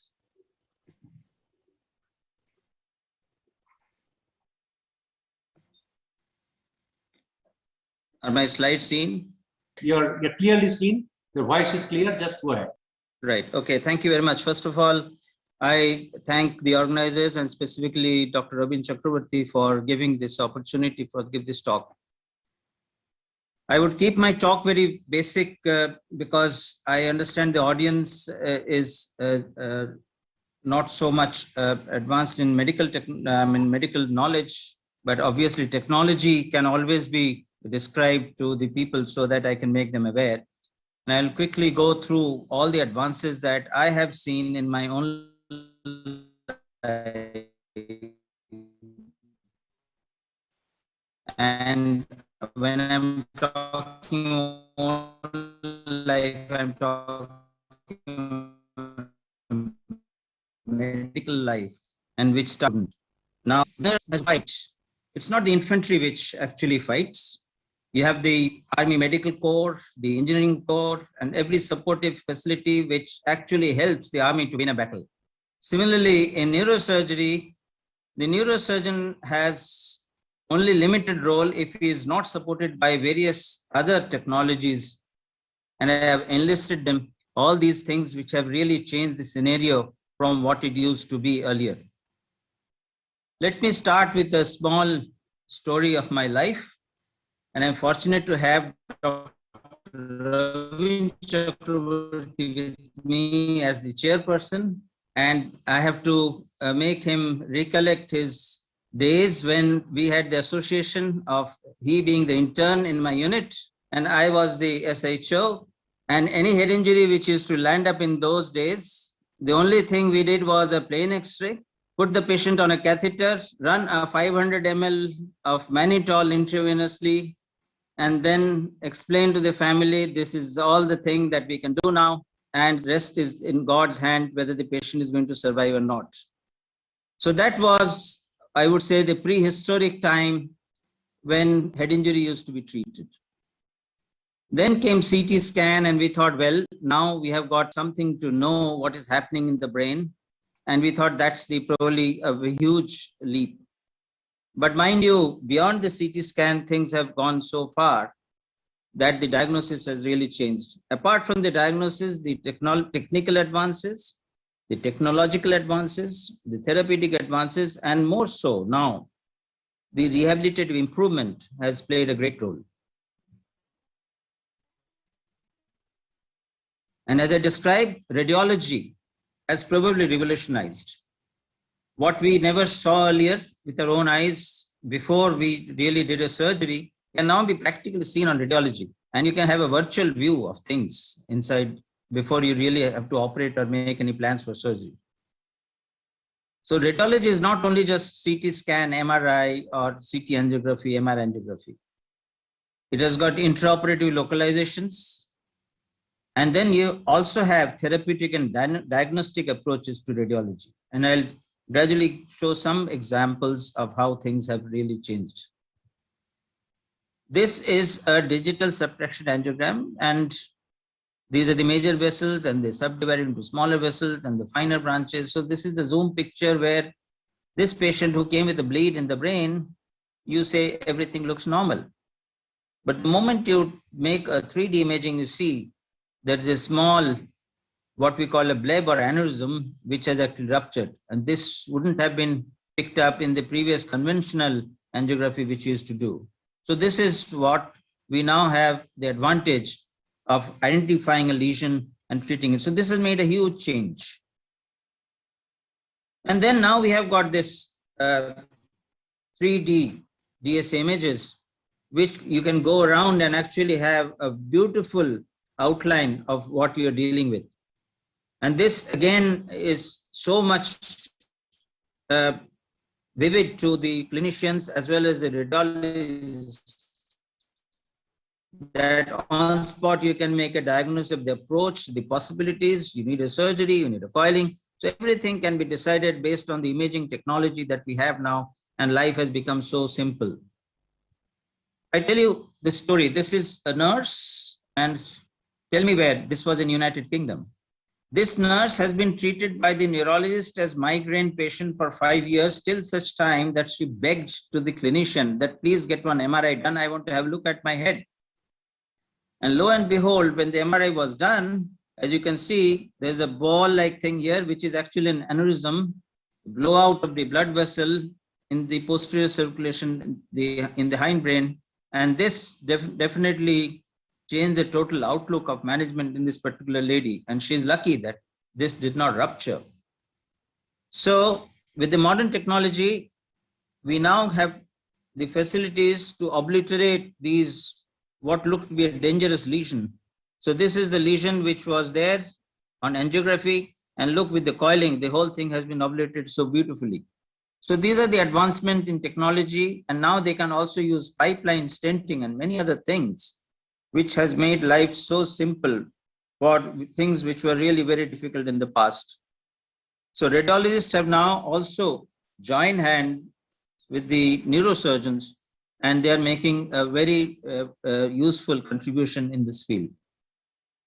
I was talking about MRI scan, and this is how you can beautifully see a tumor in the posterior fossa, and we're talking about the posterior fossa proton beam therapy. This is the medulloblastoma which was operated, and subsequently the total tumor resection was possible.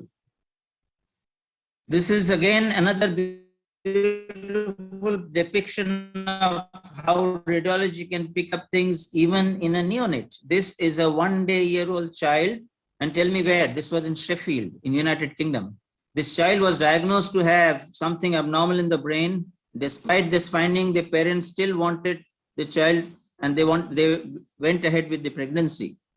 And on the day of delivery, I was on call and I was called, and you can see there's a large tumor, which is again a medulloblastoma, which is there occupying the midline of the vermis, virtually occupying whole of the posterior fossa. So this child was definitely treated, operated in 2 stages because the blood loss was quite a bit, and then subjected to chemotherapy. So this is still possible nowadays. And this is what we can always plan and see things based on the radiology.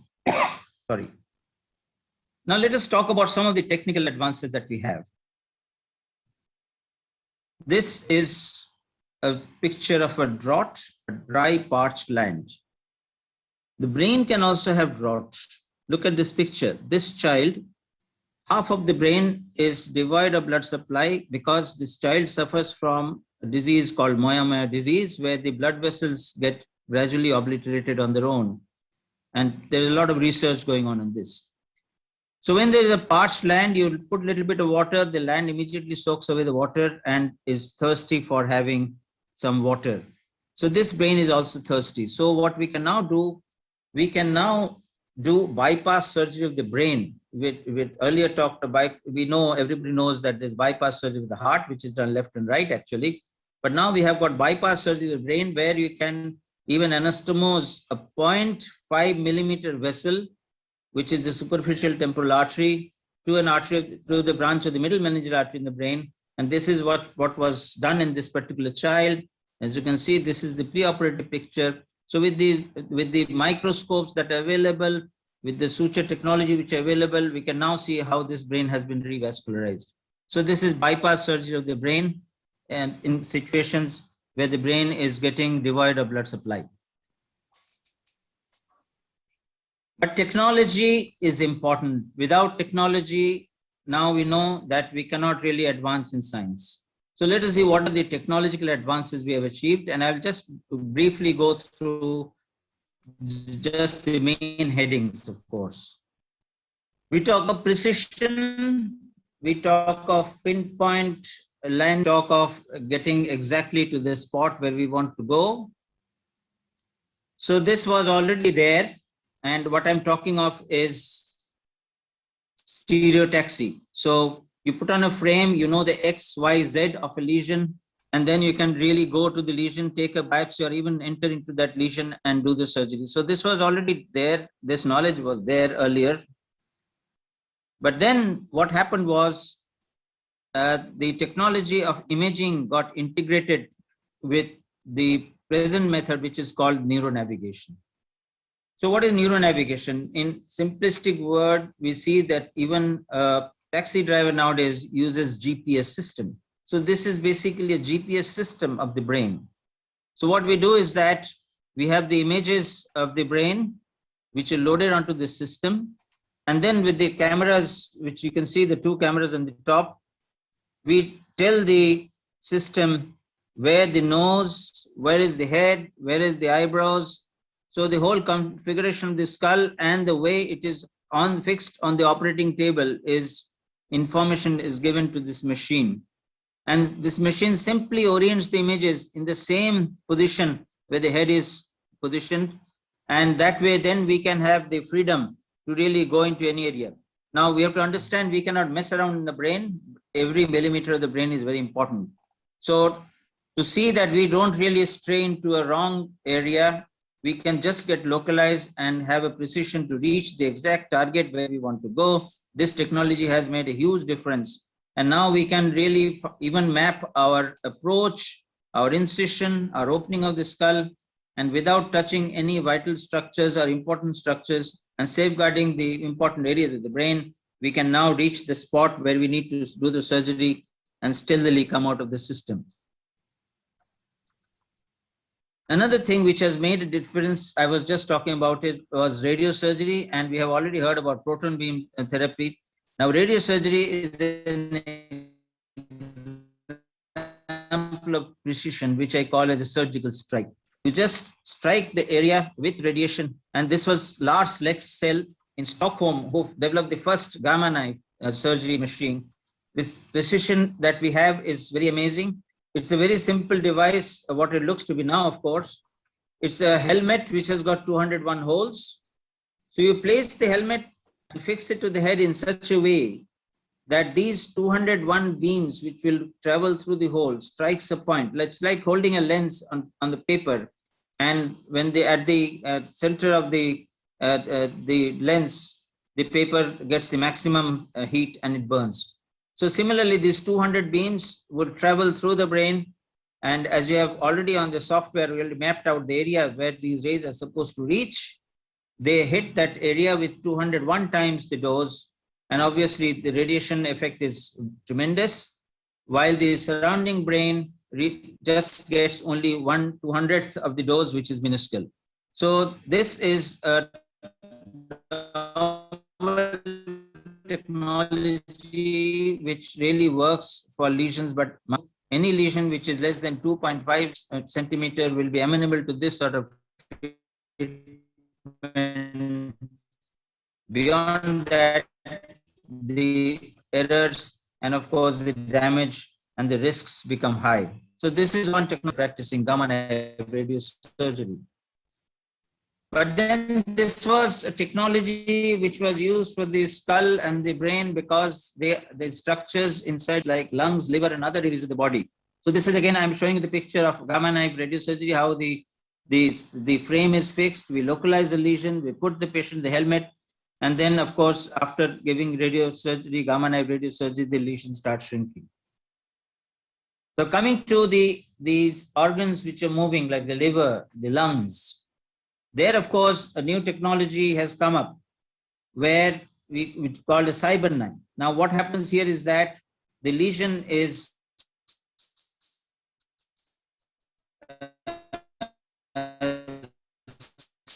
sighted by the cameras, and the source, as it moves with and the source move in a tandem way, so that even the source is oscillating along the oscillation of the lesion. And in that way, we can deliver the desired therapy to that particular area in the body, where of course you can't fix it with the frame. So this is called cyber knife.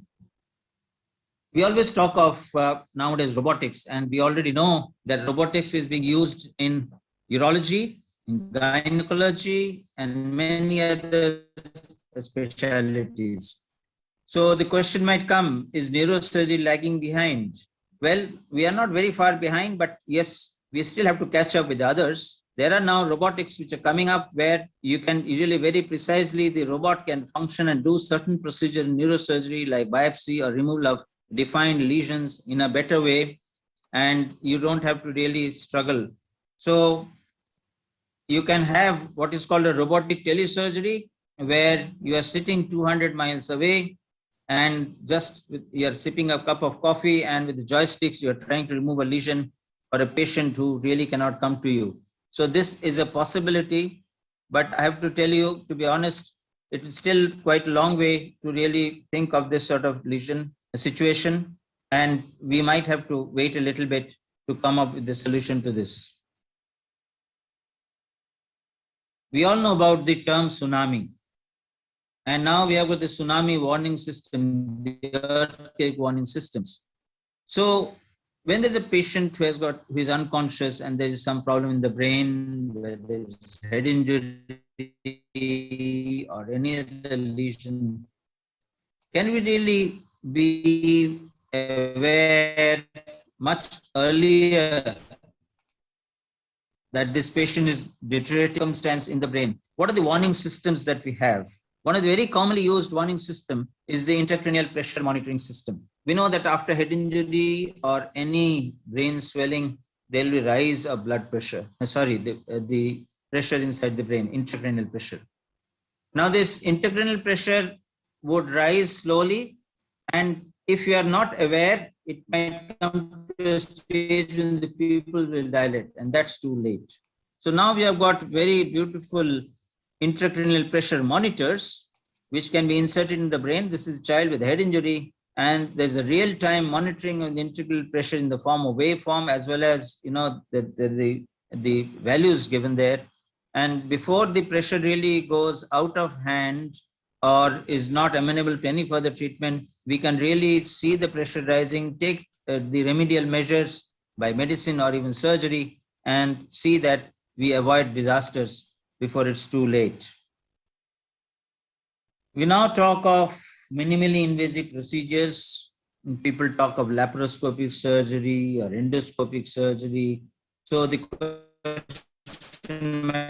comes, are endoscopes also applicable in the brain? We know that the endoscope is a device which is very small. It's like a keyhole. You look through it, but through that hole, you can see the whole sky. So that's the beauty of having endoscope. And fortunately enough, neuroendoscope has come a long way now, and we have got these neuroendoscopic equipments dedicated purely to the brain. Now, the very common lesion that we remove through the nose are tumors in the base of the skull, and the commonest being the pituitary tumor, which we remove. And this is how you go through the nostrils to the nose. So without making any incision in the skull, without making any cuts in your forehead or head, you can enter into the base of the skull and remove lesions. So this is the tumor, a pituitary tumor on the left side, which has now been removed, and this is the post-operative picture.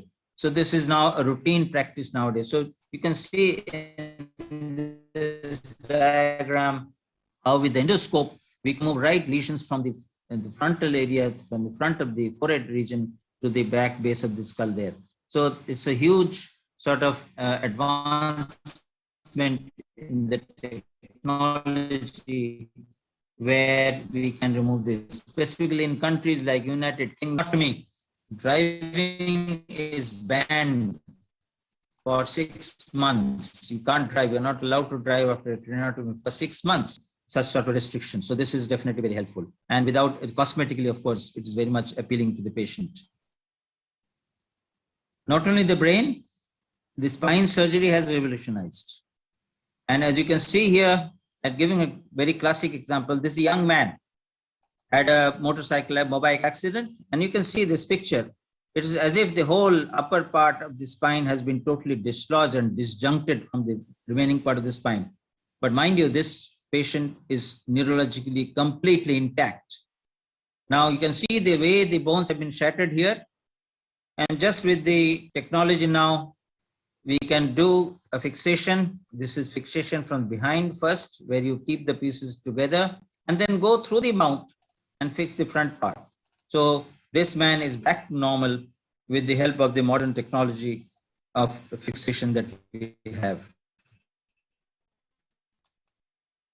Similarly, we have other technological methods where even with a small incision, we can fix any instability in this upcoming and evolving technology every day that we see. And this is a man with a metastasis where the bones have been destroyed because of cancer, and we have fixed the spine 360 degrees from mind. It is normal function and living a quality life. What about certain restorative procedures to restore any disability or debility in the body? We'll talk about that. We have heard of the Leaning Tower of Pisa and how it balances itself.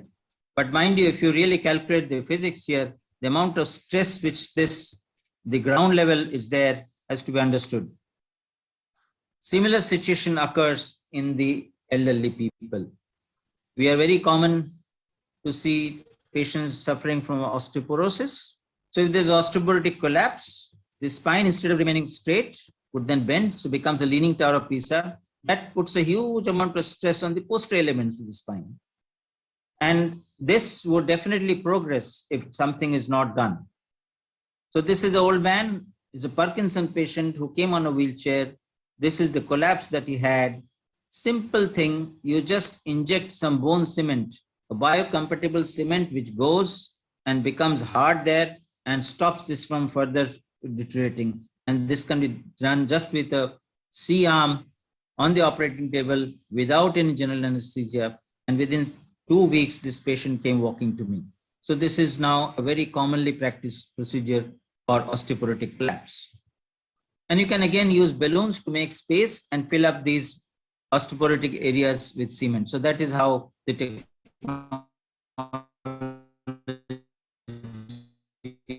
has also advanced. The debility because of various other Dr. Pathak, if we could finish it up quickly. Factors in the body, you can, yeah. So this is you know, in epilepsy, there is a total disaster in the brain, and intractable epilepsy, you can produce the cessation of the seizures by stimulating the vagal nerve, and that's one of the technology which is there. Similarly, in spasticity, you can use the catheter to deliver the drugs in the spine and reduce the spasticity. So just like a container through which the drug is released slowly in a regular pace, the patient can improve the quality of life. That this is the picture how the pump is there, which is delivering the drug in the spine. Pain management, and again done. Similarly, you put a catheter in an electrode in the spine, which is connected to a stimulator, just like the pacemaker of the heart, and this stimulates the spine and gives relief to the brain. So for pain management also, this is all functional neurosurgery I'm talking about. And this is how the electrode is placed, and you can have relief of the chronic pain which is debilitating the patient. You know, migraine is a huge problem, and it is very common in the younger generation nowadays because of use of various technologies, mobile and computers and things like that. And there's interactive migraine. You can just make an incision at the back of the skull, put some electrodes, and then stimulate the occipital nerve, and the migraine gets controlled. So all these technologies are very much there and available for us. Last but not the least, I would talk of deep brain stimulation. But Parkinson's patients, those who have tremors and have difficulty in walking, by putting the electrodes deep inside the brain, and then at a regular pulse, you deliver the stimulation to the subthalamic areas, and the patients are better. So all these things have made an excellence in the field of neurosurgery, and what it used to be some 30 years ago has rapidly changed. So I just want to point out and say that excellence is not a destination, but a never-ending journey. And I'm sure in another 10 or 20 years, neurosurgery will rise to much, much higher levels with much modern methods of treating patients. Thank you very much for your patient hearing.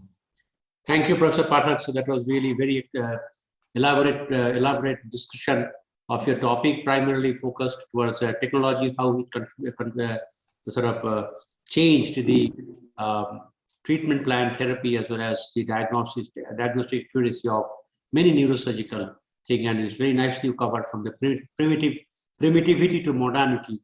I'm sure that it will continue to become much more advanced, and patients of neurosurgical problems can certainly do very well. Any quick comment by anybody in the panel? Amit? Yeah, so the currently also the artificial intelligence coming in big way along with the machine learning. where the robotics are really getting enhanced. And in fact, the setting of the goal, if it can be done by the surgeon or whoever is the expert, then accordingly the suggestion optimization of the procedure can be done in the AI and machine learning interface. So that means these technologies are going to improve very quickly, and in future the robotics will be also redefined itself with AI, because it's like it will learn itself with more experience. Yeah. Agreed. Yeah, Srinivas, you got any comment? Srinivas? I have a question Sure. to, Go ahead. Yes. to Dr. Pathak. Very nice presentation, sir. Very inspiring. But the thing is, I want to ask, the robotics has, I mean, you've shown the endoscopy, the microscopy. The robotics is come in a big way in several other sites for gynecological, genitourinary cancers and gastrointestinal cancers, primarily mainly visceral. So do you see the similar impact of robotics in neurosurgery in future? We do envisage that, but at this present moment, we have got only 2 or 3 centers, 3 centers which have got robots. They're basically used for limited purpose, like taking a precision biopsy, where you just tell the robot where to go, that goes and takes a biopsy, or you just make some incisions using a robot where, you know, the human hand can have tremors, but these robots, you know, they are tremor free, and so they can do the work much better. But we are aware of the fact that now robotics are used for removing clots in the brain. These are all in the experimental phase. So yes, we are still behind what in the field of robotics, so far as the other specialties are concerned, but work is on. The problem is in the brain, the structures are so delicate, the refinement of the technology will take a little bit of more time. So that is awaited. But already, as I said, in Hyderabad, in All India Institute, Delhi, and I think one more place I'm forgetting, that we have got the robots which are there. But these are still, I would say, in 10 years down the line, people will say these are primitive robots. Dr. Pathak and Dr. Srinivas, just a quick comment from both of you. So Dr. Pathak actually spoke about the gamma knife, and you spoke about proton. Are they sort of complementary to each other, or they're independent? Sort of, if you could educate me on that. If I may, sir, Dr. Yes, Pathak, yes, if I take the question first. Sure. The gamma knife still has its own huge advantages as far as the penumbra is concerned. For smaller tumors and for tumors which can be treated with a single fraction, I think gamma knife still remains an excellent option. I don't think any technology as of now, I mean, there are many additions to the gamma knife now with image guidance and other things which are coming up. And of course, the CyberKnife technology, which is very similar, except the fact that the particles, I mean, instead of X-rays, instead of gamma rays, it's X-rays. But proton therapy essentially is for slightly larger tumors. When you have larger tumors, the benefit of protons is even larger. And specifically, I would say the only indications which are currently being used for gamma knife, for example, in a younger patients, I would use proton therapy for those patients such as pediatric AVMs. There have been large series for pediatric AVMs on protons, and from Harvard, from almost from 90s, they have treated so many patients. So except these, I don't think there are any overlapping indications as far as gamma knife and protons are concerned. Right. Thank you. Professor Pathak, quickly. No, gamma knife definitely has got advantages. There are certain benign tumors which are very regularly being treated with gamma knife. One of the common things is acoustic neuroma. So obviously, the cost-wise, the treatment of acoustic neuroma, AVMs, and benign pathologies like this would be much cost-effective using gamma knife, unless they're too big in their size. The only limitation is the size. But now they are having various other methods of treating larger lesions. At the same time, it's a single sort of sitting therapy. You have it shot in one go and the treatment is over. So yes, they are complementary to each other, or you want to say them, they are two different technologies which are helpful in their own way, but both are definitely viable technologies and very, very effective. Thank you. Thank you. I think we'll close. We will. So I have one very. Dr. Chaudhary, please go ahead. Simple question, and I do not know whether Dr. Pathak, you remember me at PGI as a trainee, but I have seen you there. Obviously, I know Amita very well and Ravinda very well. So one simple question that in respect to technology now, molecular imaging is coming to characterize the tumor or inflammations. Molecular imaging beyond PET imaging. So are there any of these applications being applied in brain tumor, brain surgery? Dr. Dinda, you can also share. I think your Amit thoughts. is the right person to answer this. I don't know, Professor Pathak, you could comment on Dr. Chaudhary's question. Yeah.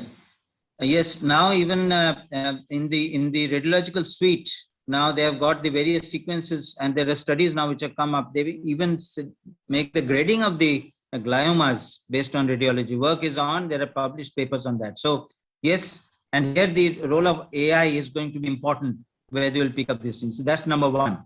On the operating table, we have got this various dyes now which are used, and these dyes, like we use fluorescent dye, which can even tell you the infiltration of the tumor, how far it has gone under the microscope. We just change the lens setting on the quality microscope that we have, and we can even have the blue dye, which tells you the infiltration of the tumor, which is not seen on the routine MRI.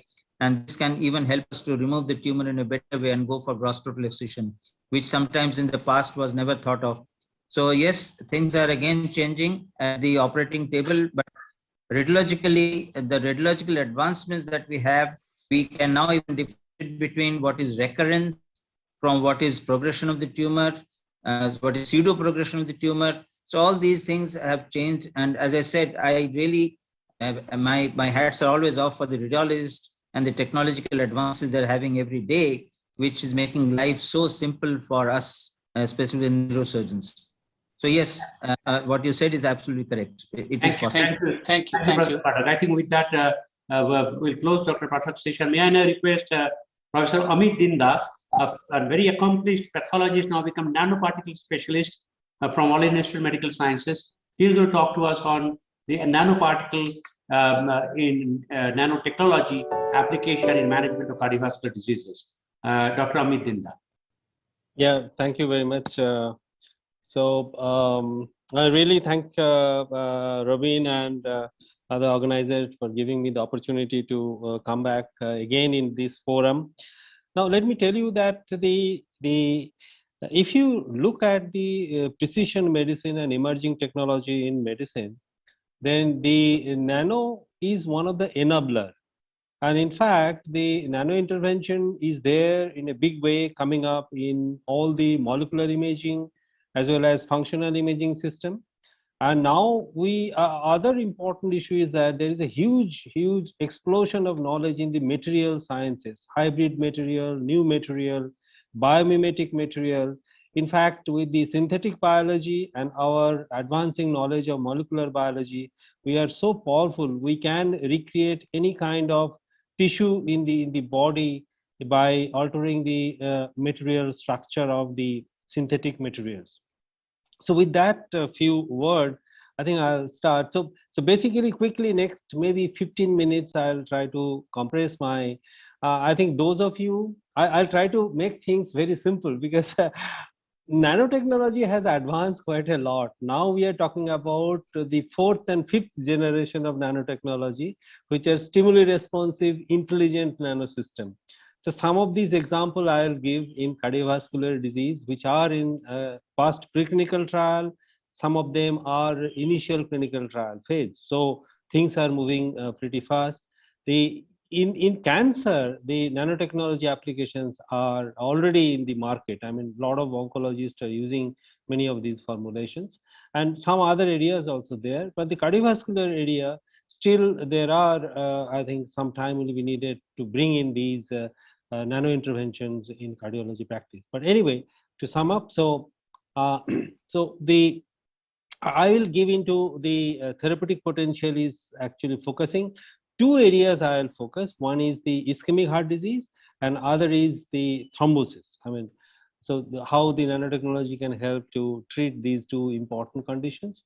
And then also I'll have end my talk that what is the problem, why it is taking so much of time to bring these technology to the market or used by everybody. Now, nano, basically we deal with the material which are in the size of a virus, I think, and the 100 nanometer and around that, but nowadays we say anything submicron can be nano. And the material, if you see, materials are ranging from metal, protein, the polymer, the lipid, anything we can use for making nanoparticle. And depending upon what kind of use we want to do, we can choose the material. So for example, in your COVID vaccine, couple of COVID vaccines are using liposomal system and solid lipid nanoparticle system. In fact, so they're carrying the antigen and regulating the antigen presentation. So there are several examples of like that. And if you see, the nano is really in everywhere now, from textile industry, everywhere. I'm not going to the detail. In your energy sector, your car and transport, everywhere it's now being used. Now, basically, if you look into the next decade when we are moving towards these, the system of the nanotechnology applications with different industries are changing very fast. In fact, we will be moving towards the nanoscale industry in a nano way. Say, for example, the big labs, pathology labs, which you are running, they in future they'll be replaced by small devices with lateral flow assay, which are becoming very accurate nowadays. And in fact, they can replace the very costly energy consuming the technologies will be replaced by more simpler and small technology with the nano. Example I am giving, the nano chip for nano fabrications in being used in computation in your cell phone and many of these structures already. So if you look into the nano investment, say it's more than 3 trillion. I think it's crossed. This is a little older slide. I have not reviewed current situation. So that's a huge area of investment in nano. So nano is coming up everywhere. In India also, we are not far behind. In the pharmaceutical sector, where I am part of the regulatory system development in India, when we reviewed, we realized in India, pharmaceutical giants are also investing huge amount of money for nanoformulation development, and almost $1.6 billion amount of growth is expected in the next couple of years. Now in AIIMS, we have done a lot of work in the nano area. I'm not going to the detail, but we have both the diagnostic and therapeutic side, and we have done with the gene delivery system, different kind of drug delivery system. And our lab has got 14 patents, and out of which I think 4 are undergoing technology transfer. But the cardiovascular applications, though we have worked in 2 applications, but I have not progressed further. So I will not be talking much about that, but I'll be giving you an example what is the latest happening in this field. Now, the therapeutic areas of ischemic heart disease, the major issue is that how you target your biomolecule or drug to the heart, or not in the whole heart, but the area of damage. So ischemic heart disease is one of the examples where the part of this heart is infarcted and then ischemic zone develops in the surrounding the myocardium. Now, if you want to intervene very specifically, then we have to send our drug or biomolecule through the nanocarrier precisely in that area. It's a very difficult job to do. So basically, one of the suggestions is that if we can target the macrophages, and during inflammation, these macrophages will also infiltrate in the area of infarction and surrounding ischemic zone, and then it can carry your therapeutic molecule over there in the area of infarction. So in fact, that means if you can target the inflamed macrophages, then it is possible that you can reach the cardiac area which is damaged for their therapy. So we worked in macrophage targeting long back. I think initially we targeted managed receptor with gelatin nanoparticle. We have shown that they have got a very high macrophage pickup. But then this also we realized entered into liver and spleen. So next phase of work which we published last year, we picked up the folate receptor beta. The folate receptor beta is mostly expressed by the macrophages which are in the inflammatory phase. So that means any area of inflammation, the macrophages which are recruited over there, they will be very, very attracted if I can have a folate receptor beta ligand on my nanoparticle. And with that system, we have worked in rheumatoid arthritis, and we have shown that in following intravenous injection, they really accumulate in the inflamed joint. In the rat model we have shown. So basically, but cardiovascular system we have not worked. But then another area which we have worked a lot and we are working is that the target the initial phases of atherosclerosis, targeting the macrophages over there, and delivering the siRNA to in fact block the oxidative LDL pathway. Thereby, you can actually reverse this macrophage metabolism and also regression of this atherosclerosis. But we realized the problem is that if it goes beyond stage 2 atherosclerosis, where already some amount of plaque has been formed, then the intervention doesn't work, because very initial stage, if we can actually target these macrophages, so then it works. So obviously, though we tried to develop a new kind of therapy, but it was not successful, so we didn't pursue this area. Now, apart from that, now let me concentrate in the ischemic heart disease. Now, what people have done, there are nanogel system which has been actually developed. These are basically nanotized hydrogel system, hyaluronic acid, alginate. They have a very sticky kind of character. And if you can infiltrate in the surrounding area of this infarction, and then you can inject through these intravenously the pegylated the nanoparticle containing these growth factor, the infiltrated nanogel can attract them with a ligand and receptor interaction mode, and you can concentrate your growth factors in this recovering zone, and so that you can enhance this recovery of these cardiac damage. And similarly, another thing which is now under clinical trial is developing the nano patch. These are nanofabricated patch in which you can incorporate the stem cells and some of these cardiac stem cells and the transformed stem cells are being used, and you can align them in these nano patches, and this has to need surgical intervention where you can place them on the area of infarction near the heart, and then these stem cells they mature into cardiac muscle and incorporate in this reparative zone. So these are the large animal trial has been finished, and I think these are initiating into some of these initial trial in the human. Now next comes more complicated thing.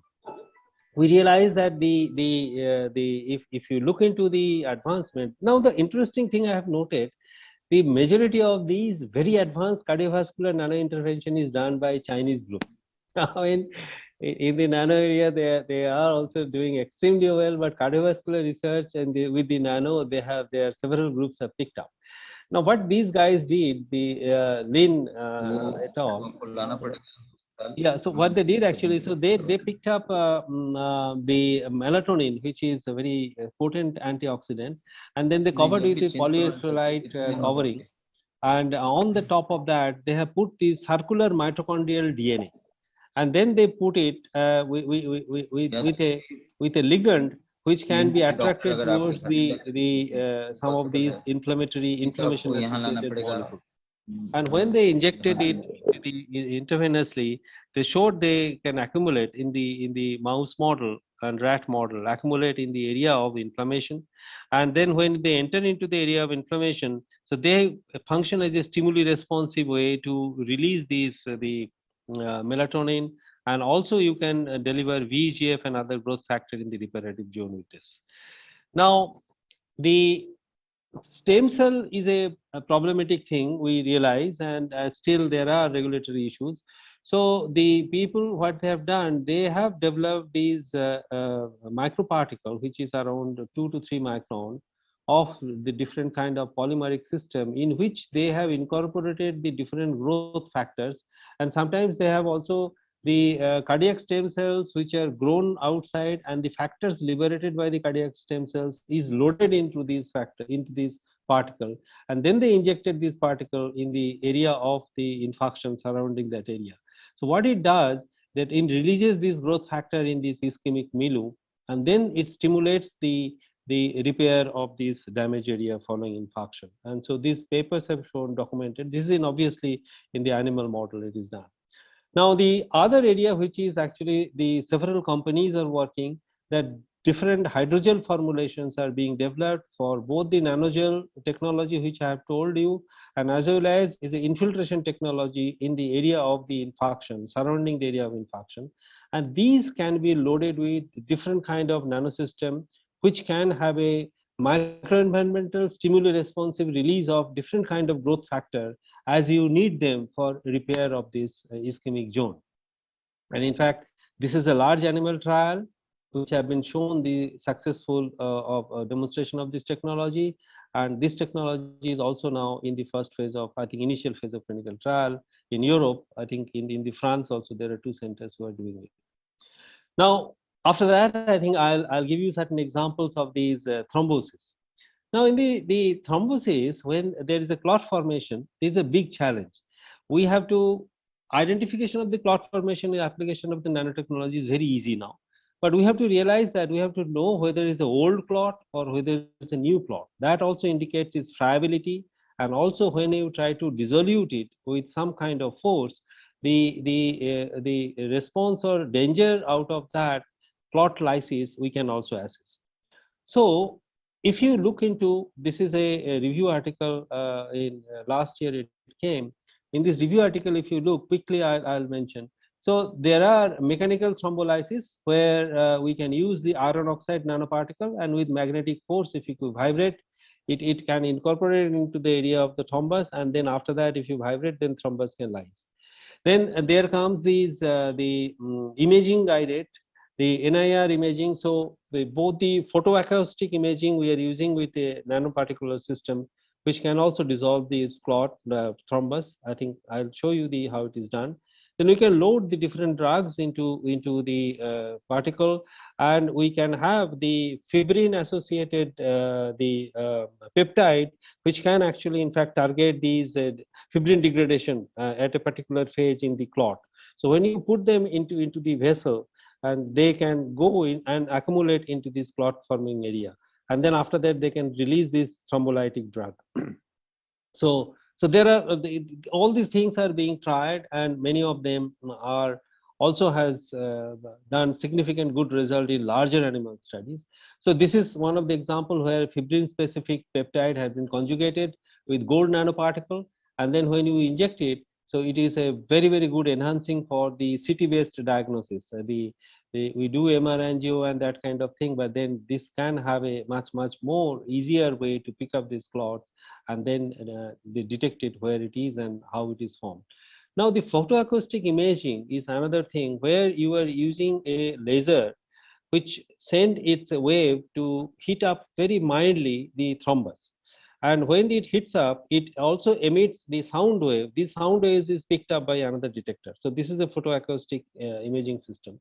Now, if you use the nanoparticle in that, which gets activated when you are putting the initial laser, and it accumulates inside the clot, then it is easy to lyse them. So that is the technology is being developed, and this technology is showed very good prominence in the pig model. And I think this is ready for human trial, rabbit model and pig model, and now it is good for, I think next phase is ready for clinical trial. And similarly, the ultrasonar and photoacoustic base, the disruption of the clot following targeting by the nanosystem is also a big area where this dissolution, controlled dissolution of these thrombus can be achieved. Now, these will be very, very useful technology for the brain, the stroke, as well as in the cardiac, the thrombosis or atherosclerotic thrombosis. And but then the regulatory issues are major issues in this, because it's not so simple, because the embolic or thrombus associated with atherosclerosis sometimes are very friable. If we disintegrate them, they can be smaller, they can go in the periphery and block other vessels also. So I think optimizing these technologies is a big challenge, and though they are very successful in animal model, but I think regulatory point of view, I think people are looking into it in much more detail. because heart is a very, also like brain and heart, these are very, very, I think, organ of high importance. So we cannot play with it. Now, the similarly, this another thing where the perfluorohexane. So this is also we have worked with the perfluorohexane. You can load it with the nanoparticle, and the perfluorohexane is a very interesting. This is in liquid phase, but the moment you put them in the ultrasound, then it changes its phase. It becomes gas. So if liquid to gas, if you change, then it produces a cavitation pressure, and which can disrupt the system in which it is embedded. So we put it in the nanosystem and put the ligand for the targeting this clot, and after that we use one can use the low intensity, that is low intensity focused ultrasound, that LIFU. So LIFU is very mild, so that it will not cause any damage to this clot. And also with this, you can dissolve this clot very slowly, and it is a very good technology which has got a lot of potential. Now, so I have given you quite a few examples where your idea of the managing a particular damage to the heart or thrombus, removing the thrombus, can be done in the nanotechnology intervention.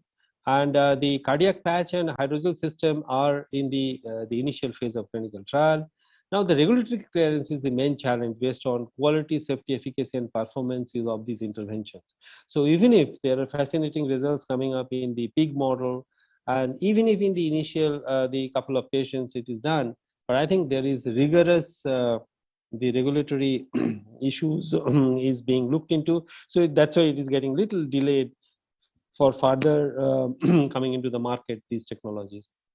So if you look into it, now, as we have the different kind of nano-enabled technology, now I always say that they can be divided in 3 baskets. Now, some of these technologies are very safe, and also they use all the US FDA approved chemical. They have no other side effect or toxicity, so they can be easily brought into for these advanced application. And some of them are in the yellow basket, where there may or may not be. So cardiac interventions, unfortunately, majority of them are yellow basket. Only 1 or 2 are coming into the green basket. So they will be coming to practice in very shortly. But I feel that nanotechnology, as I told you, is for imaging also. I have not given much example because of the time. But for imaging also, nano-assisted imaging is becoming big way, where they are enhancing the power of MRI, the CT, as well as functional imaging, and also in vivo imaging real time using the different NIR dyes incorporated into the nanoparticle. So with this, thank you for your attention, and thank you very much. Thank you, Amit. That was really wonderful. I think we have to just more and more I listen to you. I try to get myself educated. But at the same time, I get frustrated in the sense that why I am not one of you who can actually contribute directly to advance the medical field. I have a kind of a copy-paste personality. If you create, I copy it and paste it on my practice. So that is probably the clinicians like myself. But you are the actual people who are contributing to advance the medical field, and we feel so proud of you. And again, once again, with your presentation, I learned, and I'm sure that over a period of time, even probably during my practice life, I would be able to see the advancement and contribution of nanoparticle technology in the cardiovascular management. Before I ask you to stop, Dr. Raichaudhuri, I'm sure you got some quick question to Dr. Amit Dinda. So, Dr. Dinda, in respect to the inflammatory component of cardiac disease, like myocarditis, I'm pretty sure this technology will... Amyloid, for example. Amyloid is coming up. The nanoparticle is being usually applied for diagnosis of amyloid, but nowadays the therapy has come up. And you'll be surprised, so-called severe aortic stenosis patients who are being taken up for TAVR and this kind of valve replacement. It has been identified that 30 to 40% of these patients, they have a concomitant amyloid disease of the heart. Yeah, Dr. Raichaudhuri, yeah. You were asking me something. So in respect to, other aspect, the inflammatory component of the cardiac disease, such as myocarditis, I'm pretty sure this nanotechnology have role in diagnosis and as well management of these conditions. Yeah, exactly. So basically, let me tell you, because of time also, I didn't go into that details. What is happening now? We are able to now generate the stimuli responsive and as well as microenvironmental sensing nanoparticles. Now, what it does, if you put them into the vein, inject them, they actually go into this area of the disease, and we already have the array of ligand to reach into that area. And then after that, when they start interacting and degrading, they produce the secondary metabolites, and you can measure them into the blood. And these secondary metabolites are very specific to the actually the functional state of this damage.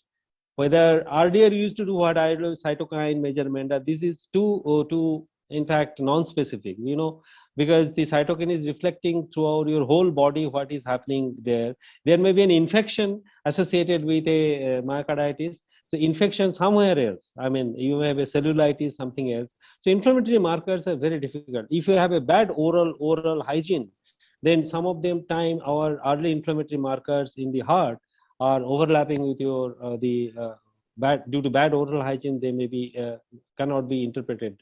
So those kind of problems were there. But nowadays, with the functional nanosystem which are coming up, it is possible that you can go for the assessment of what is happening exactly at that site, disease site. Then another interesting component is coming up, particularly cardiovascular area, is the theranostics. So we want to localize them, the disease area, and then treat them. So in the 2 phases, it is possible to do. While you are actually imaging them, then after that, you can put either low intensity focused ultrasound, that kind of intervention, which can actually release your bioactive molecule, if you want, into that area where you have seen the concentrated in the area of damage. So there is a lot of scope to further to make a more functional component to bring in, both in imaging and therapy. Professor Pathak, you got a quick question here. Please go ahead. Yeah, I was just very much intrigued with your talk. I'm just a basic hardcore neurosurgeon, nothing more than that. But is there anything in the nanotechnology which can remove the atherosclerotic plaques and sort of, wipe out the atherosclerotic? Yeah, I had a big DBT project. I showed you one slide. Actually, what we did, we were expert in macrophage targeting. So we actually characterized these, the initial atherosclerotic development of atherosclerosis. The macrophage, there are accumulation in the pro-inflammatory phase, and it produces one inflammation in that localized area. So we were quite successful to target them. But then we realized, and we through siRNA, we were actually blocking the oxidative pathway of LDL pathway, which actually generates this accumulation of your fat. Now the problem came when it is early, say just a patch kind of situation, then it can reverse. But the moment it goes to little early, even plaque stage, it fails to reverse that. So in a way, that was our failure of research, and I didn't pursue. But I think we can again change our strategy and work for that. But I think you are correct. So maybe there are 2 or 3 different kind of strategy has to be formed, and to remove that, the accumulated fat from that area. And we have to devise some of these particles who can go over there, accumulate over there, and you can then either lyse them or remove them.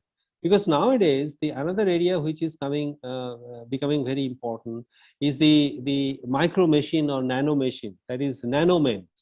So you can put them inside the body, and they can go at the place where you want, and they can remove the tissue, and then comes back. So you can bring them out. So those kind of technologies are also coming up. I think there are some animal. I read some animal studies coming up. There's a kind of storehouse. It identifies the pathology, goes and destroys it, comes back to the main store. Exactly. So you can have a nano garage somewhere. I'll put it on my right shoulder. Yeah, so those kind of things are there. So in the nano area, I'm working for the last almost 15 years. It's becoming a science fiction now, and you can tell me something, imagine something. We can really pick up several experts and sit with them and then fabricate a nanosystem. So it is possible theoretically. Major problem is your regulatory clearance. I mean, that you have to realize that. I think excellent. That is with that kind of note from imaginism to realism would be the future. To address what Dr. Pathak has raised in respect to atherosclerosis or in respect to other events. So, and Dr. Dinda, you can add on this. So, nanotechnology allows also to deliver, localized and cell-targeted or molecular targeted medications. So, like as Dr. Dinda is telling that in atherosclerosis, the early event is the migration of the monocytes and forming macrophage. So those molecular events, not only for the macrophage, even particularly at the vessels in brain or in the heart, can be performed. Broadly, that's what I think. And Dr. Dinda, you can, say a few words on that. Yeah, you have been so precise on that. Amit, any comment on Shibu's? No, exactly. We could do that. We could do that, and we have shown that it is doable. I told that we didn't pursue it for further therapeutic development because when it is from early stage it progressed, then it didn't work. I mean, I also explained why it didn't work. But then early stage we have shown in the rabbit model and rat model that it regresses those macrophages. In fact, very interestingly, the initial recruited macrophages, many of them, they actually went away. The further accumulation was stopped. So what Dr. Raychaudhuri is telling is absolutely correct. We could do that. And so the targeting is specific targeting at the site of the disease is a huge strength of nanotechnology. I mean, that I can tell you. So if you have got any idea where you have some block, I mean, you can collaborate with some of these, the nano expert who can give you some of these enabling kind of intermediary technology by which you can perform that. So thank you very much. I think with that, thank you, Amit, once again. It's a pleasure to listen to next you. Time we all got benefited. And may I now request Dr. Shiva Prasad Raychaudhuri from University of California, Los Angeles, Davis, to talk to us on immunology. Thank you, Dr. Chakraborty. Thank you, Ravinda, for bringing me again in this forum. And you can see my slides. Yeah, your slides are on. Yes. Okay, my slides are not. So the title of my talk is T-cell targeted therapies for autoimmune diseases, and I'm going to talk on the progress from the biological DMARDs, disease modifying drugs, to small molecules in the field of autoimmune diseases. And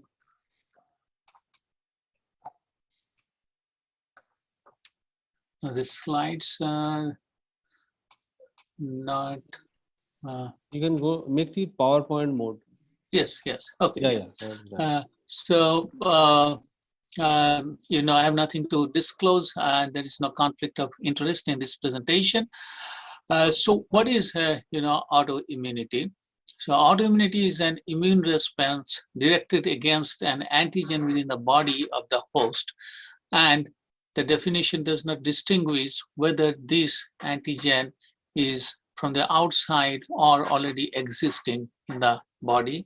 And these diseases are heterogeneous and generally chronic in nature, and these diseases affect multiple organs. So chronic in nature, affecting multiple organs, makes the condition severe and more challenging in respect to management of diseases.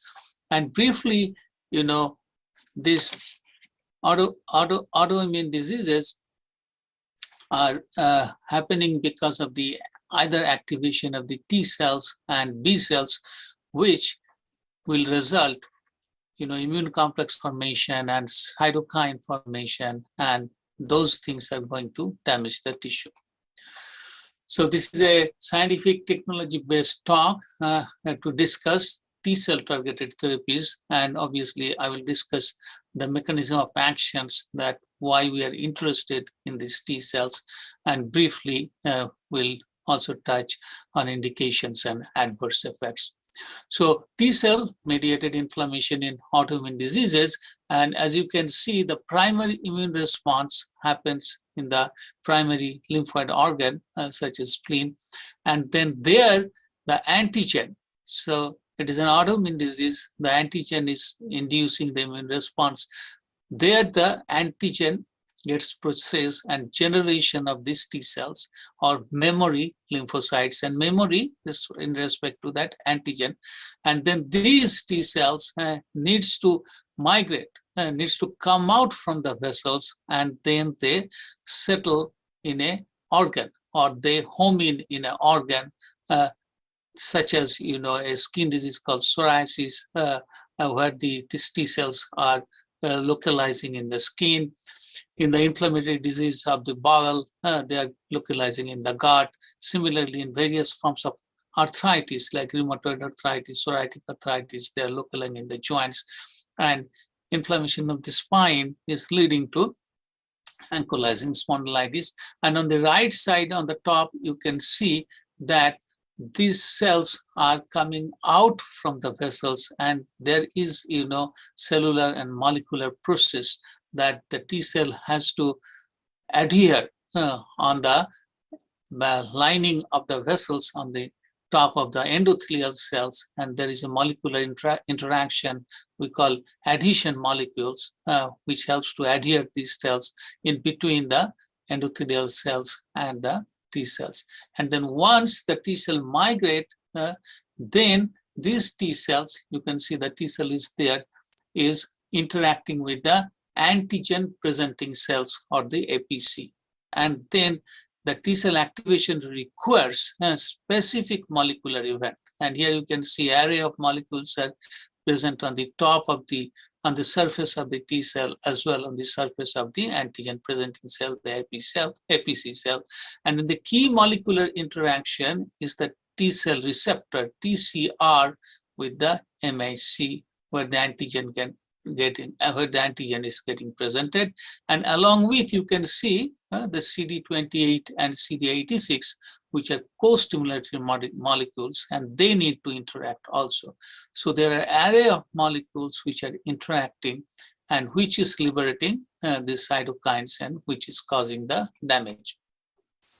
So little more that for the autoimmune disease, you need the genetic predilection.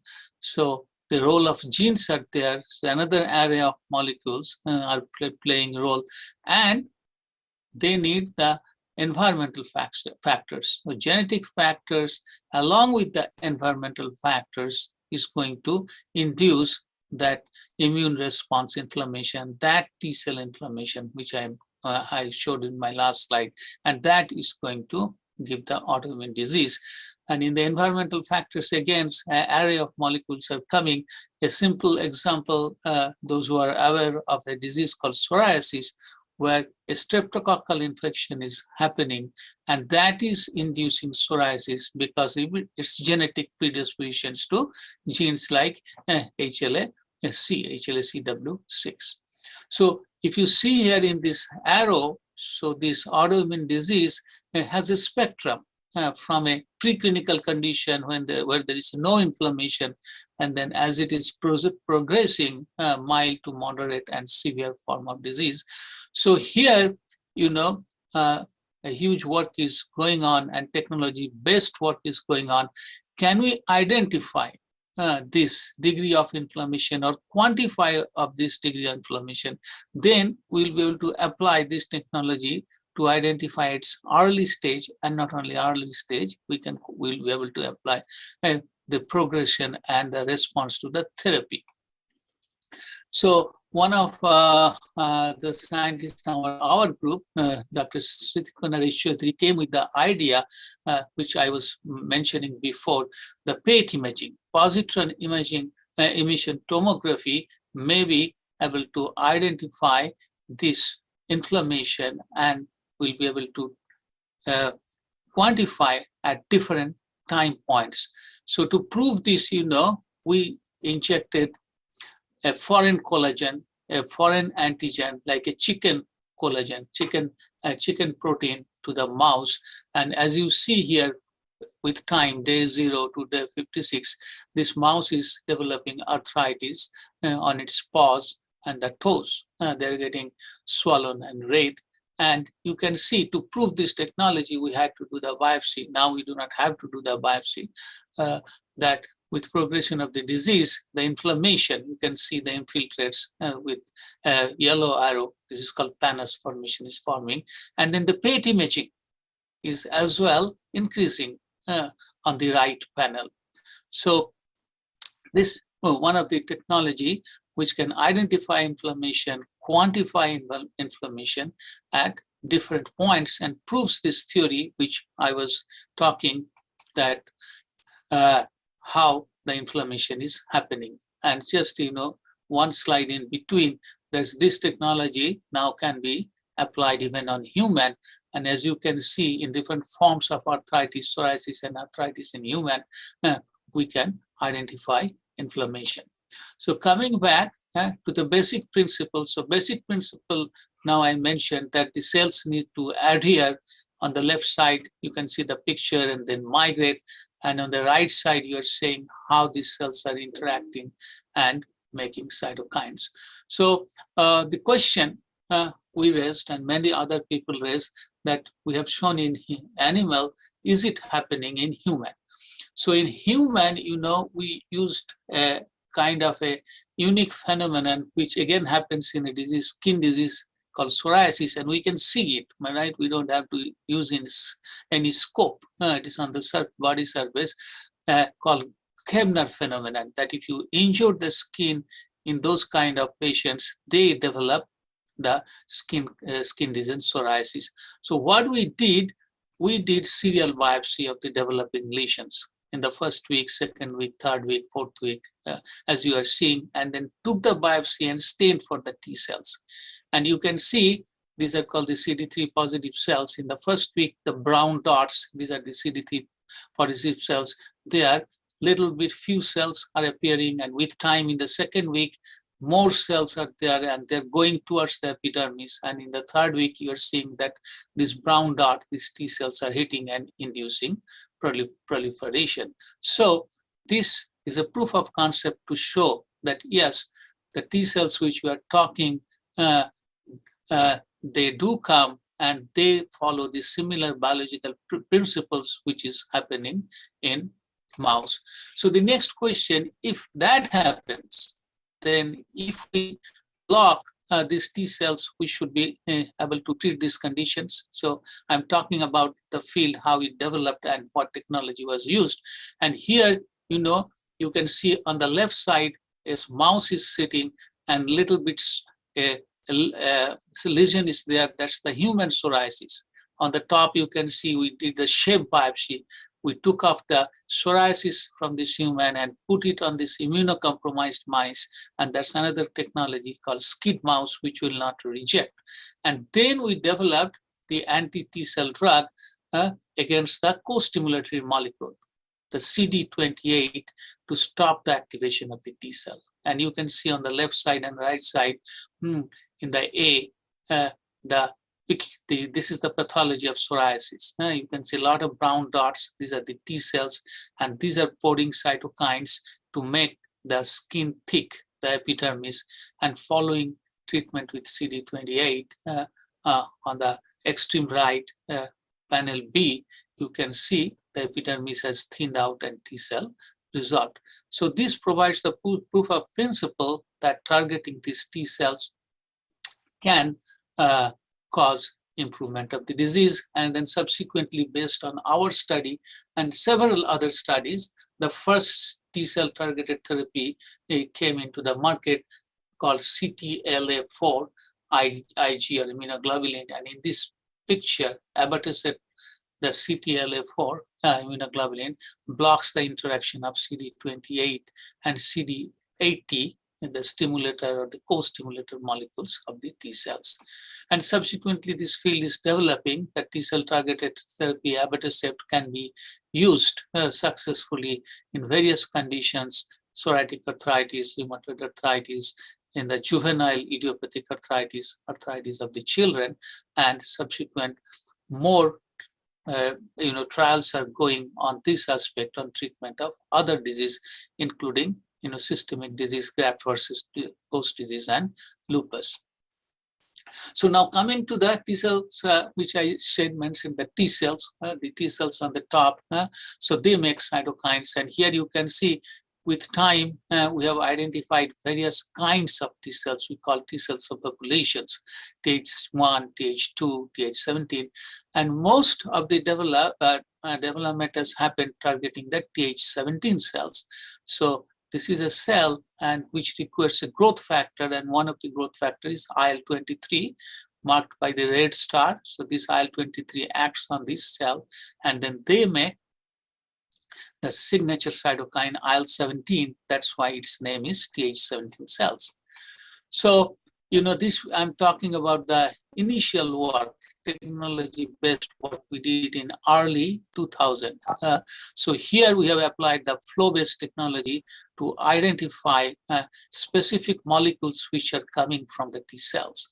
So here in the panel C on the right side, you can see this IL-17, which I was talking about, the signature cytokine for the Th17 cells, which causes inflammation, are coming from a specific group of cells, CD4 memory T cells. And similarly, on the right side, we demonstrated that in the skin lesions, in the psoriasis lesions and the joint tissue is marked by A on the right side. We stained for IL-17, and we could see that IL-17 producing T cells are there. So these form the foundations. You see how the technology works, that from where the T cells are coming and are they present in this disease. And then obviously we had to dissect the molecular pathway. If this what IL-17 is doing, you can see the IL-23, it's a heterodimer composed of two units, P40 and P19. So these molecules, more specifically P19, is acting on the T17 cells and making IL-17A and IL-17F. Then the question came that what it is doing, how it is making the disease. So we had to work on the skin cells. Psoriasis happens in the skin cells, and the joint cells, the synovial cells, which are in the joints, and the endothelial cells, the lining of the blood vessels, and the bone, which causes the destruction, the bone cells called the osteoclast. So what is the role of IL-17? We've identified something, a new molecule, IL-17, and then we had to test on these cells, how it is causing inflammation of the skin cells and the joint cells and the endothelial cells and the bone cells, osteoclast. And here you can see what we found. They are inducing various molecules in these individual cells and forming the thickening of the skin or psoriasis or inflammation of the joints. Then we call it planus formation or the bone destruction by activating the osteoclast. So that's how, this is the basis, the technologies are used to make a targeted molecule, and here we are talking about the T cell targeted molecule, and then the drugs against the IL-17, IL-17A were made, and these are some of the drugs are mentioned here. I put some marbles in my mouth to pronounce these names: brodalumab, ixizumab, secukinumab, and these are all in the market for more than 10 years and has been used successfully. So this IL-17 is made by IL-23. So now the question raised that if IL-17 works, then if we block the IL-23, and you can see in the picture on the left side that this IL-23 cytokines affects on, again, different kinds of T cells. Here you can see Th17 cells, NKT cells, and gamma delta T cells. And what they do, they are again making the poisons, which induces the autoimmune diseases. And these poisons are various growth factors and cytokines like IL-17, IL-22, TNF-alpha, and GMSF. So the question came that, can we block the IL-23? And already you know that I like to do the proof of concept experiments. And this, again, we used a very high technology based experiments. We put IL-23 mini circles. So these are the genes, IL-23 genes, and these mini circles helps not to destroy the DNA. So we injected the mini circles in animal model. Dr. Chakraborty was talking about the mouse models. So, you know, there is a saying, to save thousands of human, we have to kill probably millions of mouse. So that's how the one aspect of technology. And you can see in the middle part that after injecting with the IL-23 mini circle, there is development of psoriasis and inflamed skin on the mouse. And then the idea was to test the IL-23 antibody. So IL-23 antibody in mice improved, the psoriasis improved. So based on this, I will, you know, shorten this thing. We are working on various of these IL-23 molecules here to show, you know, how we are doing this work on arthritis. But anyway, based on this, you know, these are another group of molecules now recently, very recently in last 2-3 years, has been identified and already approved for the use of autoimmune diseases, including psoriasis, psoriatic arthritis, and some of the other skin diseases called hidradenitis suppurativa. And these are, some of them are very specific. On the right side, you can see P19 specific IL-23 blocker, guselkumab, tildrakizumab, and risankizumab. And then we have the P40 and IL blocker called ustekinumab. So this is the field, you know, T-cell targeted therapies is progressing, and we are getting effective therapies, and our aim is to get minimum side effects. So these are some of the advantages. Initially, we got the IL-17 MABs, monoclonal antibodies. Now we are getting IL-23 monoclonal antibodies. And why? Why we need? Obviously, we need to reduce side effects. So with the IL-23 antibodies, now we are getting less candidal infection, which we get more with IL-17, and efficacy. We judge by different outcomes, like one of the outcomes called PASI 75 for psoriasis is higher with IL-23. And you know, this longer duration these medications have. So now this IL-23 antibody, they need every 3-month injection. So 4 injections in 1 year will take care of their autoimmune disease, for example, psoriasis and psoriatic arthritis. Obviously, these drugs are causing immune suppressions, so they will have side effects. But already, you know, we are using an array of other immune suppressors, so we know how to monitor and how to take care of the adverse effect. So this slide will be interesting. So we are blocking one cytokine. So can we block 2 cytokines? It's a very new concept in the treatment of autoimmune diseases. So concept of bispecific antibodies. So here you can see on the left side on the top figure, we are trying to block 2 cytokines, IL-17 and TNF.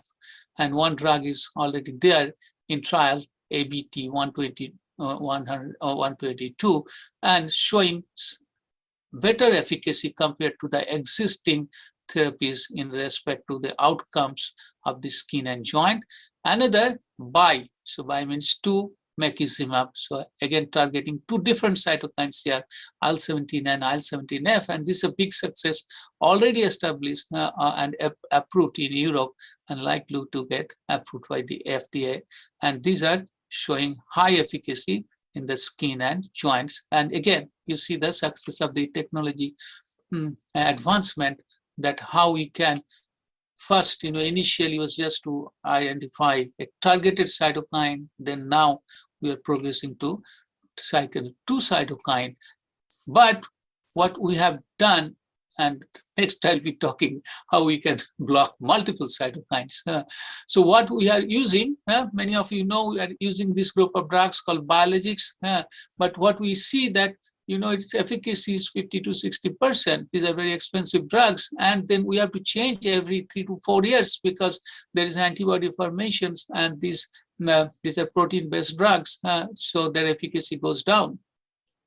So there is a primary failure, there is a secondary failure. So what's happening here? Why they are not working after some time, or their efficacy is going down? And as I was mentioning, that can we block multiple cytokines? So this is an interesting work we have done. This is just to show that I was calling that memory T cells, CD4 positive memory T cells, and on the right side is psoriatic arthritis, PSA. On the left side, rheumatoid arthritis. Both are autoimmune diseases. And we are talking about making cytokine at a single cell level. One affected memory T cells, how many cytokines are they making? So we did that study. A single cell is making a multiple cytokines. Here you can see IL-17, IL-22, interferon gamma, both in rheumatoid arthritis and psoriatic arthritis. But as well, the technologies you see is allowing us to identify that there is a more IL-17 formation in psoriatic arthritis, whereas there is a more interferon gamma secretion in rheumatoid arthritis. So rheumatoid arthritis is having more of a Th1 response compared to Th17 response. So the technology is allowing us to do that, but also you see, it is not making only one cytokine. So with IL-17 or IL-23, we are getting efficacy, but the kinetics and dynamics is not well known. Maybe at some point they're making more IL-23 receptor, and that's why they're making IL-17, then they're responding to IL-17. And then after some time, the kinetics are changing because different feedback, and they're making maybe more interferon gamma, and at that point, your IL-17 is not working. So that brings us to the concept, how do we block more or multiple cytokines?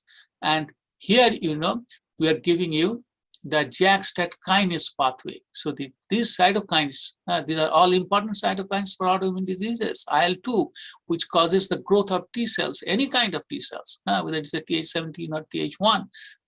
And here see the IL-12, which is interleukin-12 important for the Th1.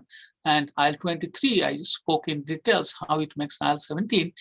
They uses, all of these cytokines are using the same signaling molecules, or similar, JAK1, JAK2, JAK3, and TYK2.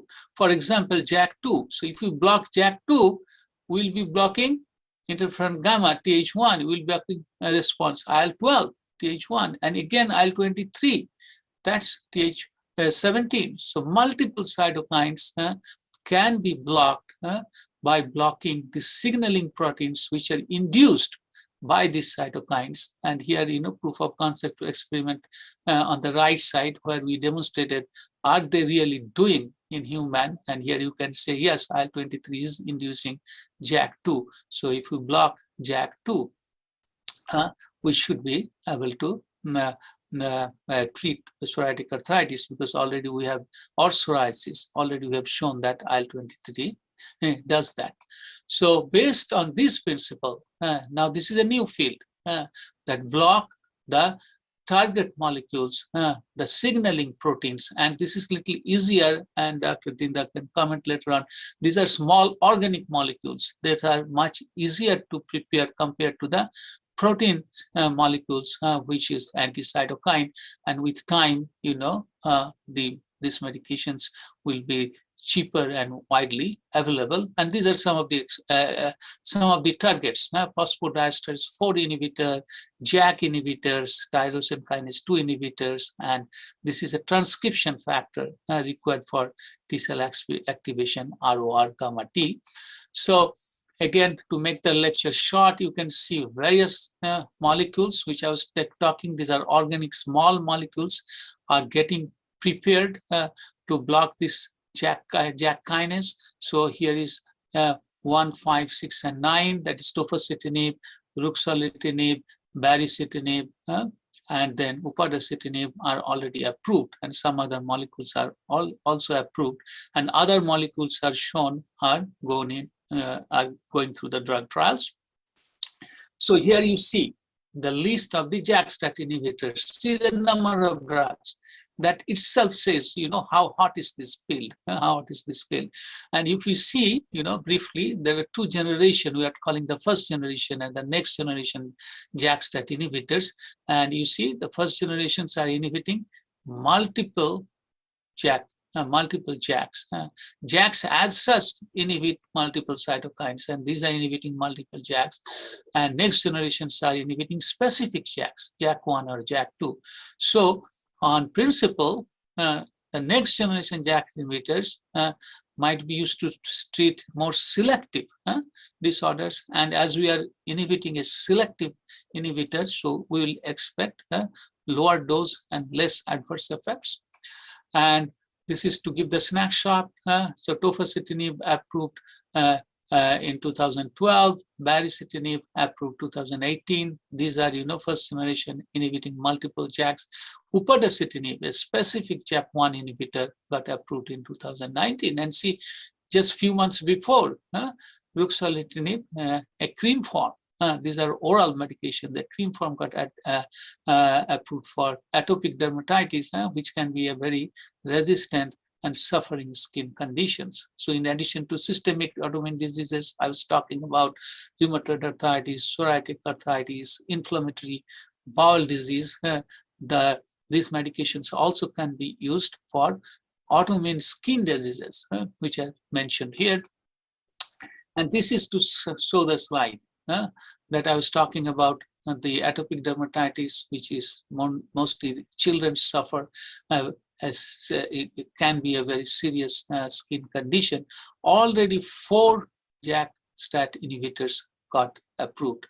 So the key point is that this is a relatively new field, and small organic molecules targeted against the signaling proteins, such as apremilast, JAK-STAT inhibitors, or even for the interstitial lung disease. A new molecule is coming, interstitial lung disease, there is not much good treatment, a tyrosine kinase inhibitor. So these new group of molecules are coming, and obviously, it is important that these are new medications to look for their side effects. Discussing the adverse effect is out of scope here, but we expect there will be, immune suppression, so you have to be concerned about infection. And there are some, reports that it may induce some vein thrombosis, pulmonary embolism, but some studies, not all studies. So we are working on that, how to come out from these adverse effects. And as I mentioned, the second generation JAK inhibitors are more selective than currently approved drugs and are being studied with the expectations to have better therapeutic efficacy and better side effect profile. So this is the final slide. You see, using technology, using various of these molecular principles, we have an array of medications targeting a single molecule, like TNF inhibitor, IL-6 inhibitor, IL-17 inhibitor, IL-12 inhibitor, IL-23 inhibitor, as well. The JAK-STAT inhibitors, the tofacitinib, baricitinib, and we can target specific cells, anti-B cell therapy and anti-T cell therapy. So I believe that the sky is the limit, and many target molecules are yet to be explored. Thank you for listening, and I shall be happy to answer your questions. Thank you, Dr. Raychaudhuri. I think is a very extensive presentation of T cell, role of T cell. We knew about it, we read a little bit about it, but a large part of your talk actually has gone beyond I would have said above my head, but I don't have any head. So, obviously has gone beyond above my shoulder, if at all that I have. So you have one of the best brain, not only in India, internationally you are known. Anyway, it's a great presentation, but a lot of basics have been addressed, and which is very important for the physician to understand. Unfortunately, most physicians, they do not like to listen to the basic thing, and that is a mistake that they do without realizing the basics. And I'm very happy to say, I'm sure Amit, Shivas Prasad Raychaudhuri was originally a clinician, but look at a clinician becomes so strong in basics, and that actually creates a kind of a jealousy within myself that why I couldn't be one of like yourself or even Dr. Raichaudhuri. I'm sure Dr. Dinda will have some questions for you. Dr. Dinda. Yeah, so Shiva Prasad, it's a fantastic presentation. So that indicates obviously we are moving pretty fast towards the molecular medicine. I mean, molecular targeted precision medicine, where we are trying to block the different key molecule to get the effect as it is needed for a particular disease. Now, my question is that the small molecule screening is a big challenge, I think. And so what is your comment about that? Yeah, so screening is a big challenge. And then, as you mentioned, molecular technologies are there. So first we are doing at the screening level, and then we are, the RT-PCR and then the single cell RNA technology. So those technologies are helping us to determine their efficacy. And obviously it requires a huge amount of animal experiments, mouse experiments. In our time, some of our doctors used to say that, if you want to be a doctor, you have to kill at least 1,000 people. Otherwise, you could not become a good doctor. Now we say that we have to kill, millions of mice to save thousands of people. Yeah, good. I mean, that is what a very appropriate comment by Dr. Raichaudhuri. And as you said very rightly, that this technology, as we can see today in oncology, a lot of biologics are being used. I'm sure many of our listeners from Bengal Chamber may not be able to follow this, because how the change of drug has sort of revolutionized the concept, even immunology, like rheumatoid arthritis, lupus erythematosus. These drugs, the only drug I could remember used to be steroid and some immunosuppressive drug. It has changed, and I'll be surprised. Recently, I made a diagnosis. A lady who is middle-aged lady came to me with hypertension and referred to me by a close friend of mine who happens to be a doctor. And she was having hypertension, which was not getting easily controlled. Then I thought that it must be something else. So I said it is a kidney problem probably, and asked the nephrologist to have a look. And after nephrologist saw, I suggested to the lady that probably you would require kind of a kidney biopsy. And you'd be surprised the kidney biopsy turned out to be IgA nephropathy of different varieties. And we all know today that IgA nephropathy has got a huge number of variation. When I read medicine in Harrison, today's Harrison changed. And this IgA nephropathy at this age, the treatment that this lady is receiving, immunosuppressive and initially steroid, and my antihypertensive drugs are being continued. Now people are talking of even biologics for them. So that is what exactly the clinical application of such kind of basics. Maybe your thought can be your thought would be extremely important in this connection. Dr. Raichaudhuri and Dr. Dinda. Dr. Dinda, you are a nephrologist also. Yeah. You want to start with IgA nephropathy? Yeah, so IgA nephropathy, actually, the last 3 to 4 years, we are understanding totally different way, because this was a pretty unexplored disease, what should I say. So like we initially in India and this southeastern region, IgA nephropathy is quite common, but we are not able to pick them up because immunofluorescence was not done very diligently. And now we are picking up IgA nephropathy, and we are realizing there are several kind of pathogenetic mechanism involved with the IgA nephropathy with different kind of behaviors. So the biomarkers of the disease progression is also a big challenge. As we are talking, I think consequence to your lecture, I am making this comment. Here the IgA nephropathy has a very peculiarity of the intestinal microbiome immune interaction is involved in that IgA, associated with the response of the autoantibody response of the body. And so there are several interesting mechanisms which are now involved with the IgA nephropathy. And that's why it is so much of variability is over there. Now, so that's why it is a very interesting area to explore. Now I'm coming to the conclusion.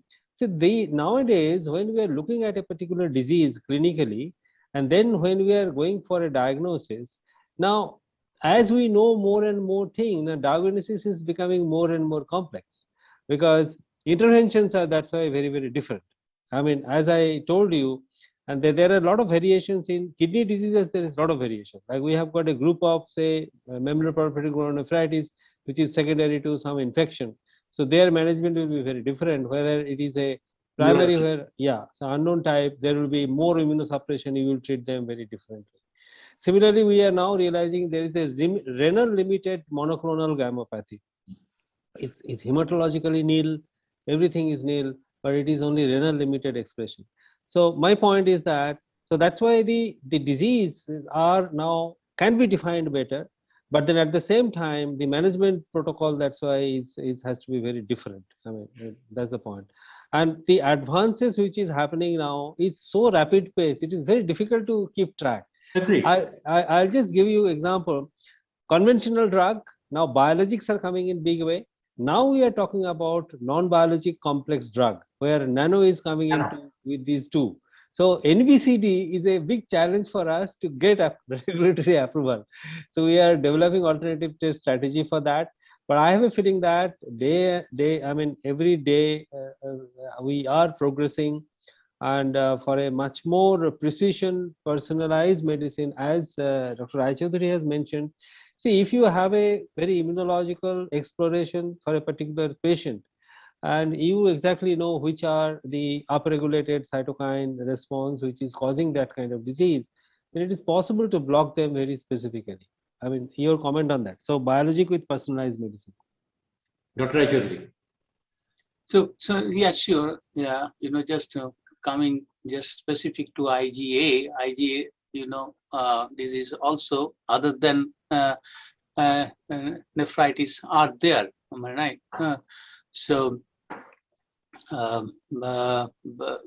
Various arthritis and skin rash conditions can happen with IgA problem, including just focused skin lesion, dermatitis herpetiformis is IgA form of disease. So obviously the concepts of targeting.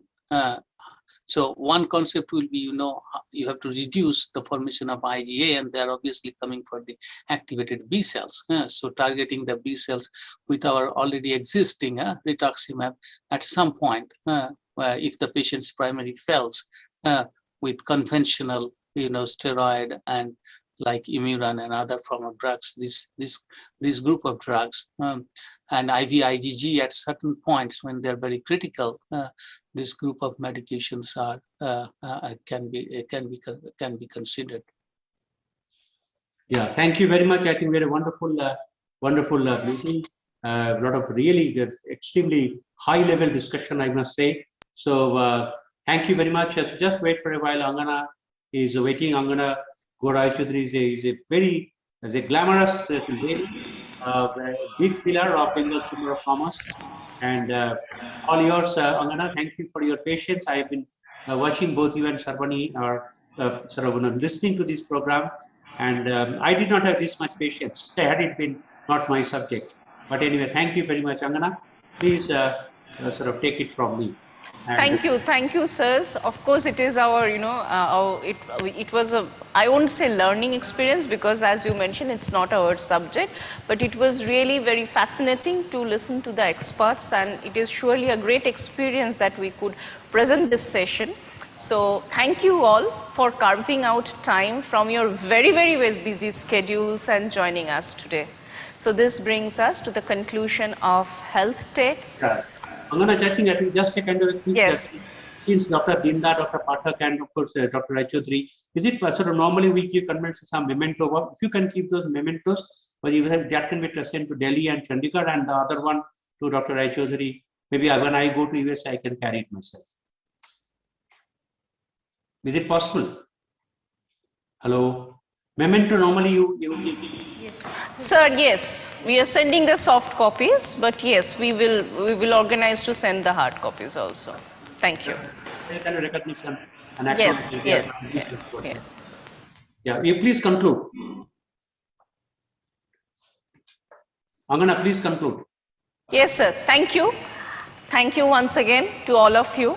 So this brings us to the conclusion of the Health Tech. This year's topic was saving lives, and look forward to having you again next year. We will keep you informed, our speakers and our audience and all our stakeholders. Thank you very much. Thank you, Dr. Dindar. Thank you, Dr. Raychaudhuri. Thank you. Thank you. Thank you. You have a nice evening, and I'm going to have a nice day. Good day, sir, and good night to others. What is the time here? It is 7:15 morning. Yeah. Is it? So he Yes, got up yes. at 4 o'clock, I believe. Yes, yes. But anyway, it has been a great pleasure, and it is a wonderful program. We all have enjoyed. Thank you. Bye. Thank you. Thank you very much. Thank you, Amin.